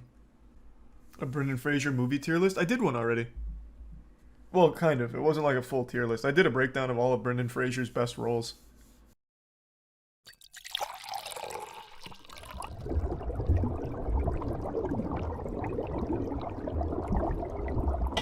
Hey, it's the Thanksgiving tier list. I think, for the most part, Thanksgiving food's kind of mediocre, but we're going to give it a full whirl here and figure out what's the best. I like the mac and cheese, mashed potato. Yeah. That's about it. What are you thankful for this year, Charles? Oh, I'm thankful for, Big thanks to Displate for sponsoring today's video. Yeah, this is bold and brash. Just one of the millions of designs you can find on Displate right now. It's high quality artwork printed on high quality metal, and it is just a beautiful piece for the wall. It's a great alternative to just standard canvas, and I think it pops much more. They also have a lot of branded content from brands like Marvel, DC, Magic the Gathering, just a ton of options. And the catalog is robust, and it comes in a lot of different sizes. They're easy to set up, so I highly recommend getting a Displate if you want to spice up your room a little bit. And right now, the Black Friday discount for Displates are 1 to 2 Displates are 35% off. If you get 3 to 4, it's 39% off. And if you get more than 5, you get 44% off. It's also just overall cheaper to use our code, so make sure to click the link in the description below if you're interested in getting yourself a Displate.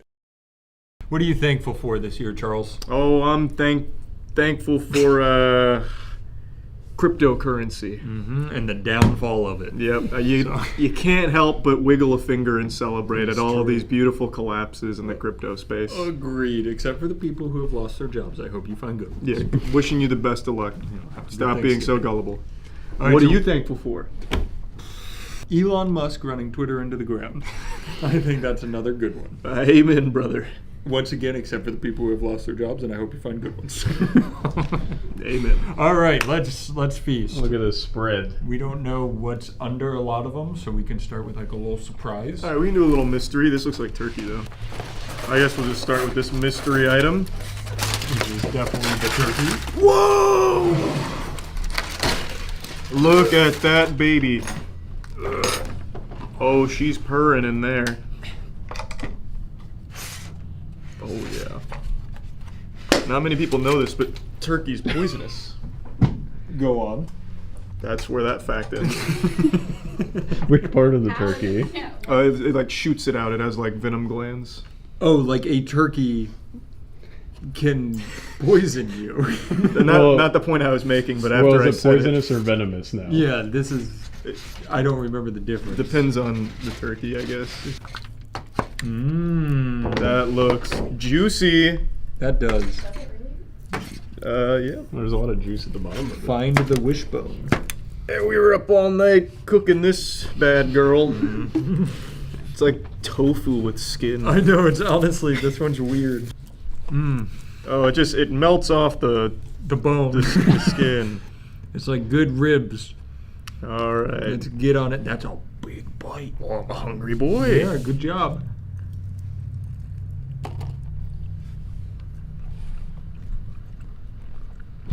Well, you know. That's plain turkey. There's not much to say about that. So when you guys go to your Thanksgiving at home, do you actually eat turkey? Because both of you seem like you don't actually. My parents stopped making it because my dad and I just don't eat it. I don't eat it either. Dark meat on turkey, like one of the legs. Interesting. I think turkey is the most boring meat there is. I eat it. So the plain turkey by itself, I put it like a C tier. I personally would go even lower at a D. I just find no enjoyment in it. Okay. I'm sorry that it offended you, Jesus Christ. I don't like it at all. And which is this? This is the turkey gravy? That's turkey gravy. That helps. Definitely helps. No, that made it worse. Okay. Mine goes up to a C with it. Mine goes down to a D. Wow. That is just, it's like gelatinous soy sauce. It's all gravy, baby. We'll mix it on in here. That was one of the coolest things I've ever said. That was pretty extreme. Now, you have gone on record of not being the biggest Maple Street fan. I am not the biggest Maple Street fan. Maple Street is like a breakfast place over here that everyone except me really likes. Let's get into it. It slaps. No, that's an A. That's a lot better than that. That gravy is so good. It's unbelievable. It is good. I don't know if I'd give it an A.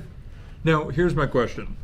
Are we doing turkey ranking and then just gravy? Yeah, that's what I've been doing. Okay. So yeah, turkey's a D for me. Turkey gravy is a C. This gravy's an A. Turkey was C for me. This is a D. That might be an A. Let me come in here for another preliminary excursion. Yeah, just get the gravy alone even. It is good. I'm gonna put a bunch on my plate for future things I'm eating. I'll give it an A. That is good. That's my boy. That's my boy. It's just got a little too much personality. It's like an angry Thanksgiving guest. It's got a lot of cayenne, and I didn't think you'd love that. All right. That's good. The Pilgrims went to war, right? They don't sound like good guys. They were not. Why do we celebrate them? That is a big question. All right, what's next on the Thanksgiving docket? Let's get some rolls. All right, we'll take a little roll. Those are Miss Schubert's rolls, so I don't know how I they're great. love these. And then they're Let's get a little. just regular French bread rolls. So. Nice, all right. Danny, you're working. You're so fucking good. Oh, that's good. Even without butter, holy shit. Yeah, who is this? Miss Sherbert? Miss Sherbert. Schubert, I think. I'm a big bread guy as well. And Miss Sherbert's coming in here slapping. She's got those puppies hanging. She's letting those things thang out there. He's not wrong. As far as bread damn. goes, Miss Sherbert's fucking killing it. I'm putting some sausage gravy on mine. Oh, that's outrageous. Holy shit. Oh, is Miss Sherbert not a person? I think it's Schubert. Oh. Your guess is as good as It's ours, like so. Sister Schubert or something. I'm gonna look it up. It's probably sherbet. You don't need to This is look it good up. though. I haven't had these. These are good. These are This is lunch. God damn. Yeah, this is an S tier for sure. These are one of the best things we've ever had in tier lists. These are really good. I feel like we've been saying that a lot recently, which is great. No. These keep getting better. Miss Sherbert fucking killed this. That's your new nickname. What a recipe she's got. The wrong name. Like, look, listen to this. Yeah. You hear that? Mm-hmm. Mm-hmm. That's crystallized flavor. That garlic butter was the perfect touch. Mm-hmm. You put a little. I urge everybody in here to put some of this sausage gravy on a Miss Sherbert roll. Oh, get into the roll. Pass them around. Pass them around. Live a little. Oh, I must have cut into the container with the turkey. All the poison juice came out. Yeah, you might have. Oh God, she's boy. She's leaking. Yep. Yeah, we can cut. I almost ruined Thanksgiving. I'm sorry, guys. Jeepers. It smells good. Does it? Did you say it's a French roll? That's pretty good. It's good. I thought it'd be a lot drier. Fluffy. Yeah, it's got puff to it. Nothing. You can see all those gluten strands in there Yeah. that formed. The crumb structure is actually terrible. There's no crumb structure. There's no crumb. They were lazy. I'm just gonna say, Sister Schubert shits on the French. No, that's true. Yeah, yeah. I mean, this is just fine. It's like B tier. It's just normal bread. There's a magic going on with Sister Sherbert and what's this restaurant? Maple Street. Maple Street. It's like a cacophony of flavor when you mix them together, where neither overpower each other. It's just Okay, fine. I'll try it, Matt. Jesus. happy. Mashed potatoes next before they get cold. Good call. That was a good call. A big scoop for a growing boy. Thanks. I got a lot of growing to do. This year's your year. I've got a good feeling about this year. I think all the microplastics in our food are finally starting to bubble over, where we have like actual mutations. That's So I got pretty cool. I got a chance. Are they all like going down and lifting you up? Yeah. So like the microplastics have been reported to have smaller dicks for the next generation. You're not joking. No, that's serious. That's Damn. actually kind of wild. I But can loud that over their head forever. yeah, but right now I feel like if I ingest enough microplastics, it'll have like a reverse effect. What's gonna happen in like 4 generations? No penises. Yeah, we lose They're all our gone. we lose our cocks. Maybe if you go far enough in the other direction, they just invert and keep going the other way. The penis is a tail. Yeah, yeah. Shoots right out the back. Wow. A little butt penis. That's so cute. Adorable. These are good. Yeah, they're fine. I'm never mad to have mashed potatoes, but it's not like they're the top of my list. I'll give them, I'm gonna say a B+. I'm giving them an A. I feel like these are very good mashed potatoes. Who made these? Chelsea. You They are killed it. good. What seasoning did you use? It's just, they're just instant mashed potatoes. Oh man, they're actually seasoned. Yeah, they really are. These are good. They're roasted garlic and something else, I think. Also, Sister Schubert is still alive. No. Ooh. Does she have a Twitter account? We're gonna find out. You should absolutely How old is she? reach out to her and have her make some with you. That'd be so cool. I'm sure she would love Charlie. Yeah. I feel like we'd get along. Wait, how old is she? That would really help determine this. Oh, she's got to be like close to 86 by now. She's 32. Sister Sherbert is just somebody's sister. Yeah. What do nuns believe in? It depends what kind. Some believe in cheesecake. Yeah, They're all over they the seem place. wacky. The nuns that I always think of in my head now are the nuns from the movie Babylon AD with Vin Diesel. Wow. Zero people know that movie. Wait, that came out like I think when we were in high school, right? Yeah. Yeah, I saw that. It was the end of the world due to climate change. Yep. and Vin Diesel fucks a nun. I took a first date to that movie. Actually, he doesn't fuck a nun. I don't know what I'm talking about. Why don't we knock out... Are there olives in that? I certainly hope You not. guys don't have to eat it. I just know some families. I guess we're skipping this one. No, I'll take a noodle. Give myself. I've had this plenty of times. I can tell you noodle. it's just kind of mediocre. One noodle. I don't want it. Chelsea may have killed it though with an instant pasta salad. Who knows? Nope, that's just pasta salad. I don't like it. Well, you need to have multiple noodles, Matt. Yeah, Matt. Where's your journalistic integrity? My bad. I really don't like it. Yeah, it's a D tier. It's just pasta salad. I'm sorry, but it's an F for me. I just don't really like pasta salad. I've had it quite a bit. My question is always, why would you ever have that over anything else? Like even just the pasta. That's usually how I feel about it too. It's refreshing. If I'm outside November, if I'm outside in the sun and somebody hands me a cool bowl of pasta, I'm not like, thanks, man. Now I'm hydrated. Maybe some water. Green bean casserole. I like the crunchy onions on top. You remember when you made green bean casserole? I did a great job with You that did. too. How much do you want? Just whatever you feel growing boy needs. Beep, beep, beep, beep, beep. That's a growing boy vibe. That's just. I'm excited. This is good. Your whole family made those? Proud of. Yeah. You did a good job. Yeah, this is good. What the fuck? How can this be? People go crazy for green bean casserole on Thanksgiving. I saw someone posted a tweet that went viral just yesterday about how it's the best. I disagree, but that tastes good. Yeah, no, I normally am not a big fan. That'd be an A I for like me. yours. A. Wow. Nice. Fucking huge. All right, what's next? Good job. That was great. Good work, Chelsea. What's in it? Can you take this, please? Oh, it's a mystery bowl. Oh, shit! It's mac and cheese! Hey, I need a fresh plate for that. Yeah, you do. No, not that. Yeah, give me a slap-a-rooski there. Woo! Let's get crazy. Oh, dog. I'm going in. Charlie's got an appetite of a 6-year-old boy and he needs his Kraft mac and cheese. You've done it again, Chelsea. I don't know why you were so proud. You did add cheese? Yeah, half pepper cheese, which is like. Yep, that's good. Dang, Flabba, that's great. Yeah. Now, this one's gonna kill it at the Hootenanny. That's an S tier. Oh, man. Thanksgiving is saved. That added cheese, too. Uncle Todd showed up drunk this year, but we brought it back with the Kraft mac and cheese. You want some more? Yeah. When you haven't finished your plate. Yeah, but I still want more. It's very obvious what stuff we like and don't like. Mmm. Oh, goodness. S. I forgot I hadn't said anything. I was too focused on eating. Cylindrical jelly. Cranberry sauce. Oh, that's sad. Yep. I'm not happy about it. I don't enjoy it. I came into this tier list expecting most of these to be like B and C tier, but because Yeah. Chelsea cooked it, most of it, it's like actually good, which is not fair. Alright, just give me some of the fucking jelly. Stop stalling. Give me the dog food. I'm gonna run. Actually, eat cranberry sauce. Like this. You usually cut it into little like patties. I hate that. The texture more than anything. Well, what if you mixed this with mac and cheese? Oh.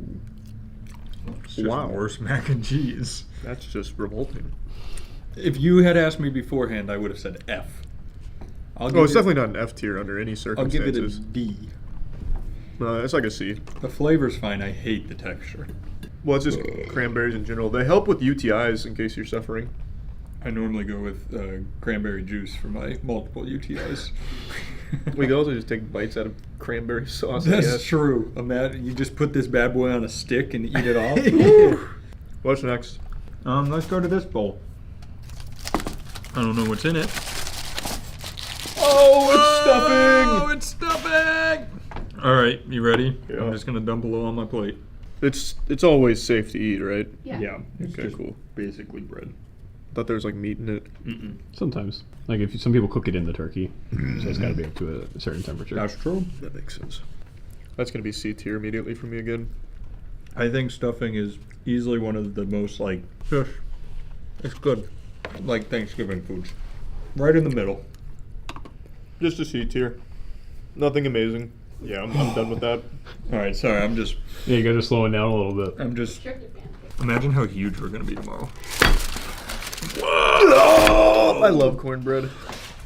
Caleb said the recipe got fucked though, so I'm a little nervous. No, that was for his cornbread casserole. Oh, I thought This it was the is- whole cornbread. This is pre-made cornbread. Pre-made.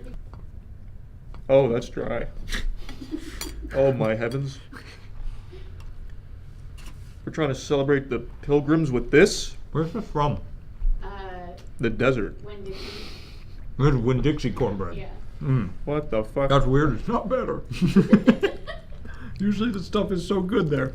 Oh, goodness gracious. That's D. What an insult to cornbread. It's so dry. I'd go C because there's a nice little sweet exterior. I don't think it's terrible. It is Well, dry. it's just insulting because I'm such a cornbread guy, and that is very not good cornbread. How often do you eat cornbread? Every time I go to my parents. Wait, actually? Yeah, so like once every couple weeks. Yeah, they made it for his birthday. Yeah. It was pretty good. Right. I fucking It love was cornbread. good. That's such a unique food. Stole my recipe. That's what happened. No, she's been doing that for a long She stole time. my No, she's cornbread been making that cornbread for a long time. Literally just cornbread with creamed corn and sweet corn. Fuck So yeah, it is. literally- Yeah, that is what she uses. All right. It's dessert time. I'm going to put the best for last. Would you like to go with A or B? A. I'll just say that's A. So I don't really like pie.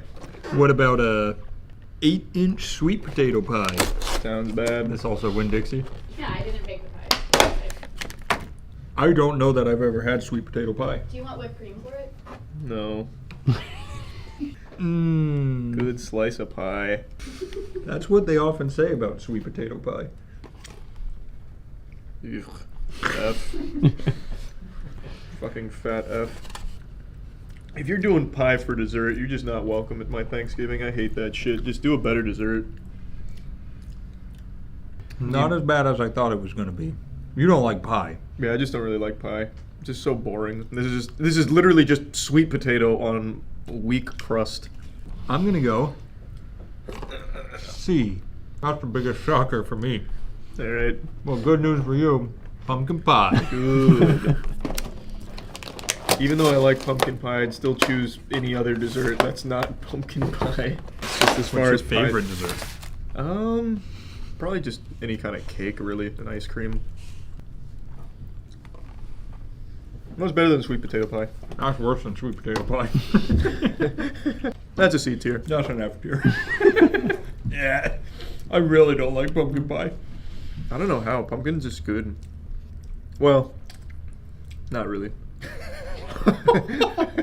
Way to stick to your convictions. It's just good sometimes.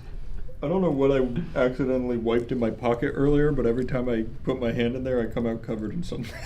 It's like mashed potatoes. Maybe it's sausage gravy. Yeah, I stuffed it in there for later. Smuggling it. Yeah, I don't like pumpkin pie. Now, for my favorite pie. Is it pecan? It's pecan pie. Yuck. Yuck. You're an idiot. That's a big fucking bundle of poop there. I'm gonna give you a big slice so you know what you're missing. Good. For the one pie I already know I don't like at all. Alright, I'll take the bigger slice. No. There Really, you go. Load me up. Yeah. Alright. Woo! Do you like pecans? They're okay. I don't know. They're not the best nut. What is the best? Almond. I like almonds. Almonds are the best nut. We should make an almond pie. I really like this. I knew it going in, but boy, this one specifically, A tier. Yeah, so this one's a D tier. Ish. Yeah. Mediocre nut, mediocre pie. Well, a little less than mediocre. It's not as good as pumpkin. I think pumpkin's a mediocre gourd. How's that feel? That's fine. I think there's a lot better gourds out there. So just to clarify, do you love cornbread or cornbread casserole? God only knows at this point. Now I'm confused. I don't know what you eat. Got cornbread casserole. Feels very hot. Matt's energy has declined rapidly. No, I'm just really excited, and it's coming out in a different way. Let's try some cornbread casserole. Ow! Yeah, it's hot. Smells good. Feels good. Give it a little air from my body. That was the worst way to say blow on it. Now I'm giving it air from the environment. Oh, the external air. I'm like a vacuum. You guys are actually fucking Neanderthals. Like, Jesus Christ. Let it cool down. From the brief second it was in my mouth hurting me, it tasted good though. It is good. Ah, there we go. Definitely better than the Windbread cornbread. Or The Windbread cornbread by Sister Schubert. Winn-Dixie cornbread. A tier. Put it on the board. On this Thanksgiving, I'm thankful for my friends. I'll give it an A tier as well. That's good. That was a fun tier list. Yeah, Thanksgiving food's still kind of mediocre overall. Mm-hmm. There's some bangers in there, though. On this Thanksgiving, I'm also thankful for you, the viewer. Was there more to it? No, that was it. Yeah. Hey, thanks to all you guys out there. And Clay Aiken. Yeah, Always. I'm full. Happy Thanksgiving. What was that?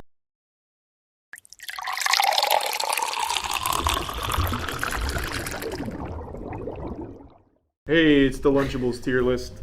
You had questions? No, so this is how I remember Lunchables. Yeah. These little packets.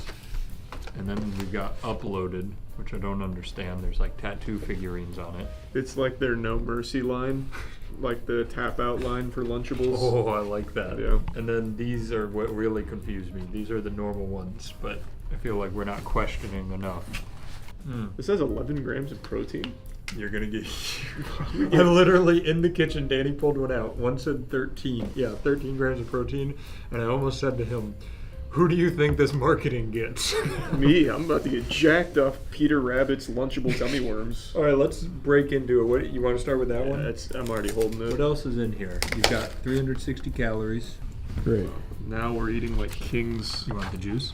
No, you can have the juice. So. This is like a classic experience of turkey cheddar cracker This was stackers. one of my favorite as a kid, which a lot of other people hated it, but I loved it. They refine the formula a bit though. They give you gummy worms now too, I guess. What'd you go in with, a gummy worm? Yeah, they're really hard. They have been in the fridge in their defense. They're frozen. You know. That's what you get for eating dessert first. That's true. True. That's Satan punishing us. That's what a kid would do. Mhm. Now let me show you what a man would do. We do have rules. Danny set the rules that we have to eat it how it shows it on the At box. least, like, you can have it Yeah, like, your you own gotta way, but at stack least one time you have to try it the way it's intended. The feeling on the turkey is a little spongy. What's crazy is out of everything in here, I can just smell the gummy worms. Yeah. I can smell the turkey. When I was looking up how many variations of Lunchables there were, one of the main articles is why Lunchables is so detrimental to the health of children. We had to send Caleb back out, by the way, because he couldn't find hot dog Lunchables, which is what Charlie really wanted. I loved hot dog Lunchables.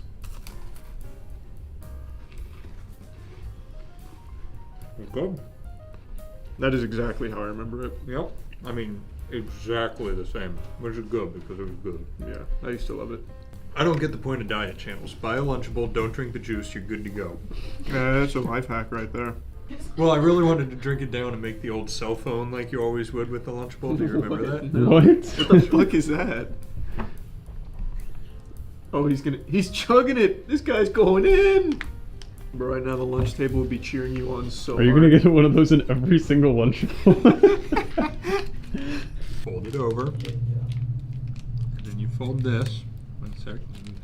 Oh, I see. That's the antenna. Yep. I never saw that either. That is the biggest loser lunch table shit of all time. That's probably just S tier. It's an S tier. It's classic. You know, can't. Here's one that I remember. I can distinctly remember biting into these nuggets as a kid because they're cold. You can't heat your nuggets up. You're 4. And this one comes with the Oreos, which I do remember. 8 grams of protein. Oh, this is for those chunky little stupid glue sniffing idiots. Not enough protein. I like that you just called toddlers idiots and fat. I was gonna say toddler's a little young. Yeah, it's like, it was like mean, elementary children. school. Yeah, they were a big elementary school meal. That's not the color I like ketchup to be. I was never a toddler, to be fair. Ooh, that Born a ketchup man. is pungent. Oh, that's good. That's a cold chicken nugget, baby. That's good. I don't think I ever had this when I was a kid. This is going in. This is better than half the other shit we tier list. I will say, they found a way to make a cold nugget enjoyable. Mhm. Which, if I went and grabbed a cold nugget, I wouldn't like it. So I don't know how they did that. This is a S tier as well. I think all Lunchables could be S tier for me. They are just really good. So I'm gonna dive into one of their new series. One that looks like shit. Yeah. Uploaded. It's like Supreme and Lunchables did a crossover. Yep. This one comes with some upgraded shit, brand name food. We've never seen that before. Oh, wow, that's bougie. Look at that. You get one deep dish pizza to make. You get sour gummy worms. Oh, that's so much better. Cheez-Its. Oh, wow. As a kid, we would have gotten cheese nips, let's be honest. Kool-Aid singles. Oh my god. And a water. I'll do all of it if you'll put the pepperoni on it. Alright. Are you a lot of sauce or a little sauce kind of guy? Oh, that's a lot of... Their sauce I remember being very good. I do too, because it's mostly sugar. It is all sugar. They learned how to market to kids. No, they tell you what. even advertise it. Their ketchup is ketchup with starch. Why? I don't know. It smells like pepperoni when you get close to it. Maybe it was the gases they used to seal it. That's fine. Yeah, It'll be fine. smells normal. Right. Thanks. What'd they give us for dessert? They gave us trolley bowly goalies, the sour crawlers. Ugh. Now they're ruined. Ugh. This lunch sucks. Okay, so when you were a child, is that also how you like made your entire pizza? I don't ever remember getting pepperoni with my pizza. I very distinctly remember it. It's just the other pizza's better. No. It's not bad. We made like a cool little snow angel out of it. We did. It was pretty cool. I don't dislike it. It's great. Oh, well, if you're right. right. Yeah, just bite from that corner, make it symmetrical. Here, I'll put this one in my mouth. You put that one in the middle. I'd give it. That should be. Yeah, I was thinking B. I was gonna give it a number, and then I remembered what we were doing. Yeah, that's a B. Here, don't forget. I've got some controversial takes here. I think Cheez-Its are fucking weak compared to Goldfish. Yep, I said it. I love these. I don't regret it. These are not good for you. Well, that's what the internet says. If you believe those assholes. Why drink Kool-Aid when you could drink G Fuel? We should get Lunchables to put your G Fuel flavor in. That would be so imagine. massive. It wouldn't be that expensive either, since they could get 30% off with code MOIST. Oh my god, you're so fucking right. Yeah. Give it a try, bud. I never actually liked Kool-Aid. I'm shocked you had Kool-Aid. Based on every time we have a new drink, you've never tried it before. Yep, that reminds me why I don't really like Kool-Aid. Oh. Whoa! Pause! Whoa! 14 no, grams of protein. Wait, that's huge, yeah. Matt, you must have been so cool at the lunch table. Oh. You got cell phones, I you're made sliding your phones, yeah. Lunchables out without using your hands. Everybody's a critic. Anybody want the Capri Sun? Because I don't. You do? You have to tier list it, Matt. Nice catch. What if that one tastes different? She'll let us know. So what's the difference between this pizza and the last pizza? This one gives you 8 of them? Yeah. 3 of them. You get more patties. Alright. Put your cheese on. They're definitely using different bread. Think? Yeah, it used to be a lot like harder. Alright. Let's dive in. That sauce is so good. I'm good, thank you. Okay. This is a lot better than the other one. Yep. That's another S tier. Put it up there. This is it is honestly like better than the majority of food that we have tier listed. That's great. Oh, we got an airhead. I don't know that we need to eat that. All right, go ahead. I hate airheads. What? You want it? Yeah. I hate fun. I fucking hate anything made for kids. I thought you were actually gonna. But he loves every Lunchable. Yeah. Well, these I hate anything made for kids except all of their lunches. They started as MREs, Danny. They were made for soldiers, so only the strongest of men. Cheese? Oh, it's mayo. Oh, let's go. There's a lot of power in the hands of a child. This is just Wawa's deep marketing teaching children how to make hoagies from a young age. They've infiltrated the minds of our youth. Wawa's the only place that sells hoagies. They have Hoagie Fest.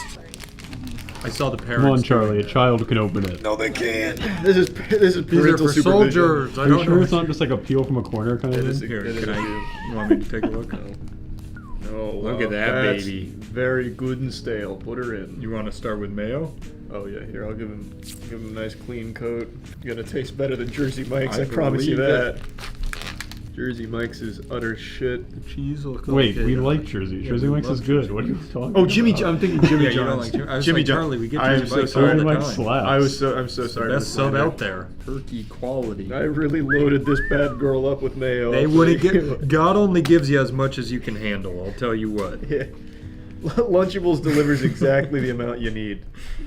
So here, I've been to Subway. Oh, yeah, spread it around a little bit. We got globs. Yeah, we don't want to go up. Yeah, baby. You want to go pizza strat? You Yeah. take a bite, I take a bite. Pizza strat. Meet in the middle. Oh, Oh, great bite. Charlie's ravenous today. He is. I love it. I'm coming in again. Oh, here it is. Whoa. It's the hoagie monster. Ooh. I mean, it's a sandwich. Not so bad. Better than I expected. What a complete meal. I've now changed my mind. Aaron, could you do us a favor? There's another hoagie in the fridge with a different kind of meat. You want to try that one too? Yeah. Alright, do you mind grabbing it? Oh, hell yeah. Thank you. Do that one last. Yeah. I'm just seeing. Oh, ham. That last one was A tier. Yeah, I'd give it an A. That one, I would say, most surprising of the day. What is this one? You didn't show me this one. Oh, this one's just crackers. Those again. crackers look different. Yeah, these are the Ritz ones though. But this is the pepperoni stackable, backable. You know what? I remember having this exact problem as a kid. This fucking cheese. The cheese is always tough, especially mozzarella. It's a soft cheese. It's hard to. Only hard cheeses It's in lunch. not even perforated. Wait, no, it is. They're tricking you. Look, it's perforated this way. Oh. That's such a. They picked way too soft of a cheese. What's next, brie?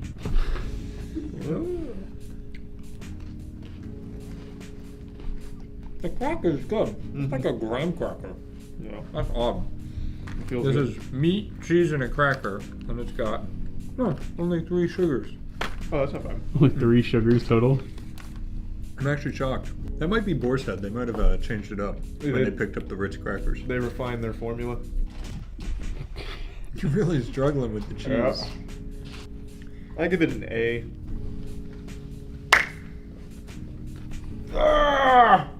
I'm growing big and strong. Thank you, Kraft Lunchables. Yeah, I feel like you're gonna eat it all though. No, you already had a cheese, so. Yeah, there's no cheese, but. Oh, that's great. I'll just have a pepperoni on a cracker. Mmm. People would kill for that, and you're complaining. There's people starving in the world, Danny. Don't be so selfish. Eat your food and shut up. I'm sorry. Yeah, pepperoni's Also, fine. eat this Hershey Kiss that was on the floor. Alright, we got nachos, baby. Oh, that's gonna be dog This was the shit. one you walked into school. Oh, we're going different directions. Oh, you like these? Yeah, you would walk into school, and when your mother would buy you the nachos Lunchable, you flop it out on the table, and everybody wanted to be you. That really hurt my hand. Do you think they use like super spicy salsa? I'm sure they do. Carolina Reaper paste. I was never a fan of the nachos because the cold melted cheese always weirded me out a little bit. That's the like the cheese is. You don't microwave a Lunchable. Where did you go to school? It's a plastic container. You would take this and dump it on a plate. I was in elementary school. I could barely walk. Yeah, wait. They wouldn't even. They also wouldn't let us use a microwave if I asked. Yeah, not I a also shot. couldn't think. I was still. I didn't open my eyes till I was 12 years old, Chelsea. It was crazy. I was there. We all thought he was blind. To this day, little backstory of Matt. He's gonna be bouncing off the fucking walls in a minute. He's gonna be addicted to Capri Suns now. The sugar demon. Every time Charlie has sugar, the next month is just he consumes so much sugar. No, it's after the Kit Kat He's already. gonna put on 20 pounds in a week. Well, they always say, you gotta have dessert first. Oh, he's gonna do it. I knew it. You're gonna get so much shit just for that. I know. I can't believe you just did that. I cannot. Kit Kats are my favorite candy bar of all time. What? Why? What's the point in breaking it when you're just gonna have both anyway? It's just what you do. Okay. All right. So you get. What happened to the whole rebellious Chelsea with the blue hair? I still have blue hair. She conforms to big chocolate. Now you conform to the government's expectations. God. Dye your hair tonight. Yeah. I'm just piling on. Oh shit! Zoom in on that, Dave. Okay, I'm zooming in on it. Show it off. You got the Lisa Frank spots. Back to elementary school again. You know what I mean? Mm-hmm. Yeah, that's what I had. Back in when they elementary had school, too. microwaves and Yep. they were lawyers. Yep. So the size of the the nacho is way too small. It's Oh, yeah. Well, too small. as a kid, they used to make them with X's and O's too, and that was always fun. Also, their hands are probably significantly smaller than ours. Yeah, that's a good point. Just the right amount of kick to that salsa. Yeah. Little under the ketchup. It's good cheese. It's alright. I don't know what they're doing in the lab at Lunchables, but it's working. But somehow they've done cold things that should be hot, and they still taste like the hot flavor. Yeah, it's pretty good. All right, so now bear with me for a second. Get some cheese on that. Okay. Got it. You're gonna And take you me come through a over war here. story? Yep. You go over here. Boom, boom. You mix it. Oh, it's like a chimera. Oh God. Whoa! You're onto something. That's crazy. That's pretty good. I'd give that probably an A. Cheese is a little weak, kind of whack. I think it slaps. He's got to try every chip though, just to make sure. It might get better towards the bottom. Man, these Lunchables are fucking good. I agree. These are real good. That being said, I mean, we can cut whatever we want. Did you want to go into ham? Get the ham out here. Why are we... It's the same Or thing. just our ranking. The ham... We don't know what kind of ham... Look at the difference. A fruit roll-up for Charles? That's so big. Everything good I have, he steals from me. You got lucky. I've never seen someone be picky about the color of their fruit roll-up. Do you guys remember the ones that had the tattoos on them? Oh, those are so good. Those are one thing, if I started eating them, I would get addicted to them, and I'd have to eat like 15 of them. I love this bread. How's your Capri Sun? The whole crew is going to be hopped up.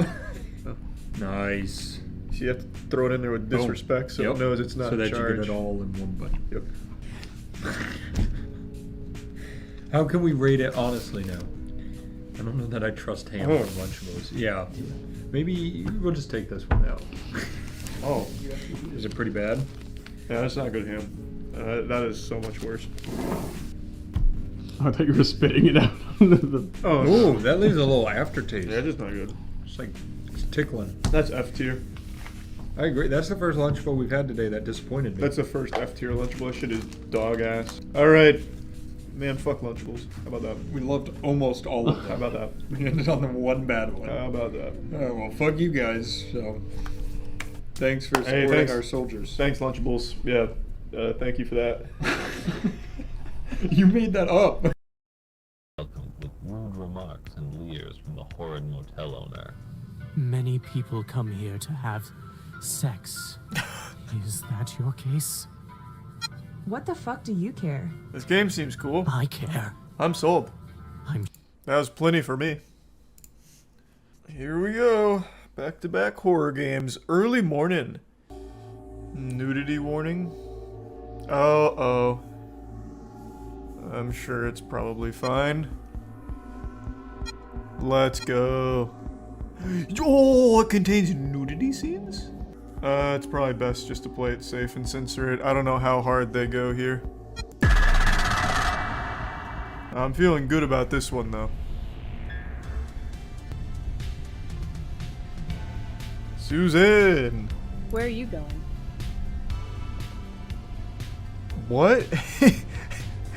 We're in the car together. Are we strangers? What do you mean, where am I going? I'm going to the same place you are. That's why we're driving together. Work and we argued and this son of a bitch got in the car and left me lying there. Carol, you deserve so much better. What? What baloney? What a bastard. You know, many have their brains between their legs. That's what my dad always said. We're about to arrive at the motel. In the morning, a bus should... Alright, Susan, stop yelling at me. What a beautiful night. Ah, just like in Resident Evil. Mr. Shiny! I'm here for coitus. Like the trailer promised. Hey. Ah, good evening, young lady. What brings you here? Man, I don't think it's Troy Baker voice acting in this one, but whoever it is, I can tell they are in the drama club. They are going in. The bus usually arrives at 8 a.m. I can let you know an hour earlier if you wish. Jesus fucking Christ. I'm gonna be rude. How dare you ask me that? Do you see anyone else around here? Many people come here to have sex. Is it your case? God damn right it is. What the fuck do you care? What? This writing is amazing. This actually feels like AI generated art, but for words. Alright. Let's go. Oh, this is where there'd be nudity. Whoa! Damn. Now I regret it. We could have seen some great tits. Oh no! Oh no! God, jeepers! Oh, it's too hot! Oh, it's too hot! Is that a bowling pin or was that his kid? Or her kid? I'm pretty sure it's supposed to be a kid. Dylan. Oh, you pervert! Oh, good. He saw everything. Oh, no shower curtain. There were no secrets between us. Did him record me taking a shower? Him did. Oh, guy. He evil. Can't wait to hear his dialogue. Well, it wasn't me who took the tape. I need service. Oh, he's gonna be dead. Whoa! Run away, huh? I'll take your advice, I'm not playing it. Oh, goodness gracious. Pornos. A VCR. Oh, God. It's the masturbatorium.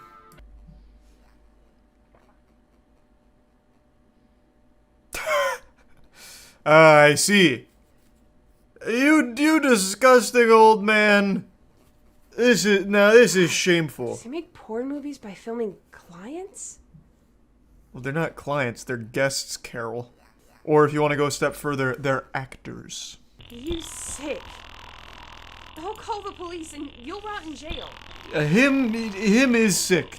I agree. Oh, the police? I don't think so!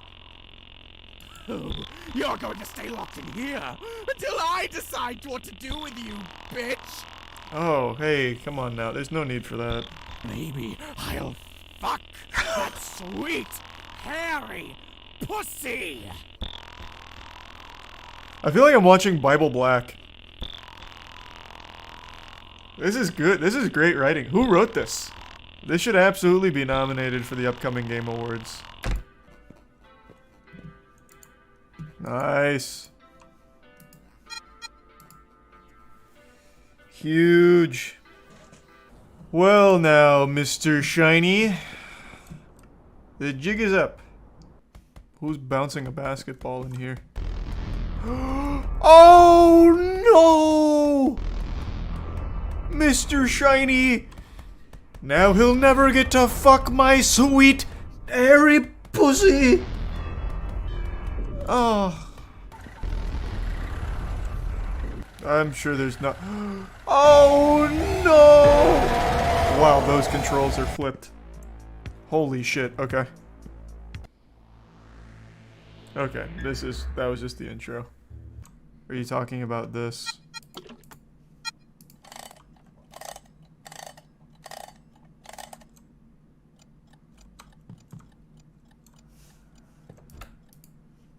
And now he'll come in and he'll be so mad at that alarm clock.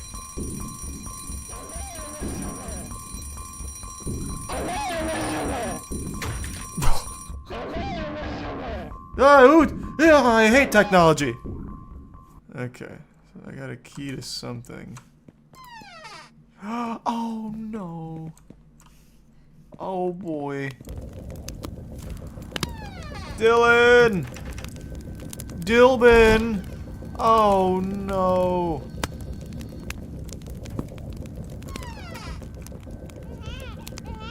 Dylan!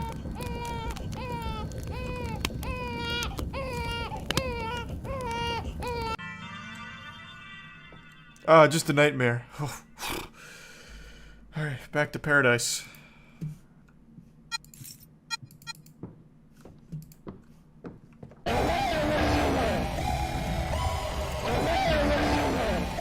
Oh, I'm stuck. I'm stuck. No!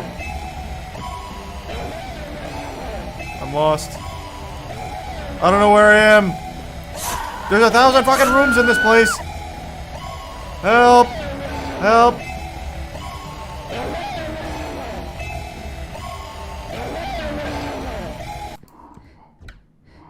How did he find me?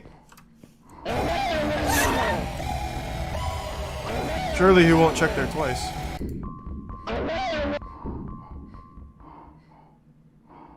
She's gone. Must have been the wind.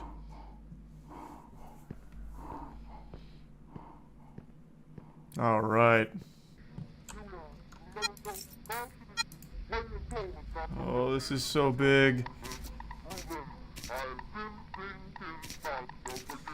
I just need to take the batteries to the Game Boy. I can only carry one at a time. That's so tedious for, oh my god.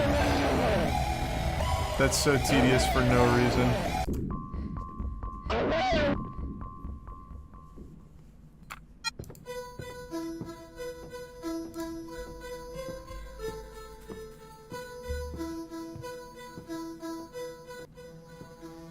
Wait, what? I actually have to play it? I thought it was his score. Okay. Time to have some fun.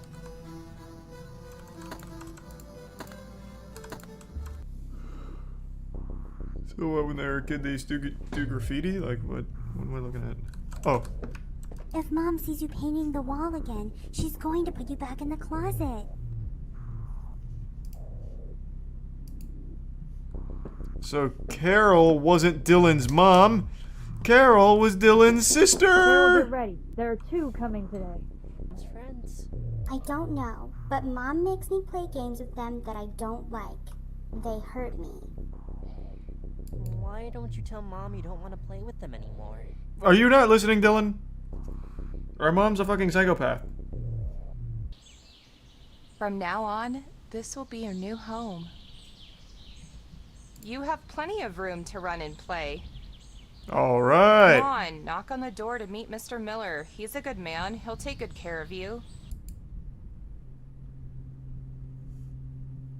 Mr. Miller. Is this the guy that feeds raw meat? Oh, Dylan's the raw meat guy. I see. Big twist. Hey, the resub slug. Hey, how did you get here? Shit, I forgot for a moment. One of the tires on my car is flat and I don't have a spare. I had to come to the farm looking for help, but I heard screaming in the well. I've got the key to the bastard's van. Maybe Let's we can go. get out of here in it. Great, let's go. That was thanks to my persistence in the face of adversity. My no-quit attitude. I know where the van is. I can't run. Susan, I have a... Oh my god. Just fucking firing in the turbojets.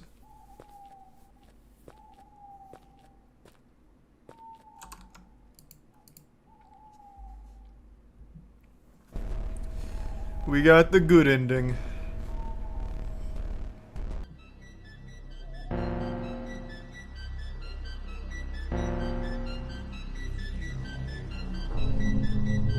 Oh, goodness. Dylan. Dylan. Alright. Yeah, the beginning of the game and the end of the game were fun. All that generic shit of gathering things in the house is just boring. But the beginning of the game was amazing. With Mr. Shiny. Oh my god, wait, what? There was a gun in here?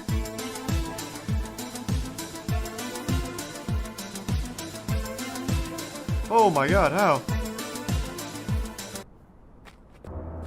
Oh boy. This guy doesn't even know what's going on, and yet for some reason he pulls that piece out. He's like, the car's still running. Time to kill someone. Wow, good flick.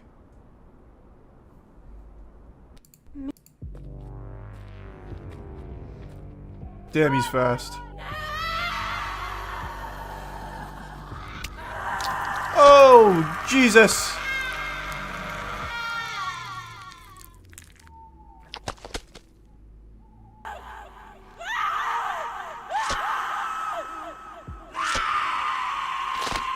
I feel like Carol should recognize Dylan, since he's wearing the same mask.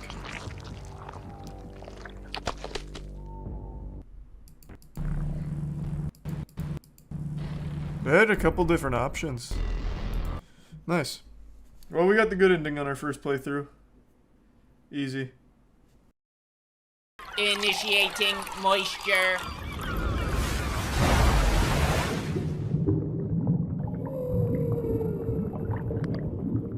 If you're looking at me and thinking to yourself, damn, looks like Charlie hasn't slept in over 24 hours, you'd be absolutely right. And since I couldn't sleep, I decided why not watch the entire Cyberpunk anime that just dropped, Cyberpunk Edgerunners. So Cyberpunk Edgerunners is a new anime set in the Cyberpunk universe, and I don't need an implant to read your mind. You're probably wondering if it's as disappointing as the game was, and the answer is an absolute fuck no. The anime slaps so hard. Let's just rip this band-aid off now. We all know that Cyberpunk released in a pretty shitty state. There were more bugs in that game than there is in a frat house trash can. And it suffered. It was a very disappointing launch, probably one of the most disappointing launches in recent memory. I understand they've been addressing it and making it better over time, and I think that's great. I haven't gone back to it. I just can't bring myself to it. It's painful. Like getting a brain dance from a goddamn garbage truck. I really can't see myself going back to the game, but I'm happy they didn't just abandon it in an unacceptable state. But anyway, this anime is set in that universe, and as I understand it, is actually canon to that universe. And I think that's great, because Cyberpunk, even with all its flaws, had an amazing setting. And I'm super glad we get to explore more of it here with Edgerunner. It is so good. Now, it's not perfect, nothing ever is, unless of course it's a Brendan Fraser movie, but this show goes so hard, just non-stop, full throttle, nuts to butts. It's done by Studio Trigger, and I think it is probably their best work so far. It is breathtaking, just a gorgeous, beautiful show.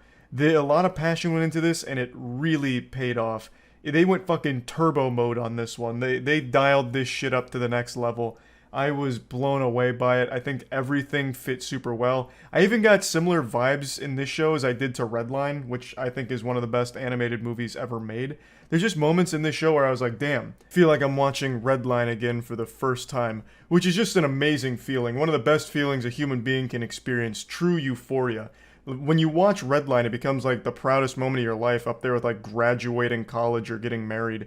It's just such a good movie. Highly recommend checking it out, but I'm getting sidetracked. The point is, there were times in this show where I was like, wow, they're up there with some of the best when it comes to animation, especially when it comes to the action. They didn't pull any punches. It's hyper violent, super gory, over the top. Everyone like blows up. There's ribs flying. There's intestines going all over the place. Intestines flying around as poop's falling out the back end. You know, like it goes hard. It doesn't hold anything back, and I love that shit. That hyper-violent action is always just a guilty pleasure of mine. It leads to really goofy, over-the-top moments that I think are just always fun, and they do it wonderfully here. And since it's set in the Cyberpunk universe, the action's pretty creative since everyone's got all kinds of implants and all kinds of crazy cybernetic augments that let them do wild shit. So it's always flashy, and it's always great. The action shines, and really everything shines here because they clearly put a lot of work into every little excruciating detail of this universe. I can't praise the visuals enough here. But now let me briefly pop this show's dick out of my mouth. This is where I have a few complaints. It's story and writing. I don't think the story's bad by any means. In fact, I actually really like the story and the direction. But I feel like there was a lot they wanted to tell and only a short time to tell it. It's a 10-episode series, which is pretty normal length, but I really feel like they wanted something bigger, so they condensed all of these massive story beats into really small chunks. So, for example, in episode 1, we learn a lot of information about the main character and his relationship to his mom. but we learn all of that information through like maybe 2 minutes of just exposition dump, like constantly. So it leads to a lot of things just kind of falling flat because they got there so quickly without really building up to these things. I'm not going to give spoilers, so I'm not going to go too deep into examples, but I wanted to just highlight the character's relationship to his mother right away because so much happens in such a short amount of time in just episode 1 that it's hard to really care. You know, you just kind of brush it off like, oh, well, I really didn't care at all because they didn't make me care. And there's just times where the writing's kind of silly, where they're having a conversation that's just so stiff, like, Mom, I don't really want to go to school. She's like, you know I want you to go to school for a better life. It's why I'm working so hard for you, David. It's why I'm working these jobs to put money on the table to send you to that very prestigious academy. And it's why I'm never home, David. It's why you never see me at home, because you and I, we're not bonding enough because I'm busy working for you. You know, it's just like kind of that old cliche. It's just, I don't know, they hit you so quickly over the head with a lot of exposition that you just kind of roll your eyes at some of the writing. But overall, I still think it's good. Like, the characters, I think, are well written as they develop throughout the 10 episodes, but they just try and do so much, and they do it a little too fast, in my opinion. It's not a huge problem or anything. It's not a deal breaker. It doesn't ruin the show or anything, and it doesn't even really hold it back. It's not that detrimental or anything, but it's something that just kind of stood out as a bit weaker than the rest of the components. You know, the visuals are on another level. They're popping off hard as fuck. And the soundtrack is always boner jams. The soundtrack is really good. And that's something you'll notice right away in episode 1. Like, as they're just doing things, like even just driving in the car, like with this conversation I was talking about, there's like a backing track to it, which is just like an actually great song that's lightly playing in the background. And it just adds a lot to the ambiance of the whole world. I really appreciated that. I think they did a great job with their music choice here. So yeah, overall the show's amazing. Plugging into the moist meter, I'm giving Cyberpunk Edgerunners a 90%. Really the biggest flaw with the show is it had too much for too little time.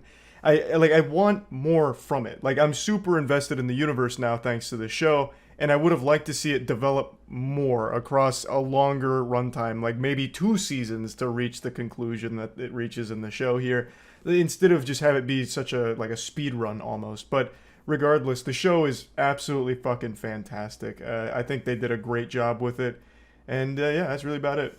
See ya. Oh, is this mini quest? Is the mini quest just completing one of the runs? Just completing a run? Show world? 481. Now, you can do this raid solo if I remember correctly, right? One of the invocations lets you try and solo it. Yeah, you can? Okay. I might... let me see if the team's on. How hard is the raid? So... Cox, Chambers of Zarek was the first raid.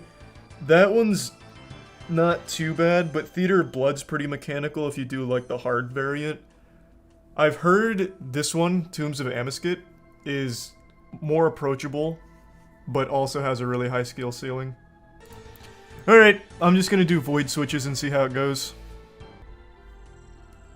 I say we just let that rip. Just 2-way switches. Oh, that's gonna be so trash. Oh my god. That's gonna be tragic. Torva's best in slot. True. I should use Torva. Does Torva degrade? I don't remember.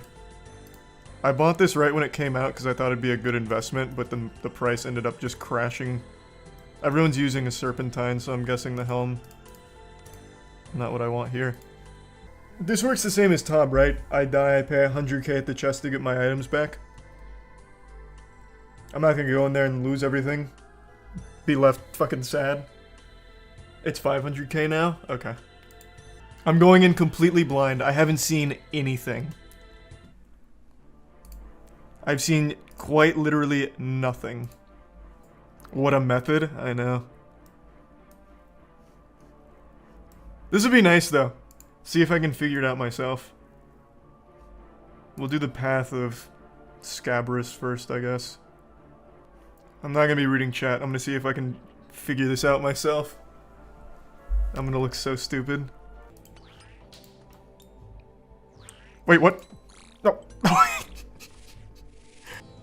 Oh, I see. I need to light up every tile, don't I?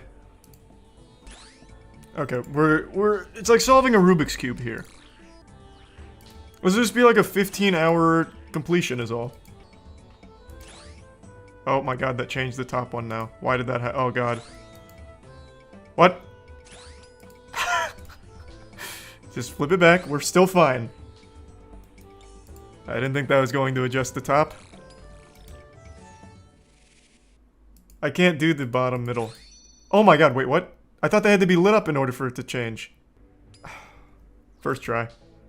Okay, we're in good shape. We're looking real good right now.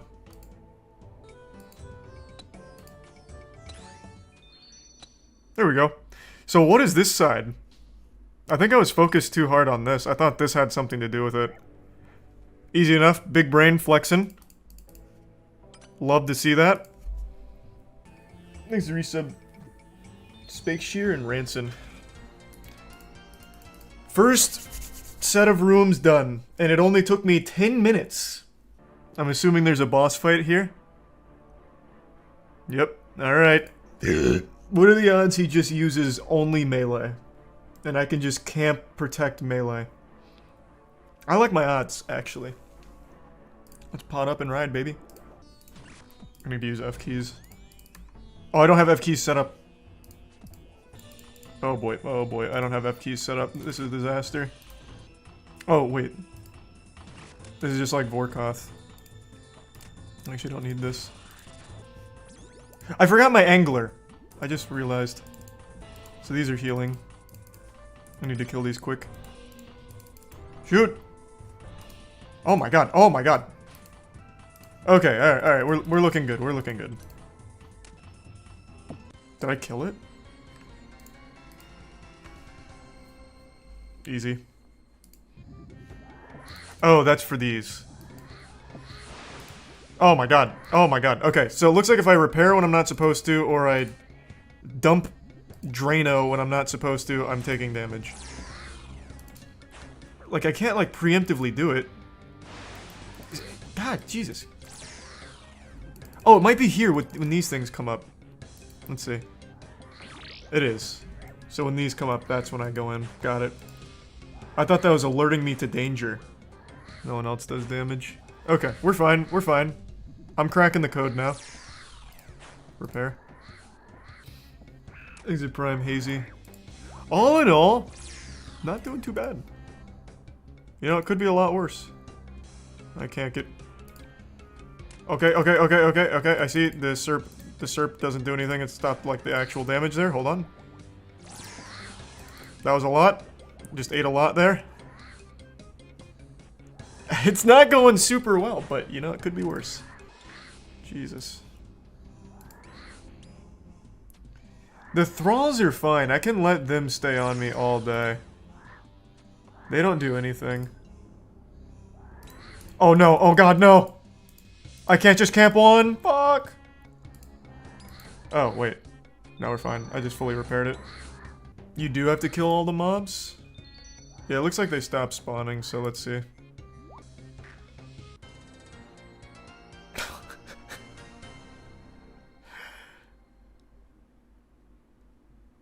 Alright. Could have done that 10 minutes ago. So it looks like it's just about killing the mobs and not about repairing the room. Alright, another boss. This one doesn't look as straightforward. It looks like I'm probably gonna have to, like, run up to him.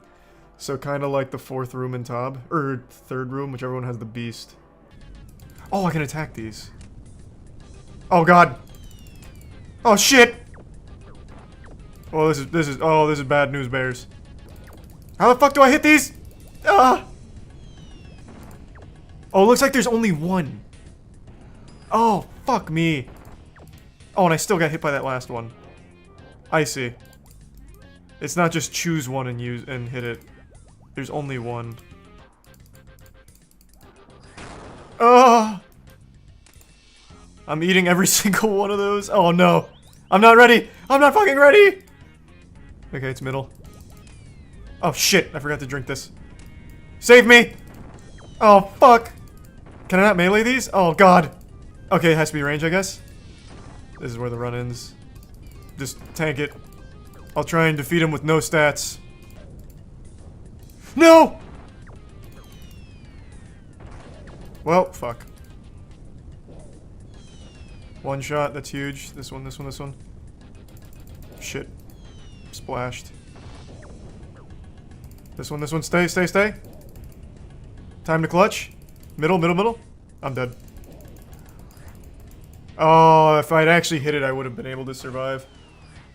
Overall, though, for the first run, that really wasn't bad. I think the main problem was just not bringing appropriate switches. I think that would have been huge for me. I still don't know how to dodge that huge fucking coffin he throws. Is that just like prey range or magic or something? Here I come. Can't wait to get my ass pounded again. Okay. Well, this is gonna be rough for me. So it looks like I need to grab water from each side. No, I'm going for it.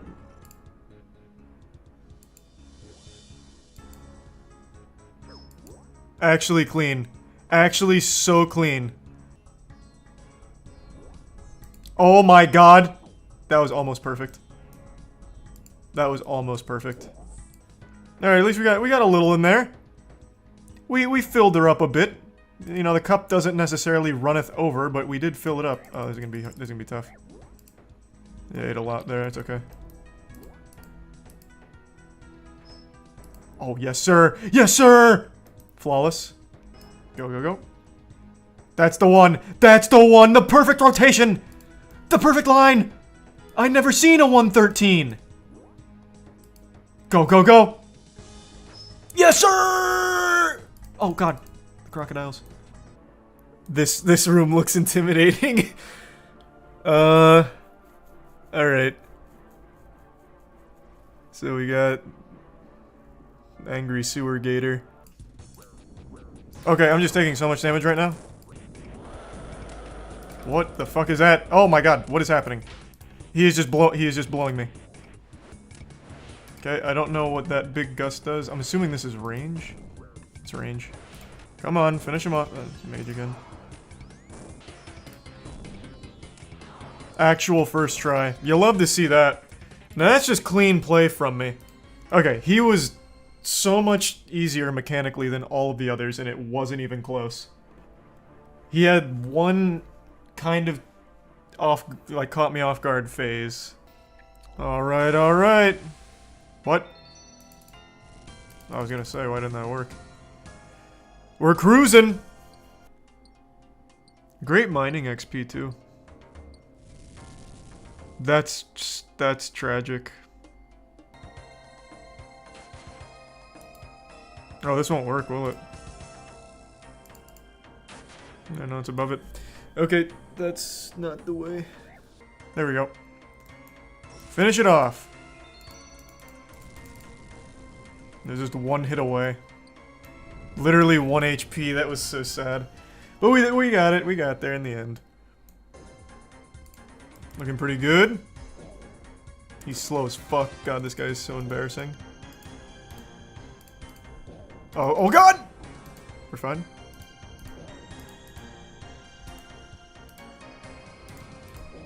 Seems like a room that really values the stamina potions I didn't bring. What do these guys do? Oh, they're like filling this shit up. I don't know what happens when these fill up. Okay. Okay. That was a lot of valuable data. Unlucky. Okay, unlucky. What the fuck? Okay. Okay, it's still going. Okay. I'm learning. What is happening?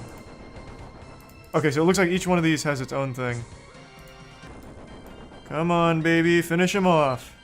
Almost there. Jesus Christ, please. Push through. One's not gonna do it. I don't remember if Arma or Torva has more magic bonus between the two of these. Neither one of them's great. Ugh. There we go. Oh god, what the fuck? Okay, wait, we're not done. Oh, Jesus. Is that it? Alright.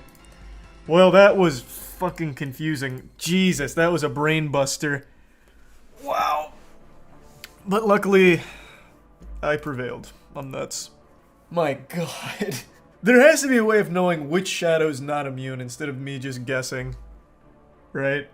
That was absolutely me just not knowing exactly how it works. Also, all my books just vanished. Alright. We're in good shape now. Now we're feeling it. Final boss, I think. Okay. It's only taken me an hour and 20 minutes for a single run right now, you know, like I think we're on world record pace. Yeah, I'm ready for the final challenge. It's alright. I'll figure it out, I'm sure. Is this the boss? Ah, Jesus. Spec it again! Actually, I changed my mind. Don't spec it. Yeah, yes. Good, good, good. Save spec. So this is charging these guys, so I bet they're about to come out. What in the fuck? Oh my god, I'm getting melted. Okay, we're fine, I think. Alright, so one of them got charged, which is fine. This is not correct? Okay, this is not it. This is not it. No, this has to be it. Maybe I just, like, overcharge him. Oh, God. What? What is this? Oh, God. I see. Oh, I'm hitting it with my fucking dragon warhammer. Oh, motherfucker. Okay, unlucky. What is that? Oh, my God. Oh, Lord. It's like a bullet hell game in RuneScape. Oh, fuck. I just keep going right into it. Stop it! Stop it! Stop it! Stop it! I'm so close already. There we go. Okay, phase 2. Here I come. Oh, maybe not. What is happening? Ah, that no run energy is a real bitch. I'll tell you what. Luckily, I'm going back and forth, getting hit by both sides. How do I? Oh God. I'm just running up. Come here. I'm just getting right up in there. Tank it. Push through. Oh God.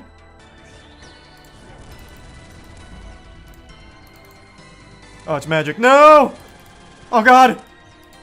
Oh, Imagine I clutch this. No! I was too slow! Ah, I was too focused on not missing ticks. Alright, I figured that out so quickly. I'm really pleased with how quickly I picked up on the patterns there. Had I, like, potted up going into that, I'm pretty sure I had that. And now I'm experienced. Not a bad run. I also forgot to put the defender on, so a lot of very sloppiness there, but overall, not bad. Oh shit, I wasn't looking. Oh God, I'm out of rhythm. What's happening? Jesus, he's eating the floor. Fuck, fuck, get out, move, move, move. Ah.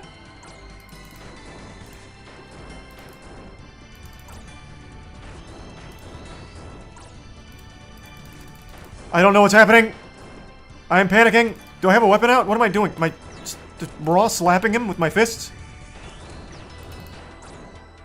There we go. That got a little hectic at the end. I hadn't seen that yet. Too free though. Too easy. Soloed it. How many deaths did I take? 6? That's really not bad. Like, that is really not terrible. And I didn't bring any real switches. If I had brought real switches, I think that would have went a lot smoother. Though I was having an entire fucking brain meltdown just from clicking 3 things, so maybe more switches would have made it worse. Not really sure. Imagine I actually get a purple chest. Let's get some streamer RNG.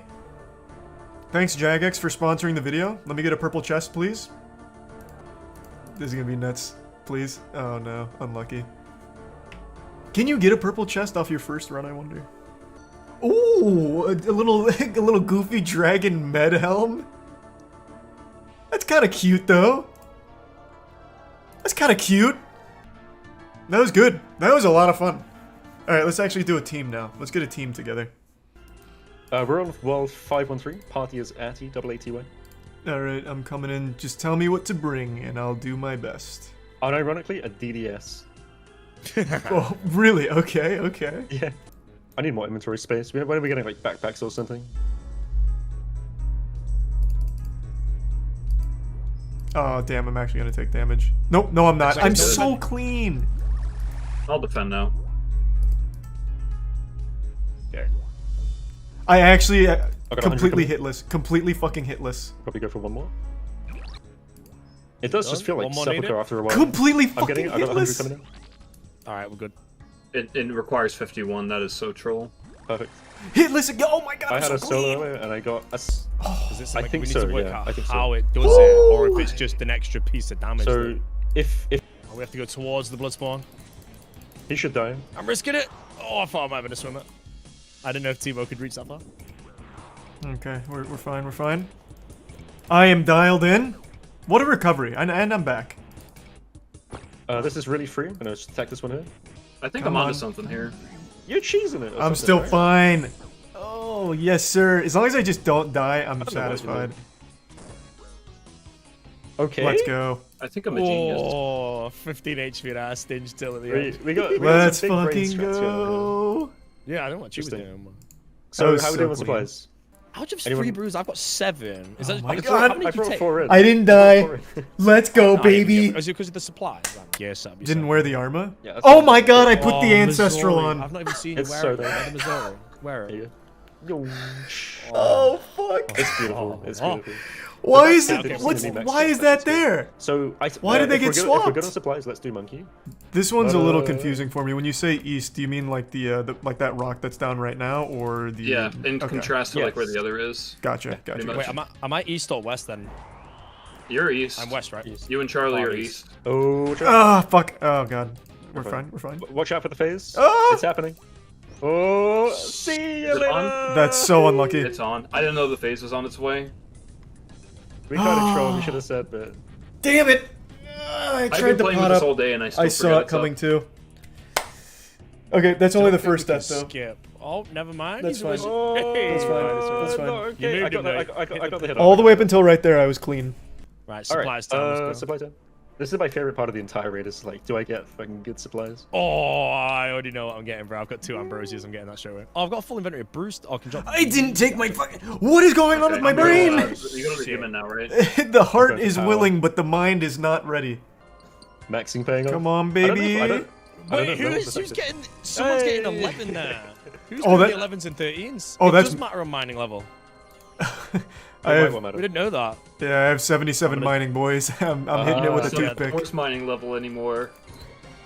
This has There's a wondrous this brew has on got the me northeast if anyone needs fucked some. up. I'm kind of low though. Okay, I dropped we're that. back. We're I'm gonna back. grab it. Oh my god. Oh, I'm gonna get the thing. Okay, there we go. I'm not moving. Mark for detonation. shut up. I'm not moving. We're good. We got a dragon. Northwest. I'm gonna DDS. Come on. If you're doing perfect coordination, looks like 2 rapiers is about right, or like 2. Yeah, 2 dice. 2 rapiers. I'd send specs if you have them, honestly. I'm No not wonder. dying. I refuse to die. Come on, send Oh, the I specs. think it does work. It does, yeah. Nice, let's go. No, not the specs. It was something else I had in mind. I didn't Like, die. hover menu Let's option go. over him, and then Let's when he go. teleports, you Let's click back on fucking him go. again. I think you can path middle. That That's was the pretty fun. sloppiest shit Twitch has ever seen in Just its progress right goddamn off. life, Yeah. but I Depends if you survived. get like dragged through stuff, I guess. We're good. We're fucking last. good. Puzzle time, baby. Oh This was my like, god. playtesting, like the entirety of this path, and now it's like one of my favorites. Jesus. Okay, I've got him. Oh no, he's 1 Oh, HP. we should kill the melee scarab though. I would just use T-bow. Oh, sorry, not T-bow. Oh, I'm nearly dead. Hold on, Magic I'm just Sword doing the summons, easy like, part. Blood Barrage it. Oh god, move, move! What the fuck? That was actual lag. Oh, get out of the way, Capri. See, I'm in good rhythm with melee right now. This has actually been almost hitless from me. Big Goodness. DDS actually this. What the heck? He's getting smoked. Okay, that wasn't terrible. That wasn't terrible. I panicked though. I lost myself. Oh, get the dodge. Treat. Nice, very good. Okay, alright. Through. We're through. Alright, this one's sped up still? I still have the ambrosia. This is I sped up. don't think it's that fast. I'm not sure though. No, bro, I don't think we're turning insanity on. That's for like solos and stuff. Maybe later. See, like, I've got this second phase down so well. Okay, we're fine though. We're fucking fine. I'm dialed Oops, in. again. That damage is nuts. Careful. Get the ambrosia down. Oh, unlucky. God damn it. He's God. down. Unlucky. Oh, right at the end. Oh, that hurts my feelings. Same positions before. I should have had that. I should have had that. I'm better than that. It's back down to 1 HP now. Oh, the 1 HP now, though. So I should have just taken the scale, I think. ambrosia. If the last I one- would have been fine too. I would have These been are fine. retroactive, it seems. It is what it is.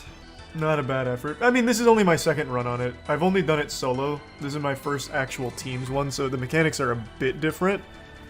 Just gotta get used to it, and it was overall pretty clean.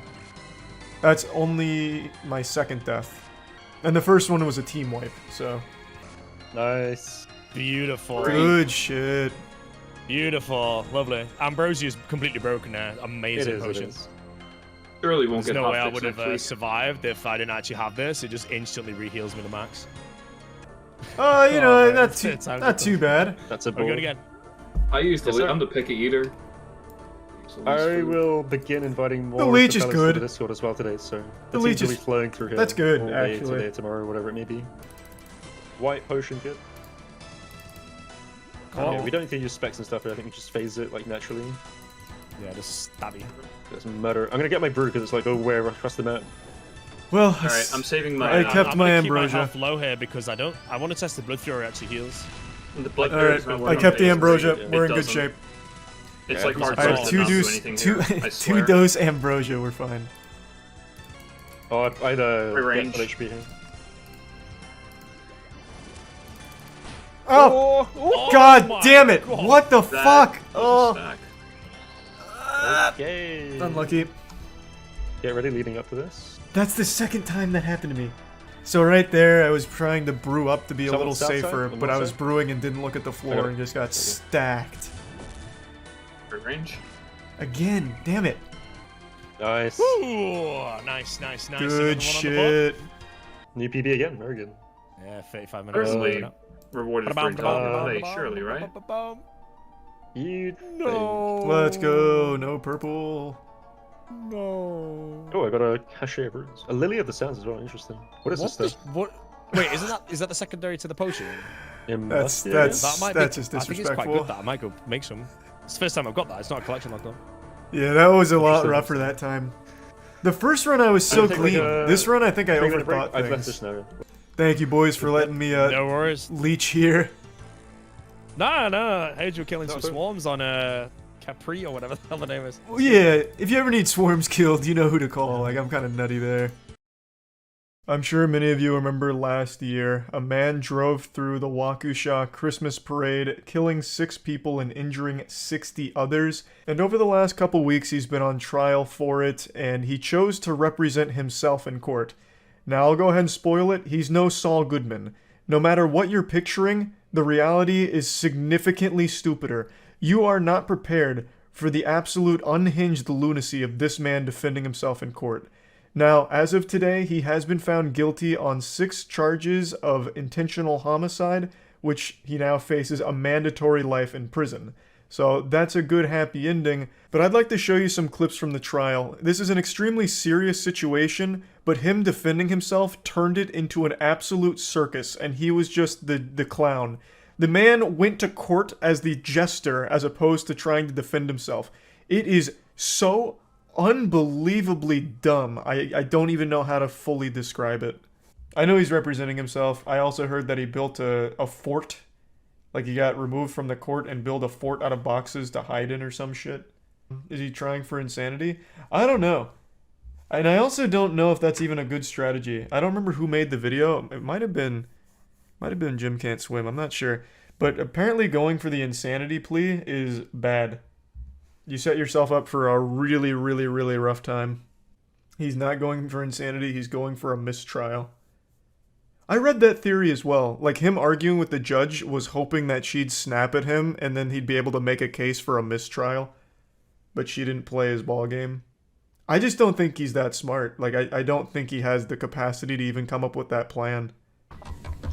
I would note he put 2 boxes right in front of where he's seated, so I can't It's his fort.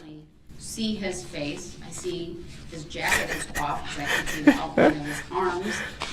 Okay, for people that don't know, I'll bring everyone up to speed. This guy is an absolute goofball, but what he's done is anything but goofy. This is the guy that ran his car through the Christmas parade and killed, I think it was 6 people. He's representing himself at the trial right now. Oh, yeah, it even says right here, killing 6. Well, now you've ruined his whole defense. Mr. Brooks, I'm going to ask you for a 3rd time. I've asked you twice now, and I'll ask you a 3rd time. Do you have any requests as it relates to the But they're my... instructions? That was his fucking box fort. Deletions, edits, Have some respect. or otherwise? Hey man, you don't gotta talk to me like that. it ain't like they gonna be honored though. As it relates to the jury instructions, sir, what are your... I heard what the hell you said, man. Jesus Mr. Christ. Brooks, that was very disrespectful. For what anyone that doesn't keep up, and admittedly I haven't watched this whole thing top to bottom, I've only seen the clips. His tactic is yell at the judge as much as possible, hoping that she'll snap it back at him, but she just treats him like an actual baby. Just, hey, that wasn't nice. Can you use your inside voice? Okay, I don't really want to go down this road. Can you stop? Why are you so mad? Please? This is silly. Just all she gives him.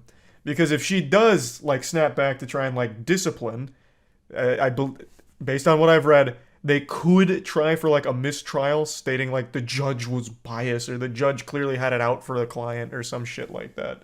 So she's just keeping her cool, keeping everything super mellow, super stoic. So good for her. I'm going to mute him again because he's not answering the questions that I'm very clearly asking him, and I've given him 5 opportunities. Give him his boxes back and he'll be more talkative. Mr. Brooks, do you have any requests as it relates to the jury instructions? I'll unmute you for that answer. I can't hear everything you're saying. Might break Yeah, them. I'm still agitated. I ain't gonna stop being agitated. That ain't gonna stop. You sit up here and do everything you're doing, and think God don't see what you're doing. You can't call God as a witness. That's not fair. That's like summoning Exodia. Mr. Brooks, do you have any requests as it relates to the jury Yeah, instructions? I can hear what you're saying. I can hear what you're saying. You just told me you didn't. So what are your requests as it relates to the jury instructions, sir? A little bit of ice cream in my boxes back. Why am I charged with 2 bail jumpers when I was already charged in Milwaukee for the same bail jumping? That's double jeopardy. It's not double jeopardy. Your objection is noted. It's overruled. I'm not familiar with the law. Is double jeopardy something that you could, like, an actual legal thing, or is this man really confused on where he is right now? Because that was a quick overruling. It can be, but not here. Okay. So it can't be tried twice. They call it double jeopardy. Gotcha. What's your next request, sir? I'm noting your objection. I'm trying to talk. Can I get it out? You always want me to not interrupt you, but you always find a way to talk over me. I understand your position. I'm saying it's overruled. You always want respect. You always want respect. Well, you're not hearing the epilogue here. He's about to overrule your overruling if you give him a moment. I want to know why I'm even charged twice with the same thing. Oh my god. Jesus Christ. Oh my god. What the fuck? Oh, he got his boxes back. He can build his fort again. Turning to the basis for Give him a couple extra boxes. counts, it will be up to the jury to review the evidence and make a determination as to the verdict forms, though, that were What's in the boxes? at least the Well, he's representing himself, so it's probably just a bunch of, like, legal books and shit. Obviously, some of them did not have them on, just frankly from prior. So as it relates to this, the state is asking that I simply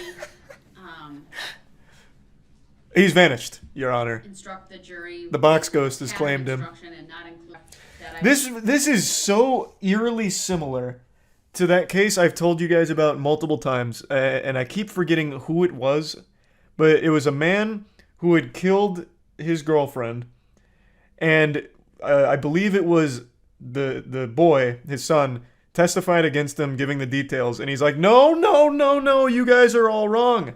I did kill her, but not where you said I killed her. So if you're going to tell the story, you're going to tell it right in front of the whole court. That shit was wild. I can't remember who that was. Was that Ronnie O'Neill? That name looks very familiar. Yep, that was another person who represented himself. Somehow, the people that represent themselves are the dumbest people of all time. That's weird, right? That's weird how that works. I even just voice cracked that, how strange that was. You would think if you're representing yourself, you're like a super intellectual being. But I mean, I don't know. Not a great track record. So weird. It's unfortunate that he's deciding not to participate in this. I agree with the state. I don't need to highlight that second paragraph. What is the protocol for this? I'm very curious. Everyone I've seen represent themselves, at the very least, tries to play ball. Like the guy who openly admits to murdering his girlfriend and correcting the people on where he murdered her. But this guy just straight up doesn't do anything. He just builds box forts. So at this point, is it just like a field day? You just like you could just give them like everything all at once since he's not defending himself. The judges usually like to be lenient in these cases to prevent grounds for appeals. Well, that's what I was saying, right? Because they're doing everything they can to avoid a mistrial motion, right? Because, I mean, this is a very serious case. This guy is an absolute fucking monster. This guy is evil. This is the guy that ran through that Christmas parade, killed 6 people, injured 60. This is a man by no means should be let off easy under any circumstances, so they're doing everything they can to tiptoe around here to make sure there is absolutely no wiggle room for mistrial accusations. So I get that. All right, sir. Mr. Brooks, do you have any questions for this witness? Yes, I do, and I object to being called that name for the record. What? Do you recall giving a what statement to an officer? Someone fill me in on the lore. What does he want to be called? He's claiming his name isn't Daryl Brooks. Oh my god, how did I miss all of this shit? I've only seen some of the clips. I had no clue. What? He thinks it's a loophole. We've seen this before on Court Cam. There was a guy, I don't remember what he's there for. It might have been a DUI, but I'm just spitballing what it was. But his whole thing was, that wasn't me. That person that you're accusing of doing that is not me. That's not me. And then they asked what his name was, and he's like, it's not that. That was his whole defense. Is he trying that in this situation? I was positive it was you. Who is you? You. I'm looking at you.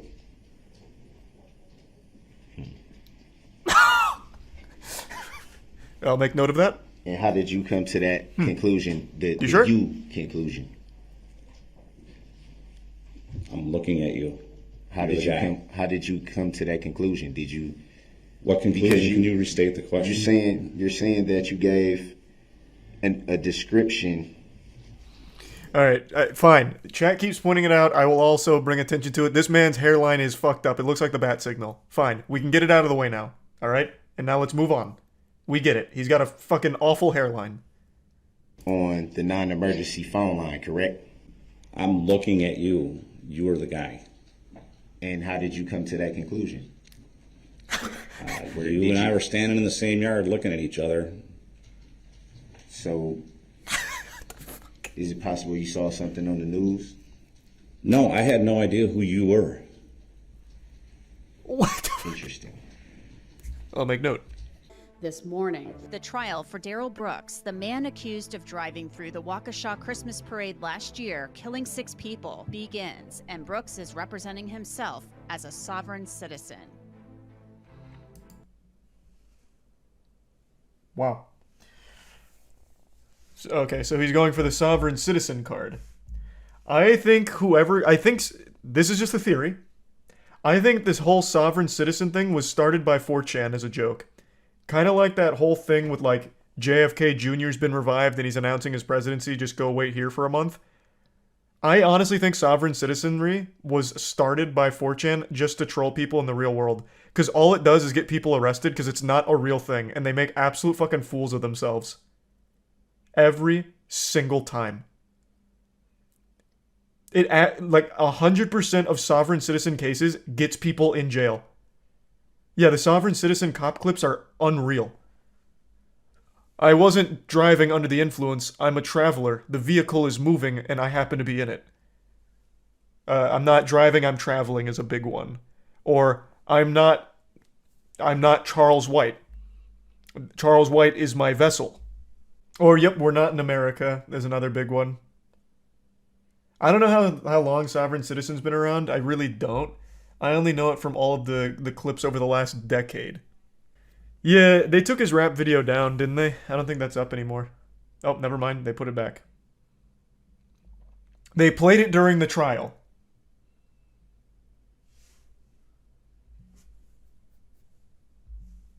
That should be another criminal charge. It's trash. It's fucking trash. We're going to play it in its entirety, but without volume, Your Honor. All right, thank you. Oh, that probably isn't even standard procedure. The music was just so bad, they're like, we're going to do everyone a favor and mute it.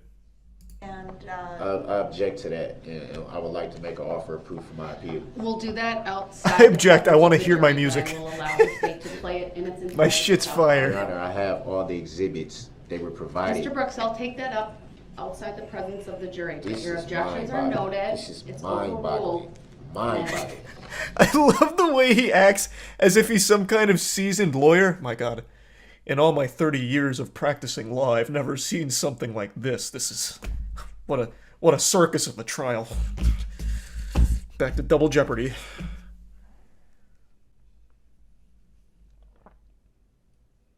actually, Your Honor, I changed my mind. I would like to play the audio, please. This is mind-boggling. I want to have it. You don't want to play the audio. And then I'll make a ruling and I'll take that up. The video wasn't even in the exhibits that I received.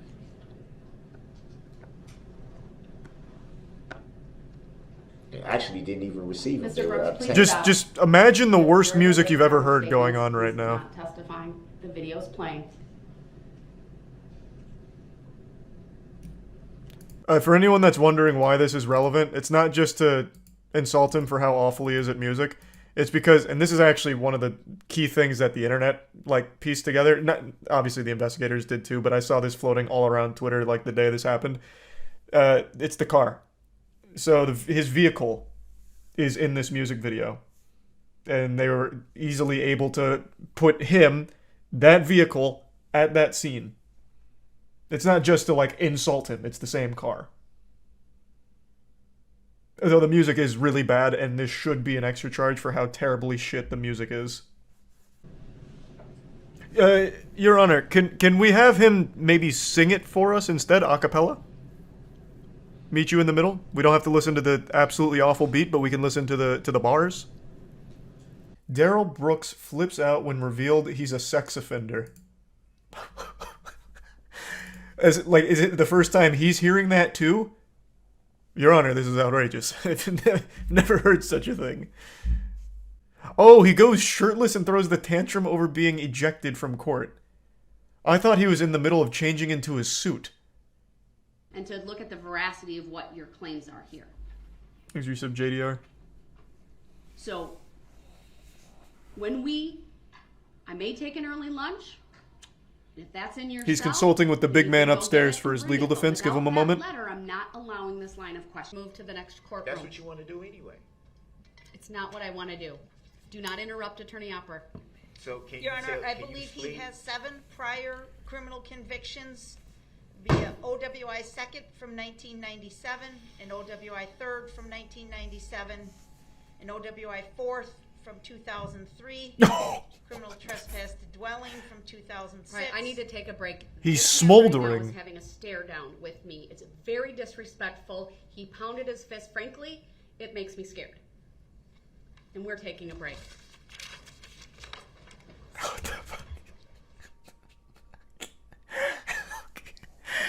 Okay.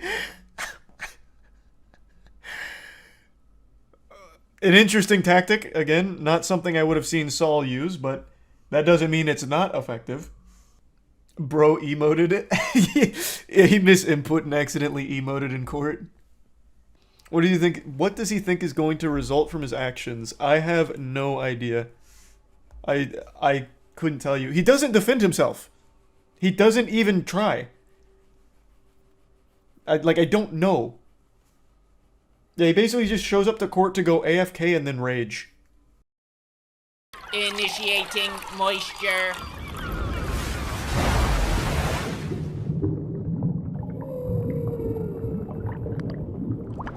Welcome to the Moist Meter. Today we're taking a look at Sonic Frontiers. Now, I was very public about how awful I thought the early trailers for this game looked, and I'm happy to say I was pleasantly surprised with how the game actually turned out. So, let's just get into it right away. Now, I think the game overall has a lot of great ideas, but the execution is lackluster in a lot of areas. It has wonderful ingredients, but the recipe's a little fucked up, so it ends up tasting a little shitty at points.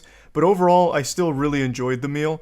So, the big thing with Sonic Frontiers is its open world. Obviously, that was like their main selling point.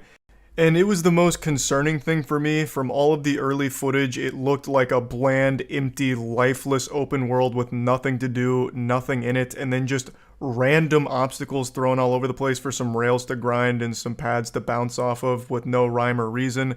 And now that the game's fully out, I can say with confidence that's exactly what the open world's like. But it's still a lot of fun to play, and I see the potential for the formula here.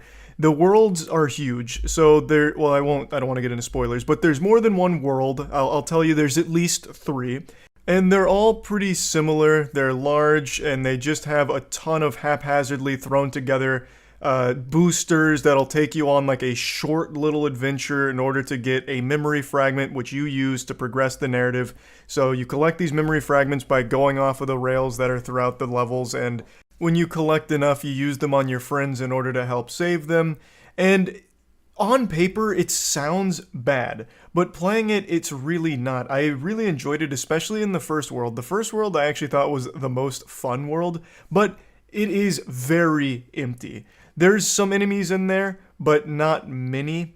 There are mini-bosses, though, in these open worlds, and the mini-bosses are very fun to fight. I actually found the combat to be a breakout, joy for me. I thought it was going to be pretty uninspired and pretty boring, but it's not. It's fucking hype. So fighting the mini-bosses was always enjoyable because there's actual mechanics to it. It's not just a DPS check. You can do some fun stuff. There's some fun combos to experiment with. The skill tree's simple. It's quick to finish, but it is enjoyable. So fighting the mini-bosses in the world is the most fun to have in the open world. But yeah, there's not a lot in there, and it also has a huge problem with pop-ins, especially on World 2.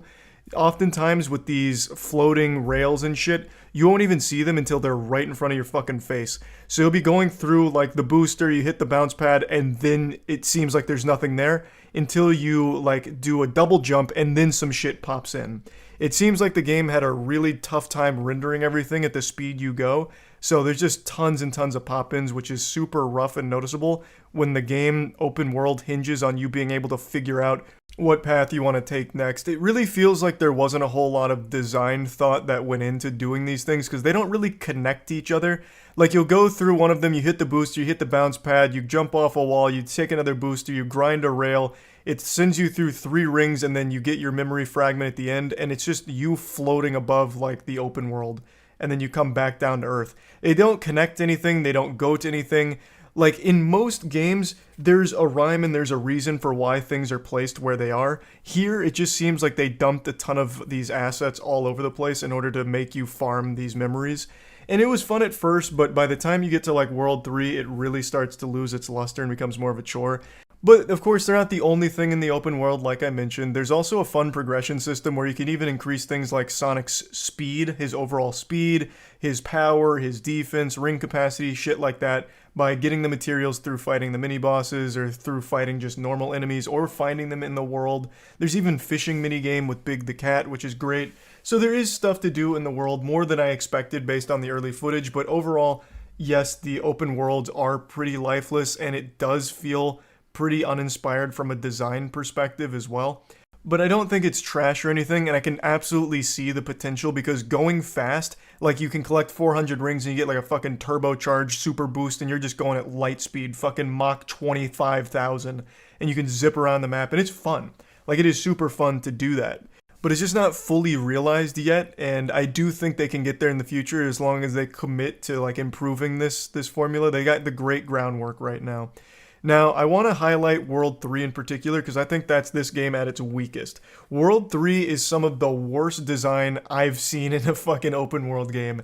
There's a bunch of islands that are not connected super well, so you have to go way out of your way to go from one island to the other or find a bird to take you there, and it's just such a fucking headache. It completely puts the brakes on this entire experience and does not go way past cool. It goes way past fucking frustrating. It's miserable to play World 3. It slows everything down, and it is awful. I hated World 3. Everything's too spaced out, and you have to go to very specific paths in order to find the right rails to get where you want to go.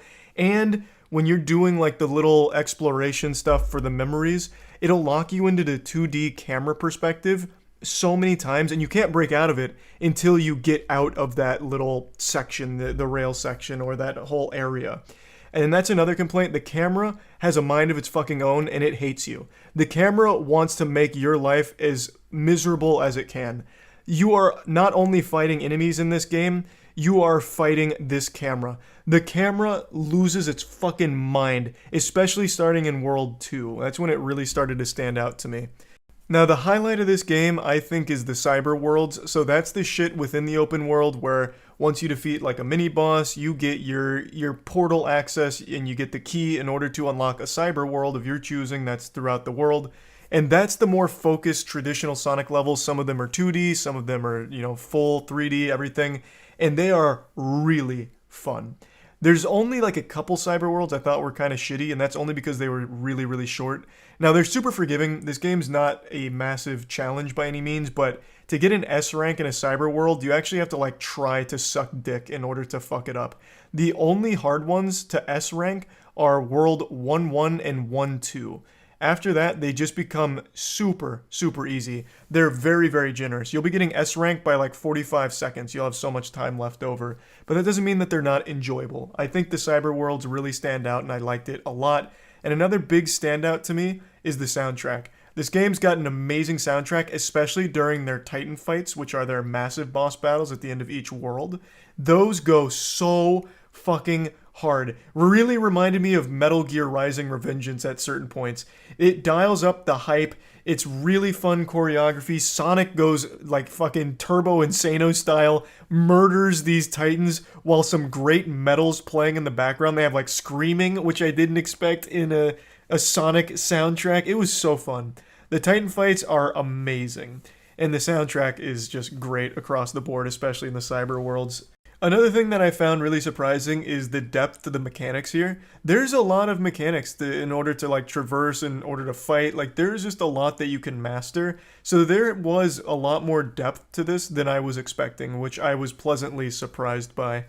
Now, I don't know how important the narrative is to Sonic fans, but I will talk about it here because, there's a story, and it's not bad by any means, but it's very standard, what you're expecting kind of story. The power of friendship, I'll do anything for my friends to save everyone. Sonic's got his classic snark, but none of the other characters really get a chance to shine except for a new character named Sage, who is introduced in here as kind of like the antagonist, and I think that character's pretty solid overall, and, Eggman's great, but the story isn't anything that anyone's going to be like writing home about as like a powerful, profound piece, but it allows for really hype moments. It gets you from point A to point B to allow these amazing set pieces in the world, and I think it succeeds at what it wants to do, so I don't think it's bad. I just wanted to like briefly talk about it, that it's nothing super special. But I do like a lot of the callbacks, and there's a bit of fan service in there as well, and I just overall didn't mind it whatsoever, but I don't think it's great either. Plugging Sonic Frontiers into the moist meter, I'm giving it a clean 70%. This turned out a lot better than I expected it to. I went in there with very low expectations, and I was very pleasantly surprised. I always approach games with an open mind, even if it's one that I don't think is going to be great, and I'm always happy when it turns out that I'm wrong and the game is good, and that is the case with Sonic Frontiers. It's got a lot of problems. There is a lot of jank. I didn't even mention this. Let me mention it now. The combat when you're fighting a lot of these bosses is fun, but so fucking janky. Sometimes you just shoot across the world for no reason because momentum gets carried in a weird way after you use some of the combos.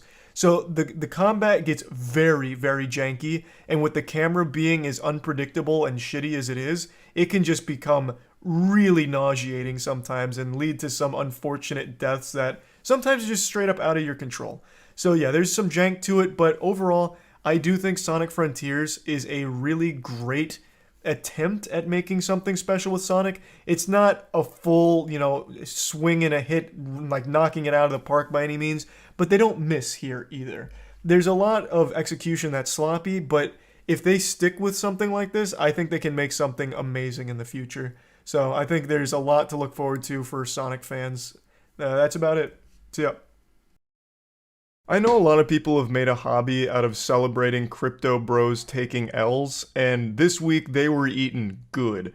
Their bellies were stuffed because the largest L in cryptocurrency history, perhaps, just happened this week.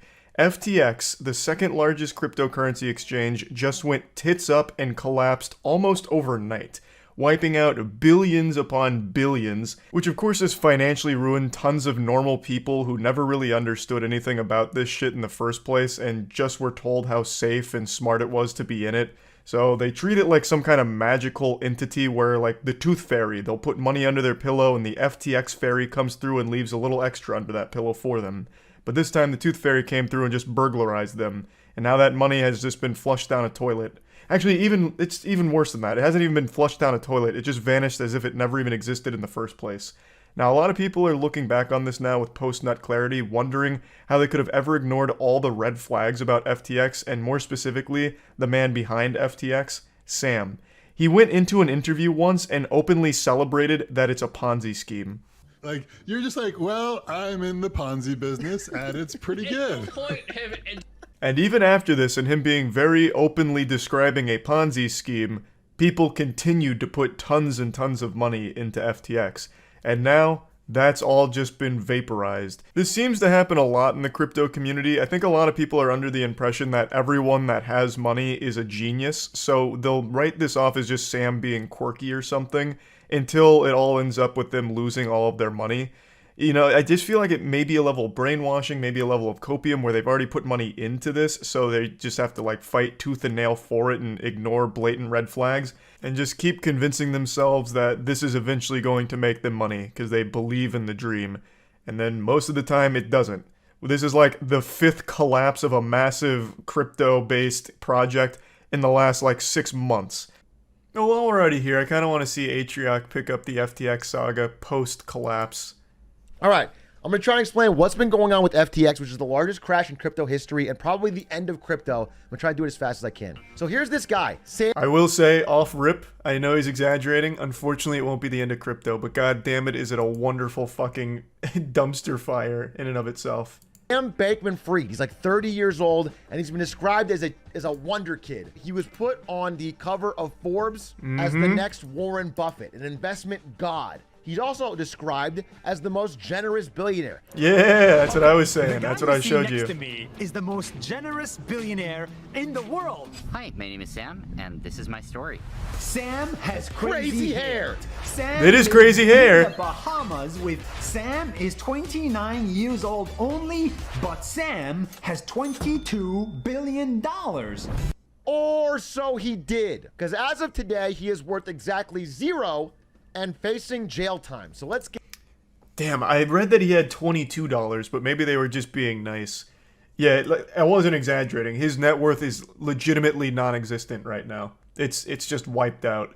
Also in the video, I don't know if Atrioc's going to play much more of it. Big A probably won't let this one ride because it's a really stinky video. But when they're interviewing Sam, they ask him how he gets started. And I shit you not, he made it sound super easy that anyone could do it. He said, oh, well, you start with $10 million, and I noticed that Bitcoin was at $10,000 on a US exchange, but $11,000 on a Japan exchange. So I put my $10 million into Bitcoin at 10K, and then sold it for a 1K profit on the Japan exchange. And I did this every weekday, making $1 million a day. It's that easy. You just got to start with $10 million, and you too can be the next Sam. Literally, step 1, start rich. Like, that is almost every billionaire's story. It's a safe and easy way to get into crypto. God. I don't think so. And I'm never wrong about this stuff. And he never was. Don't be like Larry. Don't miss out on crypto, on NFTs, on the next big thing. God, that feels so good. Oh my lord. I don't remember that commercial like that, but that is beautiful. Larry was not wrong. That is correct. Man called it. Maybe we all need to be a little bit more like Larry. Safe. They know that crypto is becoming this big thing, but they don't really understand it. They're afraid of being called out of touch. That's one other thing that I've talked about a lot, but I can never understate the importance of it. I think the way these exchanges, as well as just like general NFTs and crypto, the way they present themselves and market themselves is so evil. they're very clearly targeting either older people or people with legitimate FOMO, fear of missing out. They're always saying it's safe. You're going to make money. Like, there's really no risk involved. It's easy to start up. It's quick. Like, you are stupid if you're not putting your money in crypto because it's so guaranteed. And it's fucking wild how effective that is. Now, of course, I did the same thing. Yeah, 100%. Like, when this shit was hitting hard, and it really wasn't crypto, it was GameStop stock because I had such a bad, such a bad time.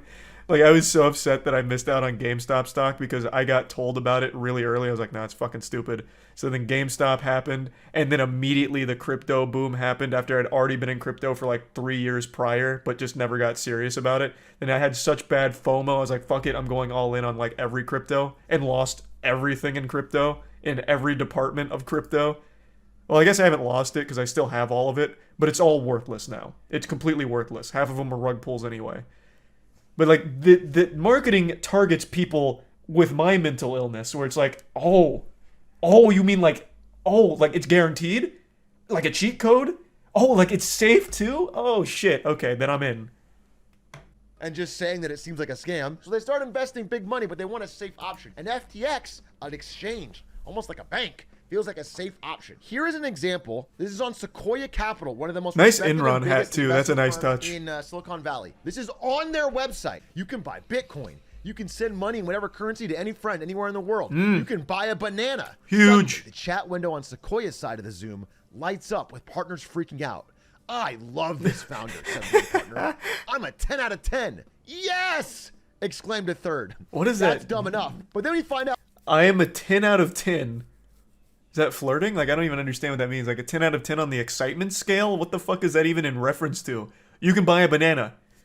I'm a 10 out of 10! Holy shit! From all the money coming in to pay you. And the only way this really will go bad is if they you know, ran there's out of like money. A major market downturn and everything. Okay? Yeah. That's how a regular bank works.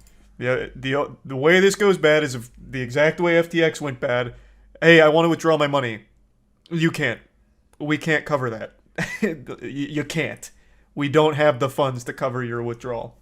You know, there's definitely some risk here, but in general, it's okay, especially because in a real bank, all of your money is guaranteed up to $250,000. It's called the FDIC insurance. It doesn't matter if the bank goes out of business. The government will make you whole. Crypto has nothing like that. Understand that, like, there's a variety of things that can be in this basket here. So imagine if instead of buying a house, you're buying Yu-Gi-Oh real cards estate, or things that generally are stable and appreciate in value. What if they bought a holographic Charizard? Whoa! Bro, Big A and I are in the same fucking headspace here. Oh my god, we're mind melding. What the fuck? This is not pre-watched. Literally not pre-watched. My god. Let's you say you give him $300,000. No, I swear to god it's not pre-watched. He uploaded this during my stream. All right. No, I swear, I promise. I'm not a fraud. I'm no SBF. I've been streaming for an hour 30. He uploaded this 49 minutes ago. The math vindicates me. It proves I'm innocent. So they have your money. They have more than what you've given them, but they don't have it liquid. So not in order real to give you money your money yet. back, if you're asking for it, they would have to sell the Charizard, collect their money, keep a little bit of profit, and give you your money back. Sell all of these Charizards at once without tanking the value of Charizards. Suddenly a Charizard God, is rest very in peace, cheap because they're Charizard. selling so many at once. Now imagine if instead of a Charizard, it was a dog shit crypto token. That So doesn't good. even have any basic value to begin with. What if... So this ties back into the CoffeeZilla video, in case anyone was confused when we were going over that. They put it, apparently, it came out in the research, they were putting everyone's money into shit coins. So I believe they had like Solana in there. They had their own like native one, the FTT token. Fuck, what were the others? Shit. There was a couple more. Literally just taking this money and putting it into shitcoins. So when people had this bank run, they couldn't pay them back because they couldn't sell those coins or anything. They couldn't actually give money back. So that's how all of it just started to crumble and collapse. Ooh, little jump scare here. Wanted to further explain this just a little bit in case anyone's still a little confused. So when you were putting money into FTX, FTX was then taking your money and putting it into shitcoins like the FTT token. And when people started to all try and sell, withdraw, take their money out, they couldn't sell off all of the shit coins because they didn't actually have that money you put in anymore since it was now locked up into those other shit coins. It wasn't liquid, so they couldn't pay it back, which of course leads to the eventual collapse. And actually, eventual is not even the right word. The sudden collapse of FTX as a whole. Honestly, the way that my brain keeps processing this whole thing is that it feels like you fell for a RuneScape scam. Like it's 2006, you were hanging out in Varrock and a guy said, "I'm doubling your money." So you give him like 100k GP and he just runs away with it. And you just never get it back. That's the way I'm looking at this whole thing now. Now, of course, I never had money in FTX. I always found it to be a little shady. So I never put anything into that. So I haven't lost anything here. I, of course, feel bad for the people that have. But man, looking at this in hindsight from an outside perspective, it really feels like people just got fucking blasted by a RuneScape scam. Who had something to say about Sam Bankman-Fried? Big advocate for Sam because he has two parents that are compliance lawyers. If there's ever a place I could be that I'm not going to get in trouble, it's going to be at FTX. So, you know what they're doing right here is. Hey, this is Mr. Wonderful, the guy that said people living in poverty is great because it gives them something to work towards or whatever. Fuck, I'm misquoting him. It was even worse than that. God damn it, what did he say? Oh yeah, Kevin O'Leary says 3.5 billion people living in poverty is great news. This, according to Fantastic Oxfam, news. The world's 85 richest people is equal to the 3.5 billion poorest people. It's fantastic. And this is a great thing because it inspires everybody, gets the motivation to look up to the 1% and say, I want to become one of those people. I'm going to fight hard to get up to the top. This is fantastic news, and of course I applaud it. I applaud the 3.5 billion people living in poverty. Wonderful news. Now you're all motivated, idiots. So if you're not a billionaire like Kevin, it's your own fault. Alameda Research, which is the other company that he owns, was making all of these terrible, terrible bets on crypto, with their CEO being a 28-year-old Harry Potter fan who also dated Sam Bankman-Fried. And I've seen interviews with her where it clearly shows she has no fucking idea what she's talking about when it comes to investment. Whatever weird, like, meta food things, I don't know. Meta foods? Yeah, I feel like I did manage to get.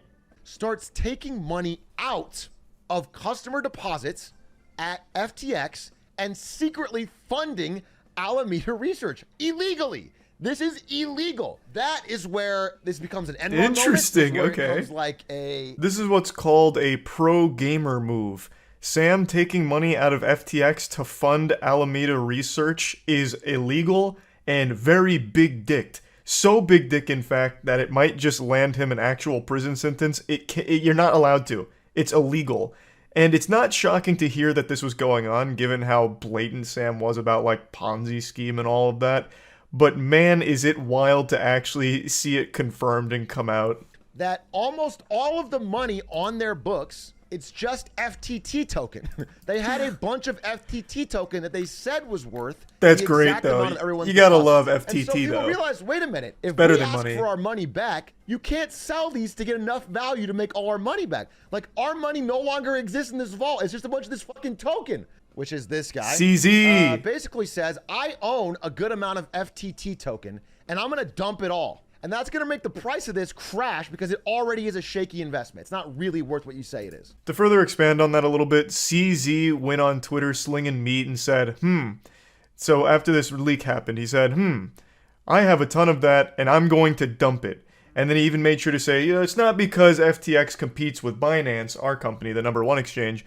I'm doing it just because I want to be in the free market, and this is a little off-putting. So he makes this very public statement, which of course sends everyone that has FTT token or anything related to FTX into a frenzy like, holy shit, CZ is about to crash this whole empire. So then everyone in the community, of course, starts to get scared because CZ's walking in like the Undertaker and about to hit the entire FTX with a steel chair at WrestleMania. So he comes in, threatening to flip over the table because now it's been revealed the cat's out of the bag. FTX takes your money and makes worthless nothing burgers out of it in the form of FTT tokens. So when CZ comes in with a fat load, there's no way that they're going to be able to sell those FTT tokens at that price to give that money back, and everyone else that's now asking for the withdrawals and wanting their money back before the worst comes to pass, they can't fulfill it because all they have is these FTT tokens now. They don't have the liquid assets to be able to give those people what they're asking for anymore. And so Binance originally offers... I do think, like, extending this further beyond FTX, I really feel like this is like something that could happen to any crypto exchange. Maybe not Binance. I think Binance is at a point where they're too big to fail. I don't think they're like insolvent or anything. I don't think they could be hit by something like this, but I feel like every fucking other crypto exchange can. You never know. Hey, again, you never know. I did say that behavior from CZ, while being a Giga Chad move, has historically been like a dagger in the future. Dokwon said something similar, did something similar on Twitter days before Terra Luna died, in very similar and tragic fashion. So it could. It absolutely could. Nobody can get their money out, including this fucking man, Tom Brady, who's probably going to have to play football till he's fucking 59 now. Oh, no. Like TSM. No. Like the Miami Heat, all of which accepted major FTX sponsorship deals that lasted 10 plus years, are all not getting paid. TSM is built almost entirely on this FTX money, which is not getting paid. Well, all of the audits for FTX were performed by the first ever CPA firm in the metaverse. This is the firm that Wall Street relied upon to do accurate accounting on fucking FTX. Well, let's hold on. Let's talk about the first ever CPA in the metaverse. Is there any point ever so far where the metaverse hasn't copped a huge L? I wouldn't even think metaverse would be implicated here, and yet it still somehow finds a way to be front and center at another major fuck up. That is so beautiful. That is the gift that just keeps on giving. Oh my god, what a joke. And there are still people that firmly swear by the viability of the metaverse. Everything that it even remotely comes in contact with is ruined and trash. That's so wonderful.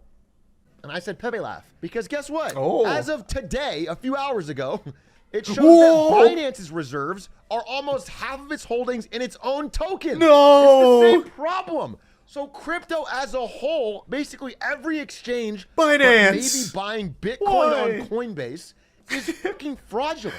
Rough. It's all fraudulent all the way down. It's all a massive Ponzi scheme. FTX official and FTX. Oh, yeah, this is the hack I wallets was have talking been about. hacked, with over $600 million leaving the exchange late Friday. It's convenient. Hacked. I'm sure this is probably a last-minute looting by people that had access in the Bahamas to whatever was left of this fucking absolute Ponzi scheme.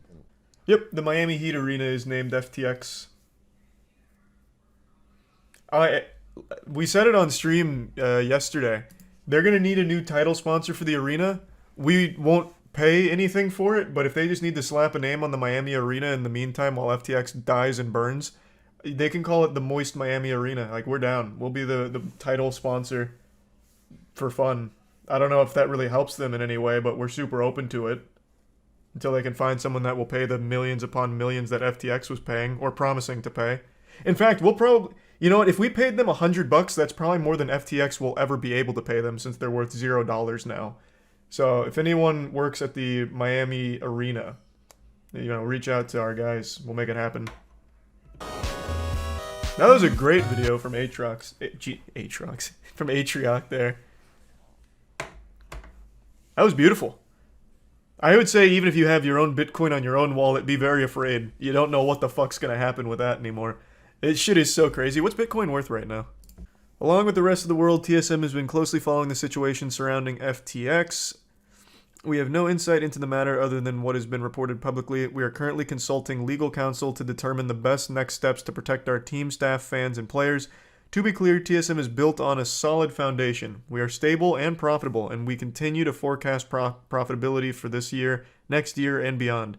We look forward to a great year in 2023. They made it... Okay, so last year they claimed they finally had profit. Okay. And it was a $210 million deal, not $260.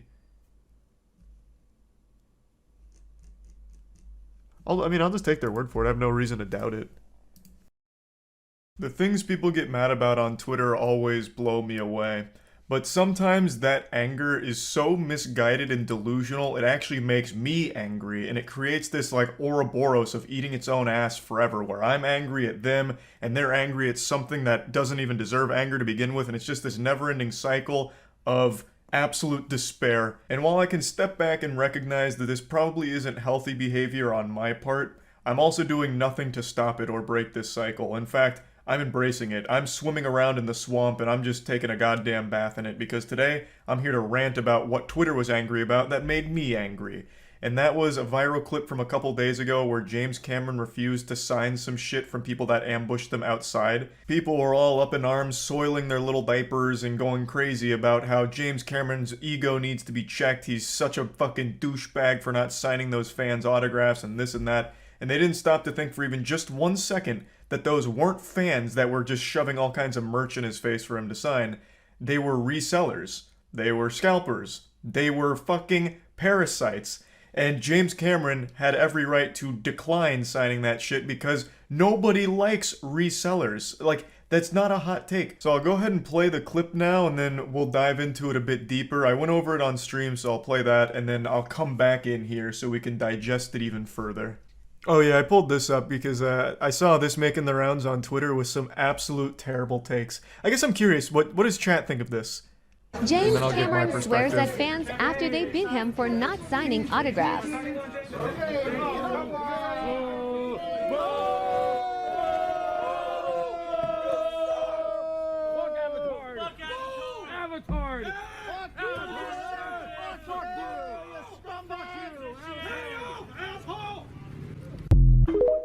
Okay, so that's the clip. That warms my heart seeing overwhelming W's. Twitter was the opposite. Twitter got so upset for James Cameron, and I think it's because they have to be like actually 11 or brain dead. These aren't fans. These are scalpers and autograph resellers. I think James Cameron fucking ignoring them, not signing their shit so they could peddle it for some kind of crazy markup online is a fat fucking dubski for James Cameron. And the way they reacted to not getting that autograph, that sense of entitlement is sickening. One guy had the gall, the chutzpah, to say, "Pay up, asshole." Pay up, asshole. As if he fucking owes you that when you're just gonna go on Craigslist and try and resell that fucking dirty sock you're having him autograph or whatever. Absolute parasite, vulture piece of shit. I hate it. And I felt like I was taking crazy pills, because on Twitter, all of them were the opposite. James Cameron needs to get his ego checked. I'm not watching Avatar anymore. James Cameron's such a prick. Maybe James Cameron is a prick, but like I don't know enough about him to say that. The movie was good, and I think this behavior, it made me like him. Like, it's just the disconnect and like the lack of ability to figure out that these aren't fans. It's people just trying to sell his autograph. Oh, it made me furious. I got heated. Exactly, he does not owe anyone an autograph. If these were fans, I would imagine he would be more inclined to sign their shit. As opposed to being ambushed by paparazzi, scalpers, and resellers out of the fucking back door here. And then, like, immediately heckled and shit on. Yeah, it was a certified Twitter moment seeing the top replies to this. Oh, the Reddit comments are on his side. On James Cameron's side. It was just Twitter. I saw it first on Twitter. Twitter is home of brain rot. It's only getting worse too, man. It really feels like people are getting dumber and dumber and dumber on Twitter, man. It's weird. I felt like this should have been overwhelmingly in support of James Cameron here. Because, like it's not even a hot take. Nobody likes paparazzi, no one likes scalpers, and no one likes just autograph resellers. And yet, for some reason, they all dogpiled on James Cameron for this. Like, I don't know what happened. Once again, going back to the initial clip, the immediate outrage at James Cameron and everyone yelling and screaming at him and all their voices sound like middle-aged chain smokers. Just, like, that's not a rational response to this. Again, even if they were fans, they're not entitled to an autograph from James Cameron. But it's very clear these weren't fans to begin with. They were people looking to make a profit off selling his signature.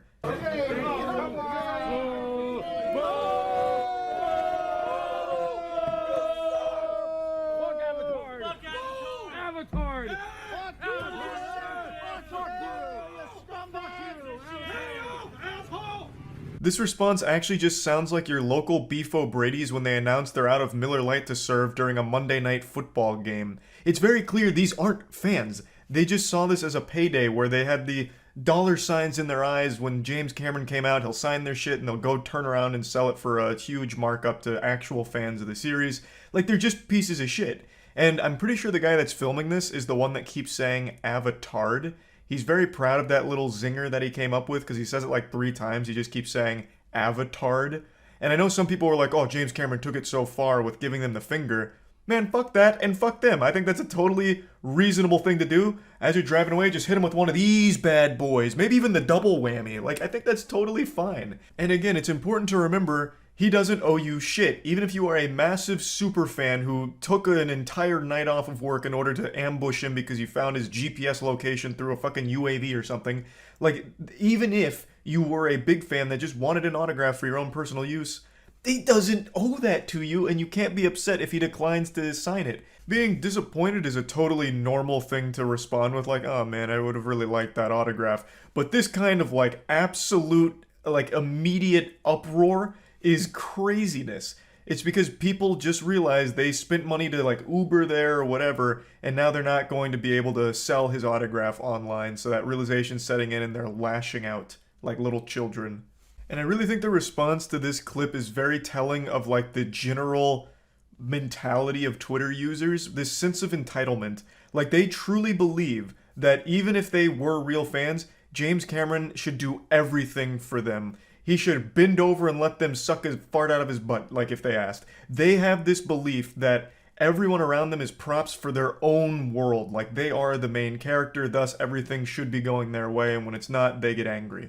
I think that's, like, the general, like, headspace a lot of people on Twitter are in. So they saw this and got offended that James Cameron didn't sign this merch. Without ever even considering the possibility that these weren't fans, they were just trying to capitalize off that signature so they could make fucking $200, $300 or whatever that's going for online.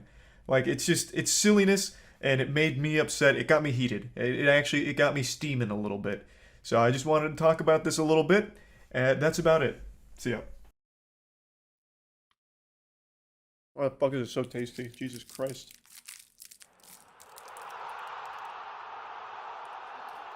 Oh, it's got leaderboard. Oh shit, who's number 1? Nuff. All I know is he's cheating. Bussy. Yeah, PEJ, they have a crew. There's a whole fucking team. In Gorilla Tag, they have actual orgs and tryouts for those orgs. I imagine Gorilla Soccer is much of the same. Are you moving like you are in Gorilla Tag? Oh, good. Oh, whoa, Jesus Christ, right off the pitch? Oh, no. Oh, shit. Oh, my God. The AI is nuts. On my field? Look at move, he's so quick. Wait, do the thing where you slap with both hands and you do a big jump in Gorilla Tag. It's less effective. I'm learning it's less effective. Yes, take it. Are they talking to you right now? No, I don't hear anybody. I don't even know if these are real people. Oh, this might be a tutorial. Look at the way they're moving. That's not Oh, shit. Oh my God, could you have imagined? Wait, slap them. Try really jumping. Yeah, Chase, you gotta really fucking slam and jam on it. Slam that ground. Cool. Nice, there you go, there you go. That's a fast area. Oh, we're already in it? He's in Let's go. Yeah, they just threw him in the fucking crucible. Yeah, what is that screaming? It's the whistle, I think. Oh, it's in the game? It's in game. They sound like a small child was being taken outside. That's what it sounds like when you're a child. Oh, let's go!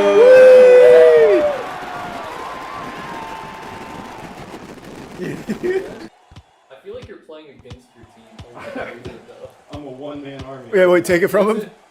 Oh, he gave it to you! Steal the goal, steal the goal. Nice shot! Jesus Christ, Chase. Good God. Oh, yeah, okay. I'm gonna hop into the multiplayer, though. Oh, he's in. Oh, it's street Street soccer. Ball. You're in guitar. Pass it, watch what I'm about to do. I'm upfield. Oh, he just used like an ult. At a certain point, the goal is ball. At a certain point, I made a goal. 1. Oh! I kicked it. This isn't I'll your try This is not. I'll try my best. No, you're doing just fine. Charging foul, penalty kick. He didn't do it. Was it? How the fuck did I not hit that? I don't know how you're. Honestly, bro, like. Bro, why are you AK-47, bro? Stop. Like, I'm goalie. Not you. Oh, go, Charlie. Kick it. I got it. I got it. Open field, AK. I'm coming. Open field. That guy's so fast. That guy is an actual monkey. Why are they so... Charging foul, penalty kick. Oh. I'm coming.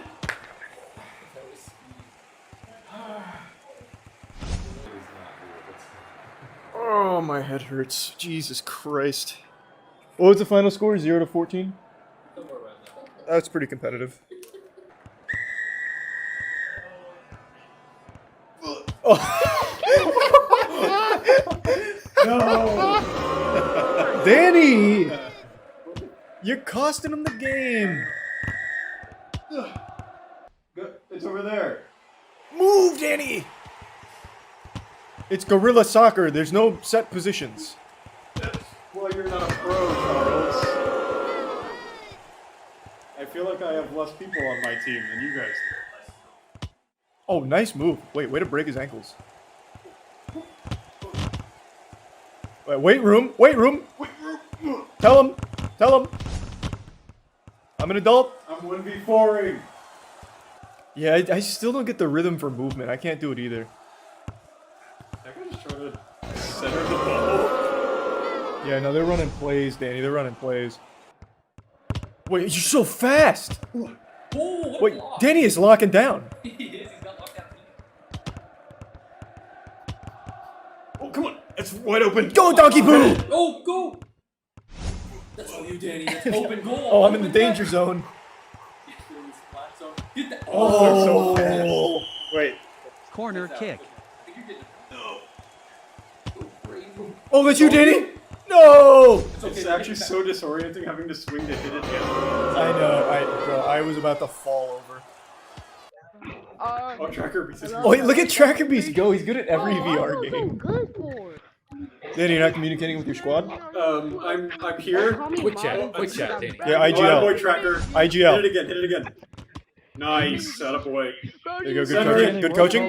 Yeah, I was gonna say video back. Oh! Woo! That shit was so... You hear me?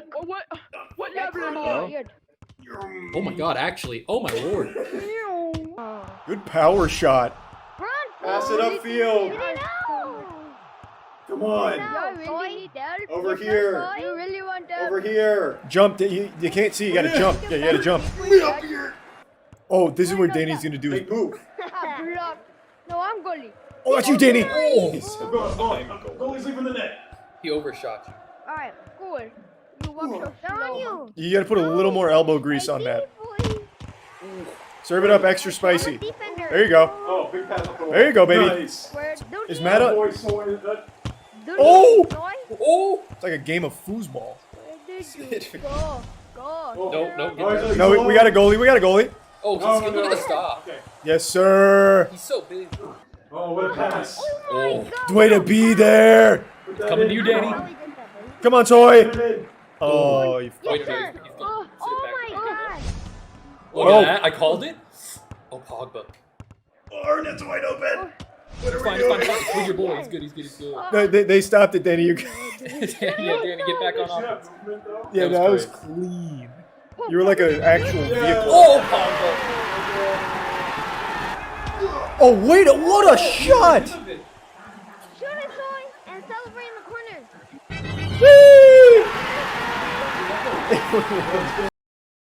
I've said for months now, many moons, that Andrew Tate is one of the most entertaining clowns the internet has to offer. But today, the circus finally closed. Andrew Tate and that zit that has latched himself on to Andrew Tate like a leech, Tristan, his brother, have both been arrested on human trafficking charges. The clip of Tate being escorted to the police vehicle instantly went viral, and I really love how the officers are dressed in this video because it looks like they're ready to fight the Teenage Mutant Ninja Turtles, but then it's just this goofy goober Andrew Tate.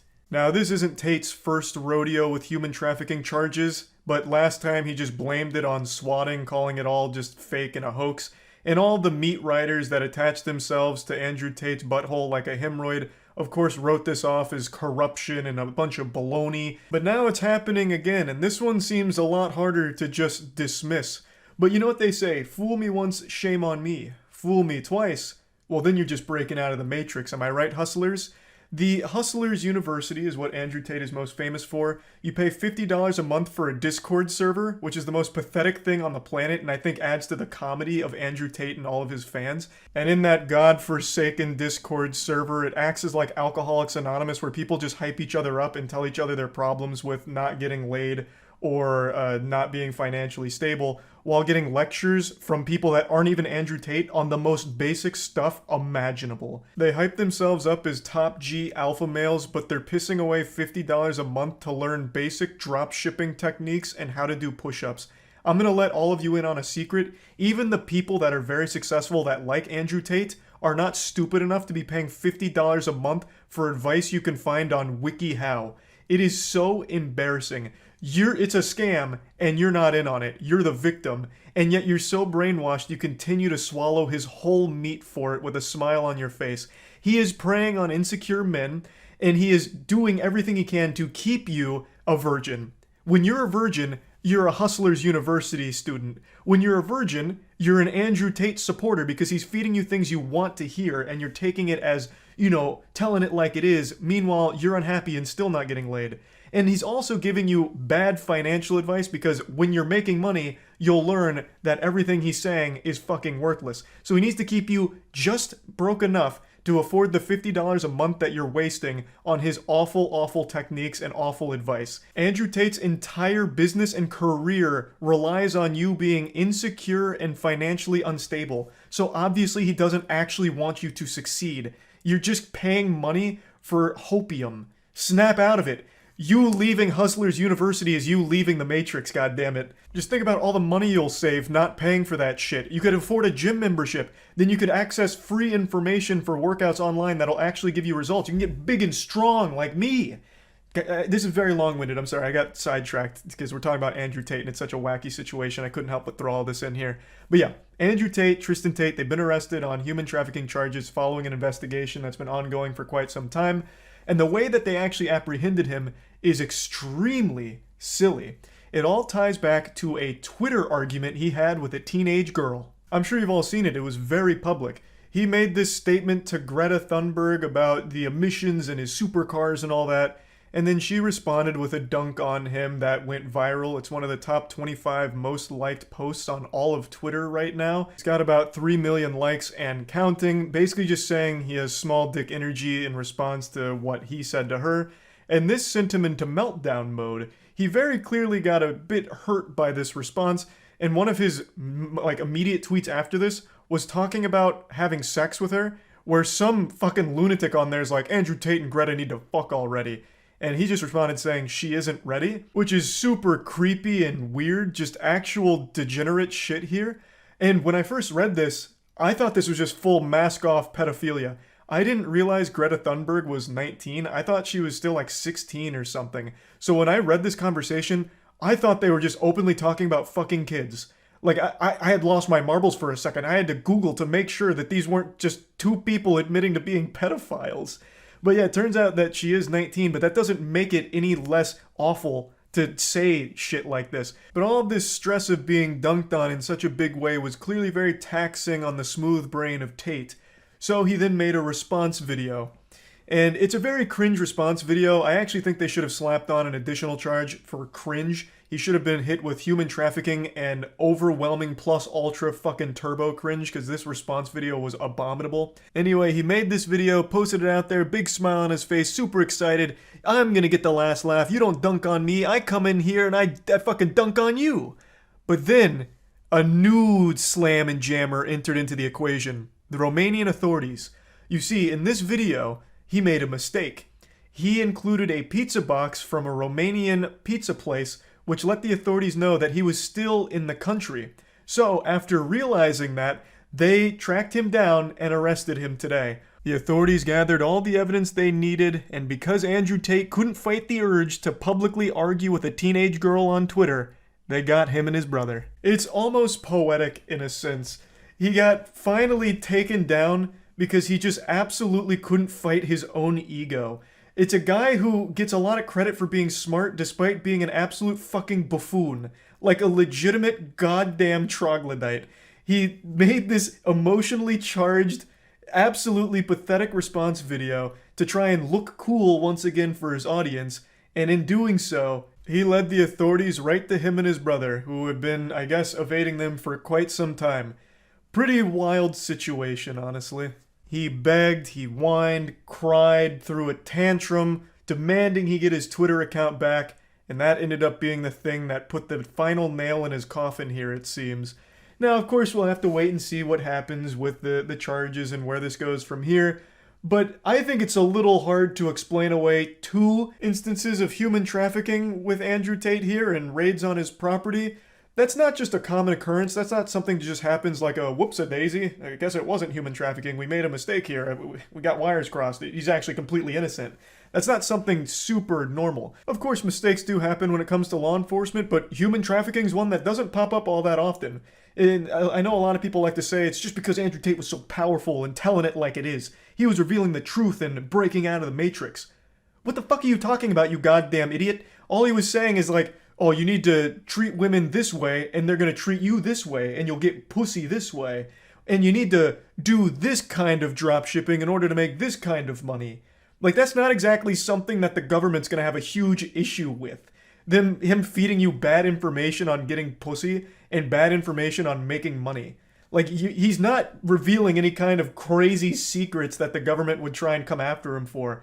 He's just an internet asshole. He's just a troll who found a way to milk money out of insecure dudes. That's not something that the big eye in the sky, you know, the man behind the curtain's gonna come after him for to silence him with false charges. This isn't some giant espionage movie. It's all pretty simple to follow stuff. Like, if you stop to think about it for a couple of seconds, it just doesn't make any sense why they would come after him if there's no real charges or any, like, real stuff, shady stuff going on.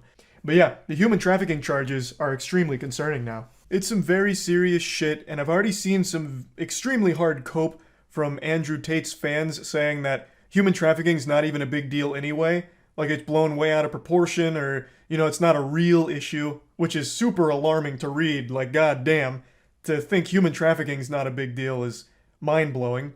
Very brain-dead stuff. But again, we'll have to wait and see what happens now going forward since he's been arrested. We'll see what comes from it.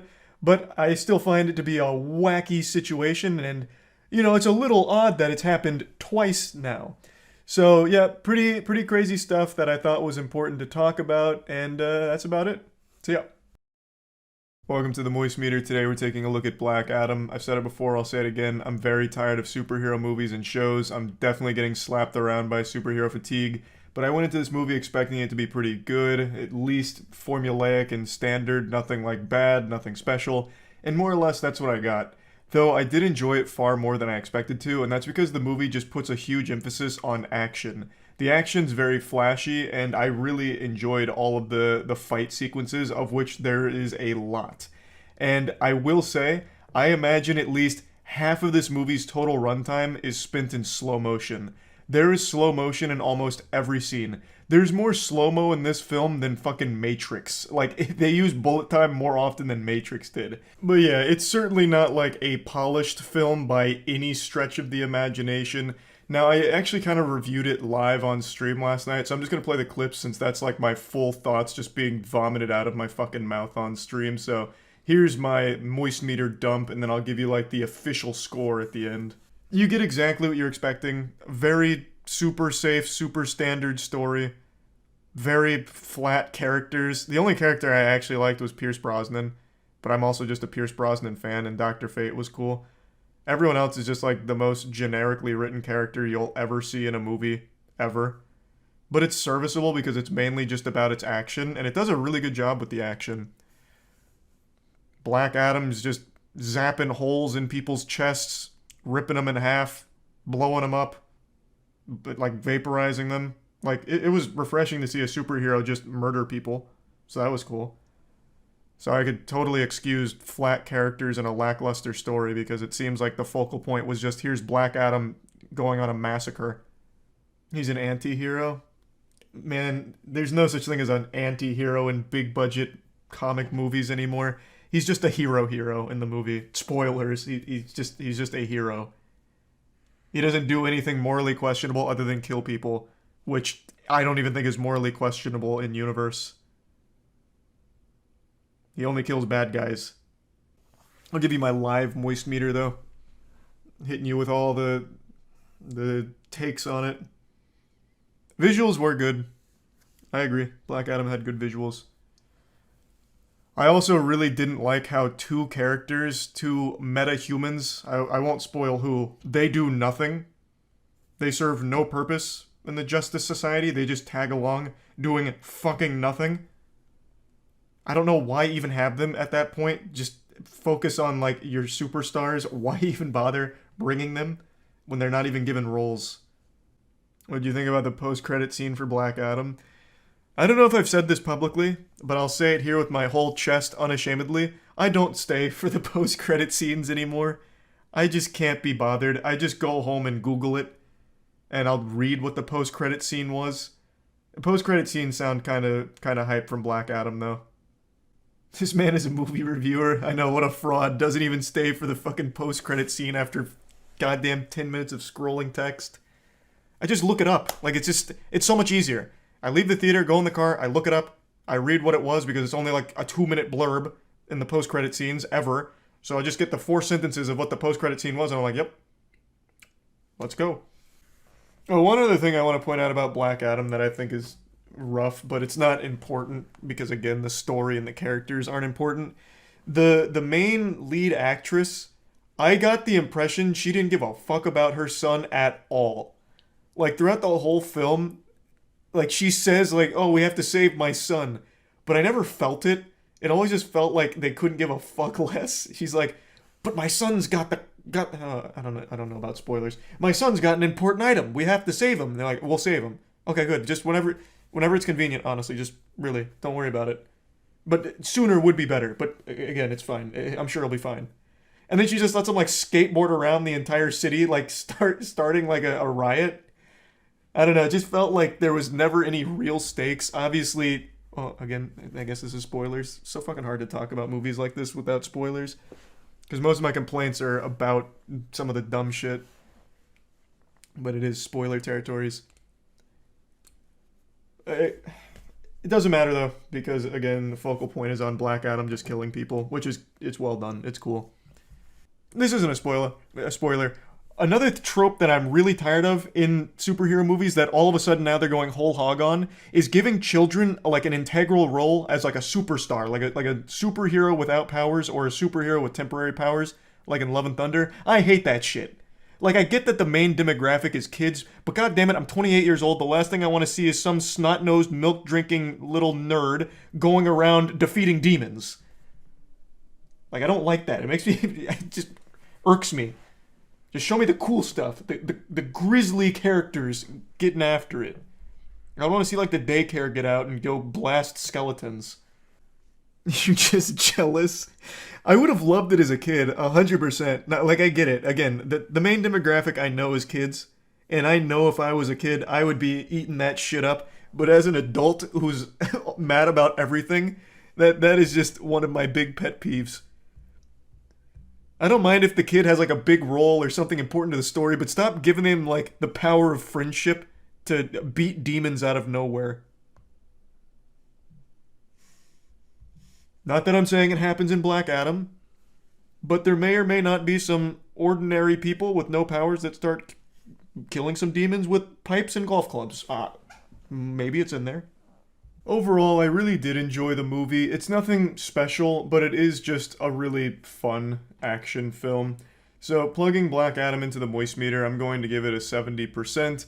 I think the character could also be really cool in the universe. This is definitely one of DC's better movies, I would say. So I'm excited to see where Black Adam goes from here. Hopefully he'll continue to murder people. Hopefully that whole, no killing rule doesn't apply to Black Adam anytime soon. Because right now he's pretty badass. So yeah, that's about it. See ya.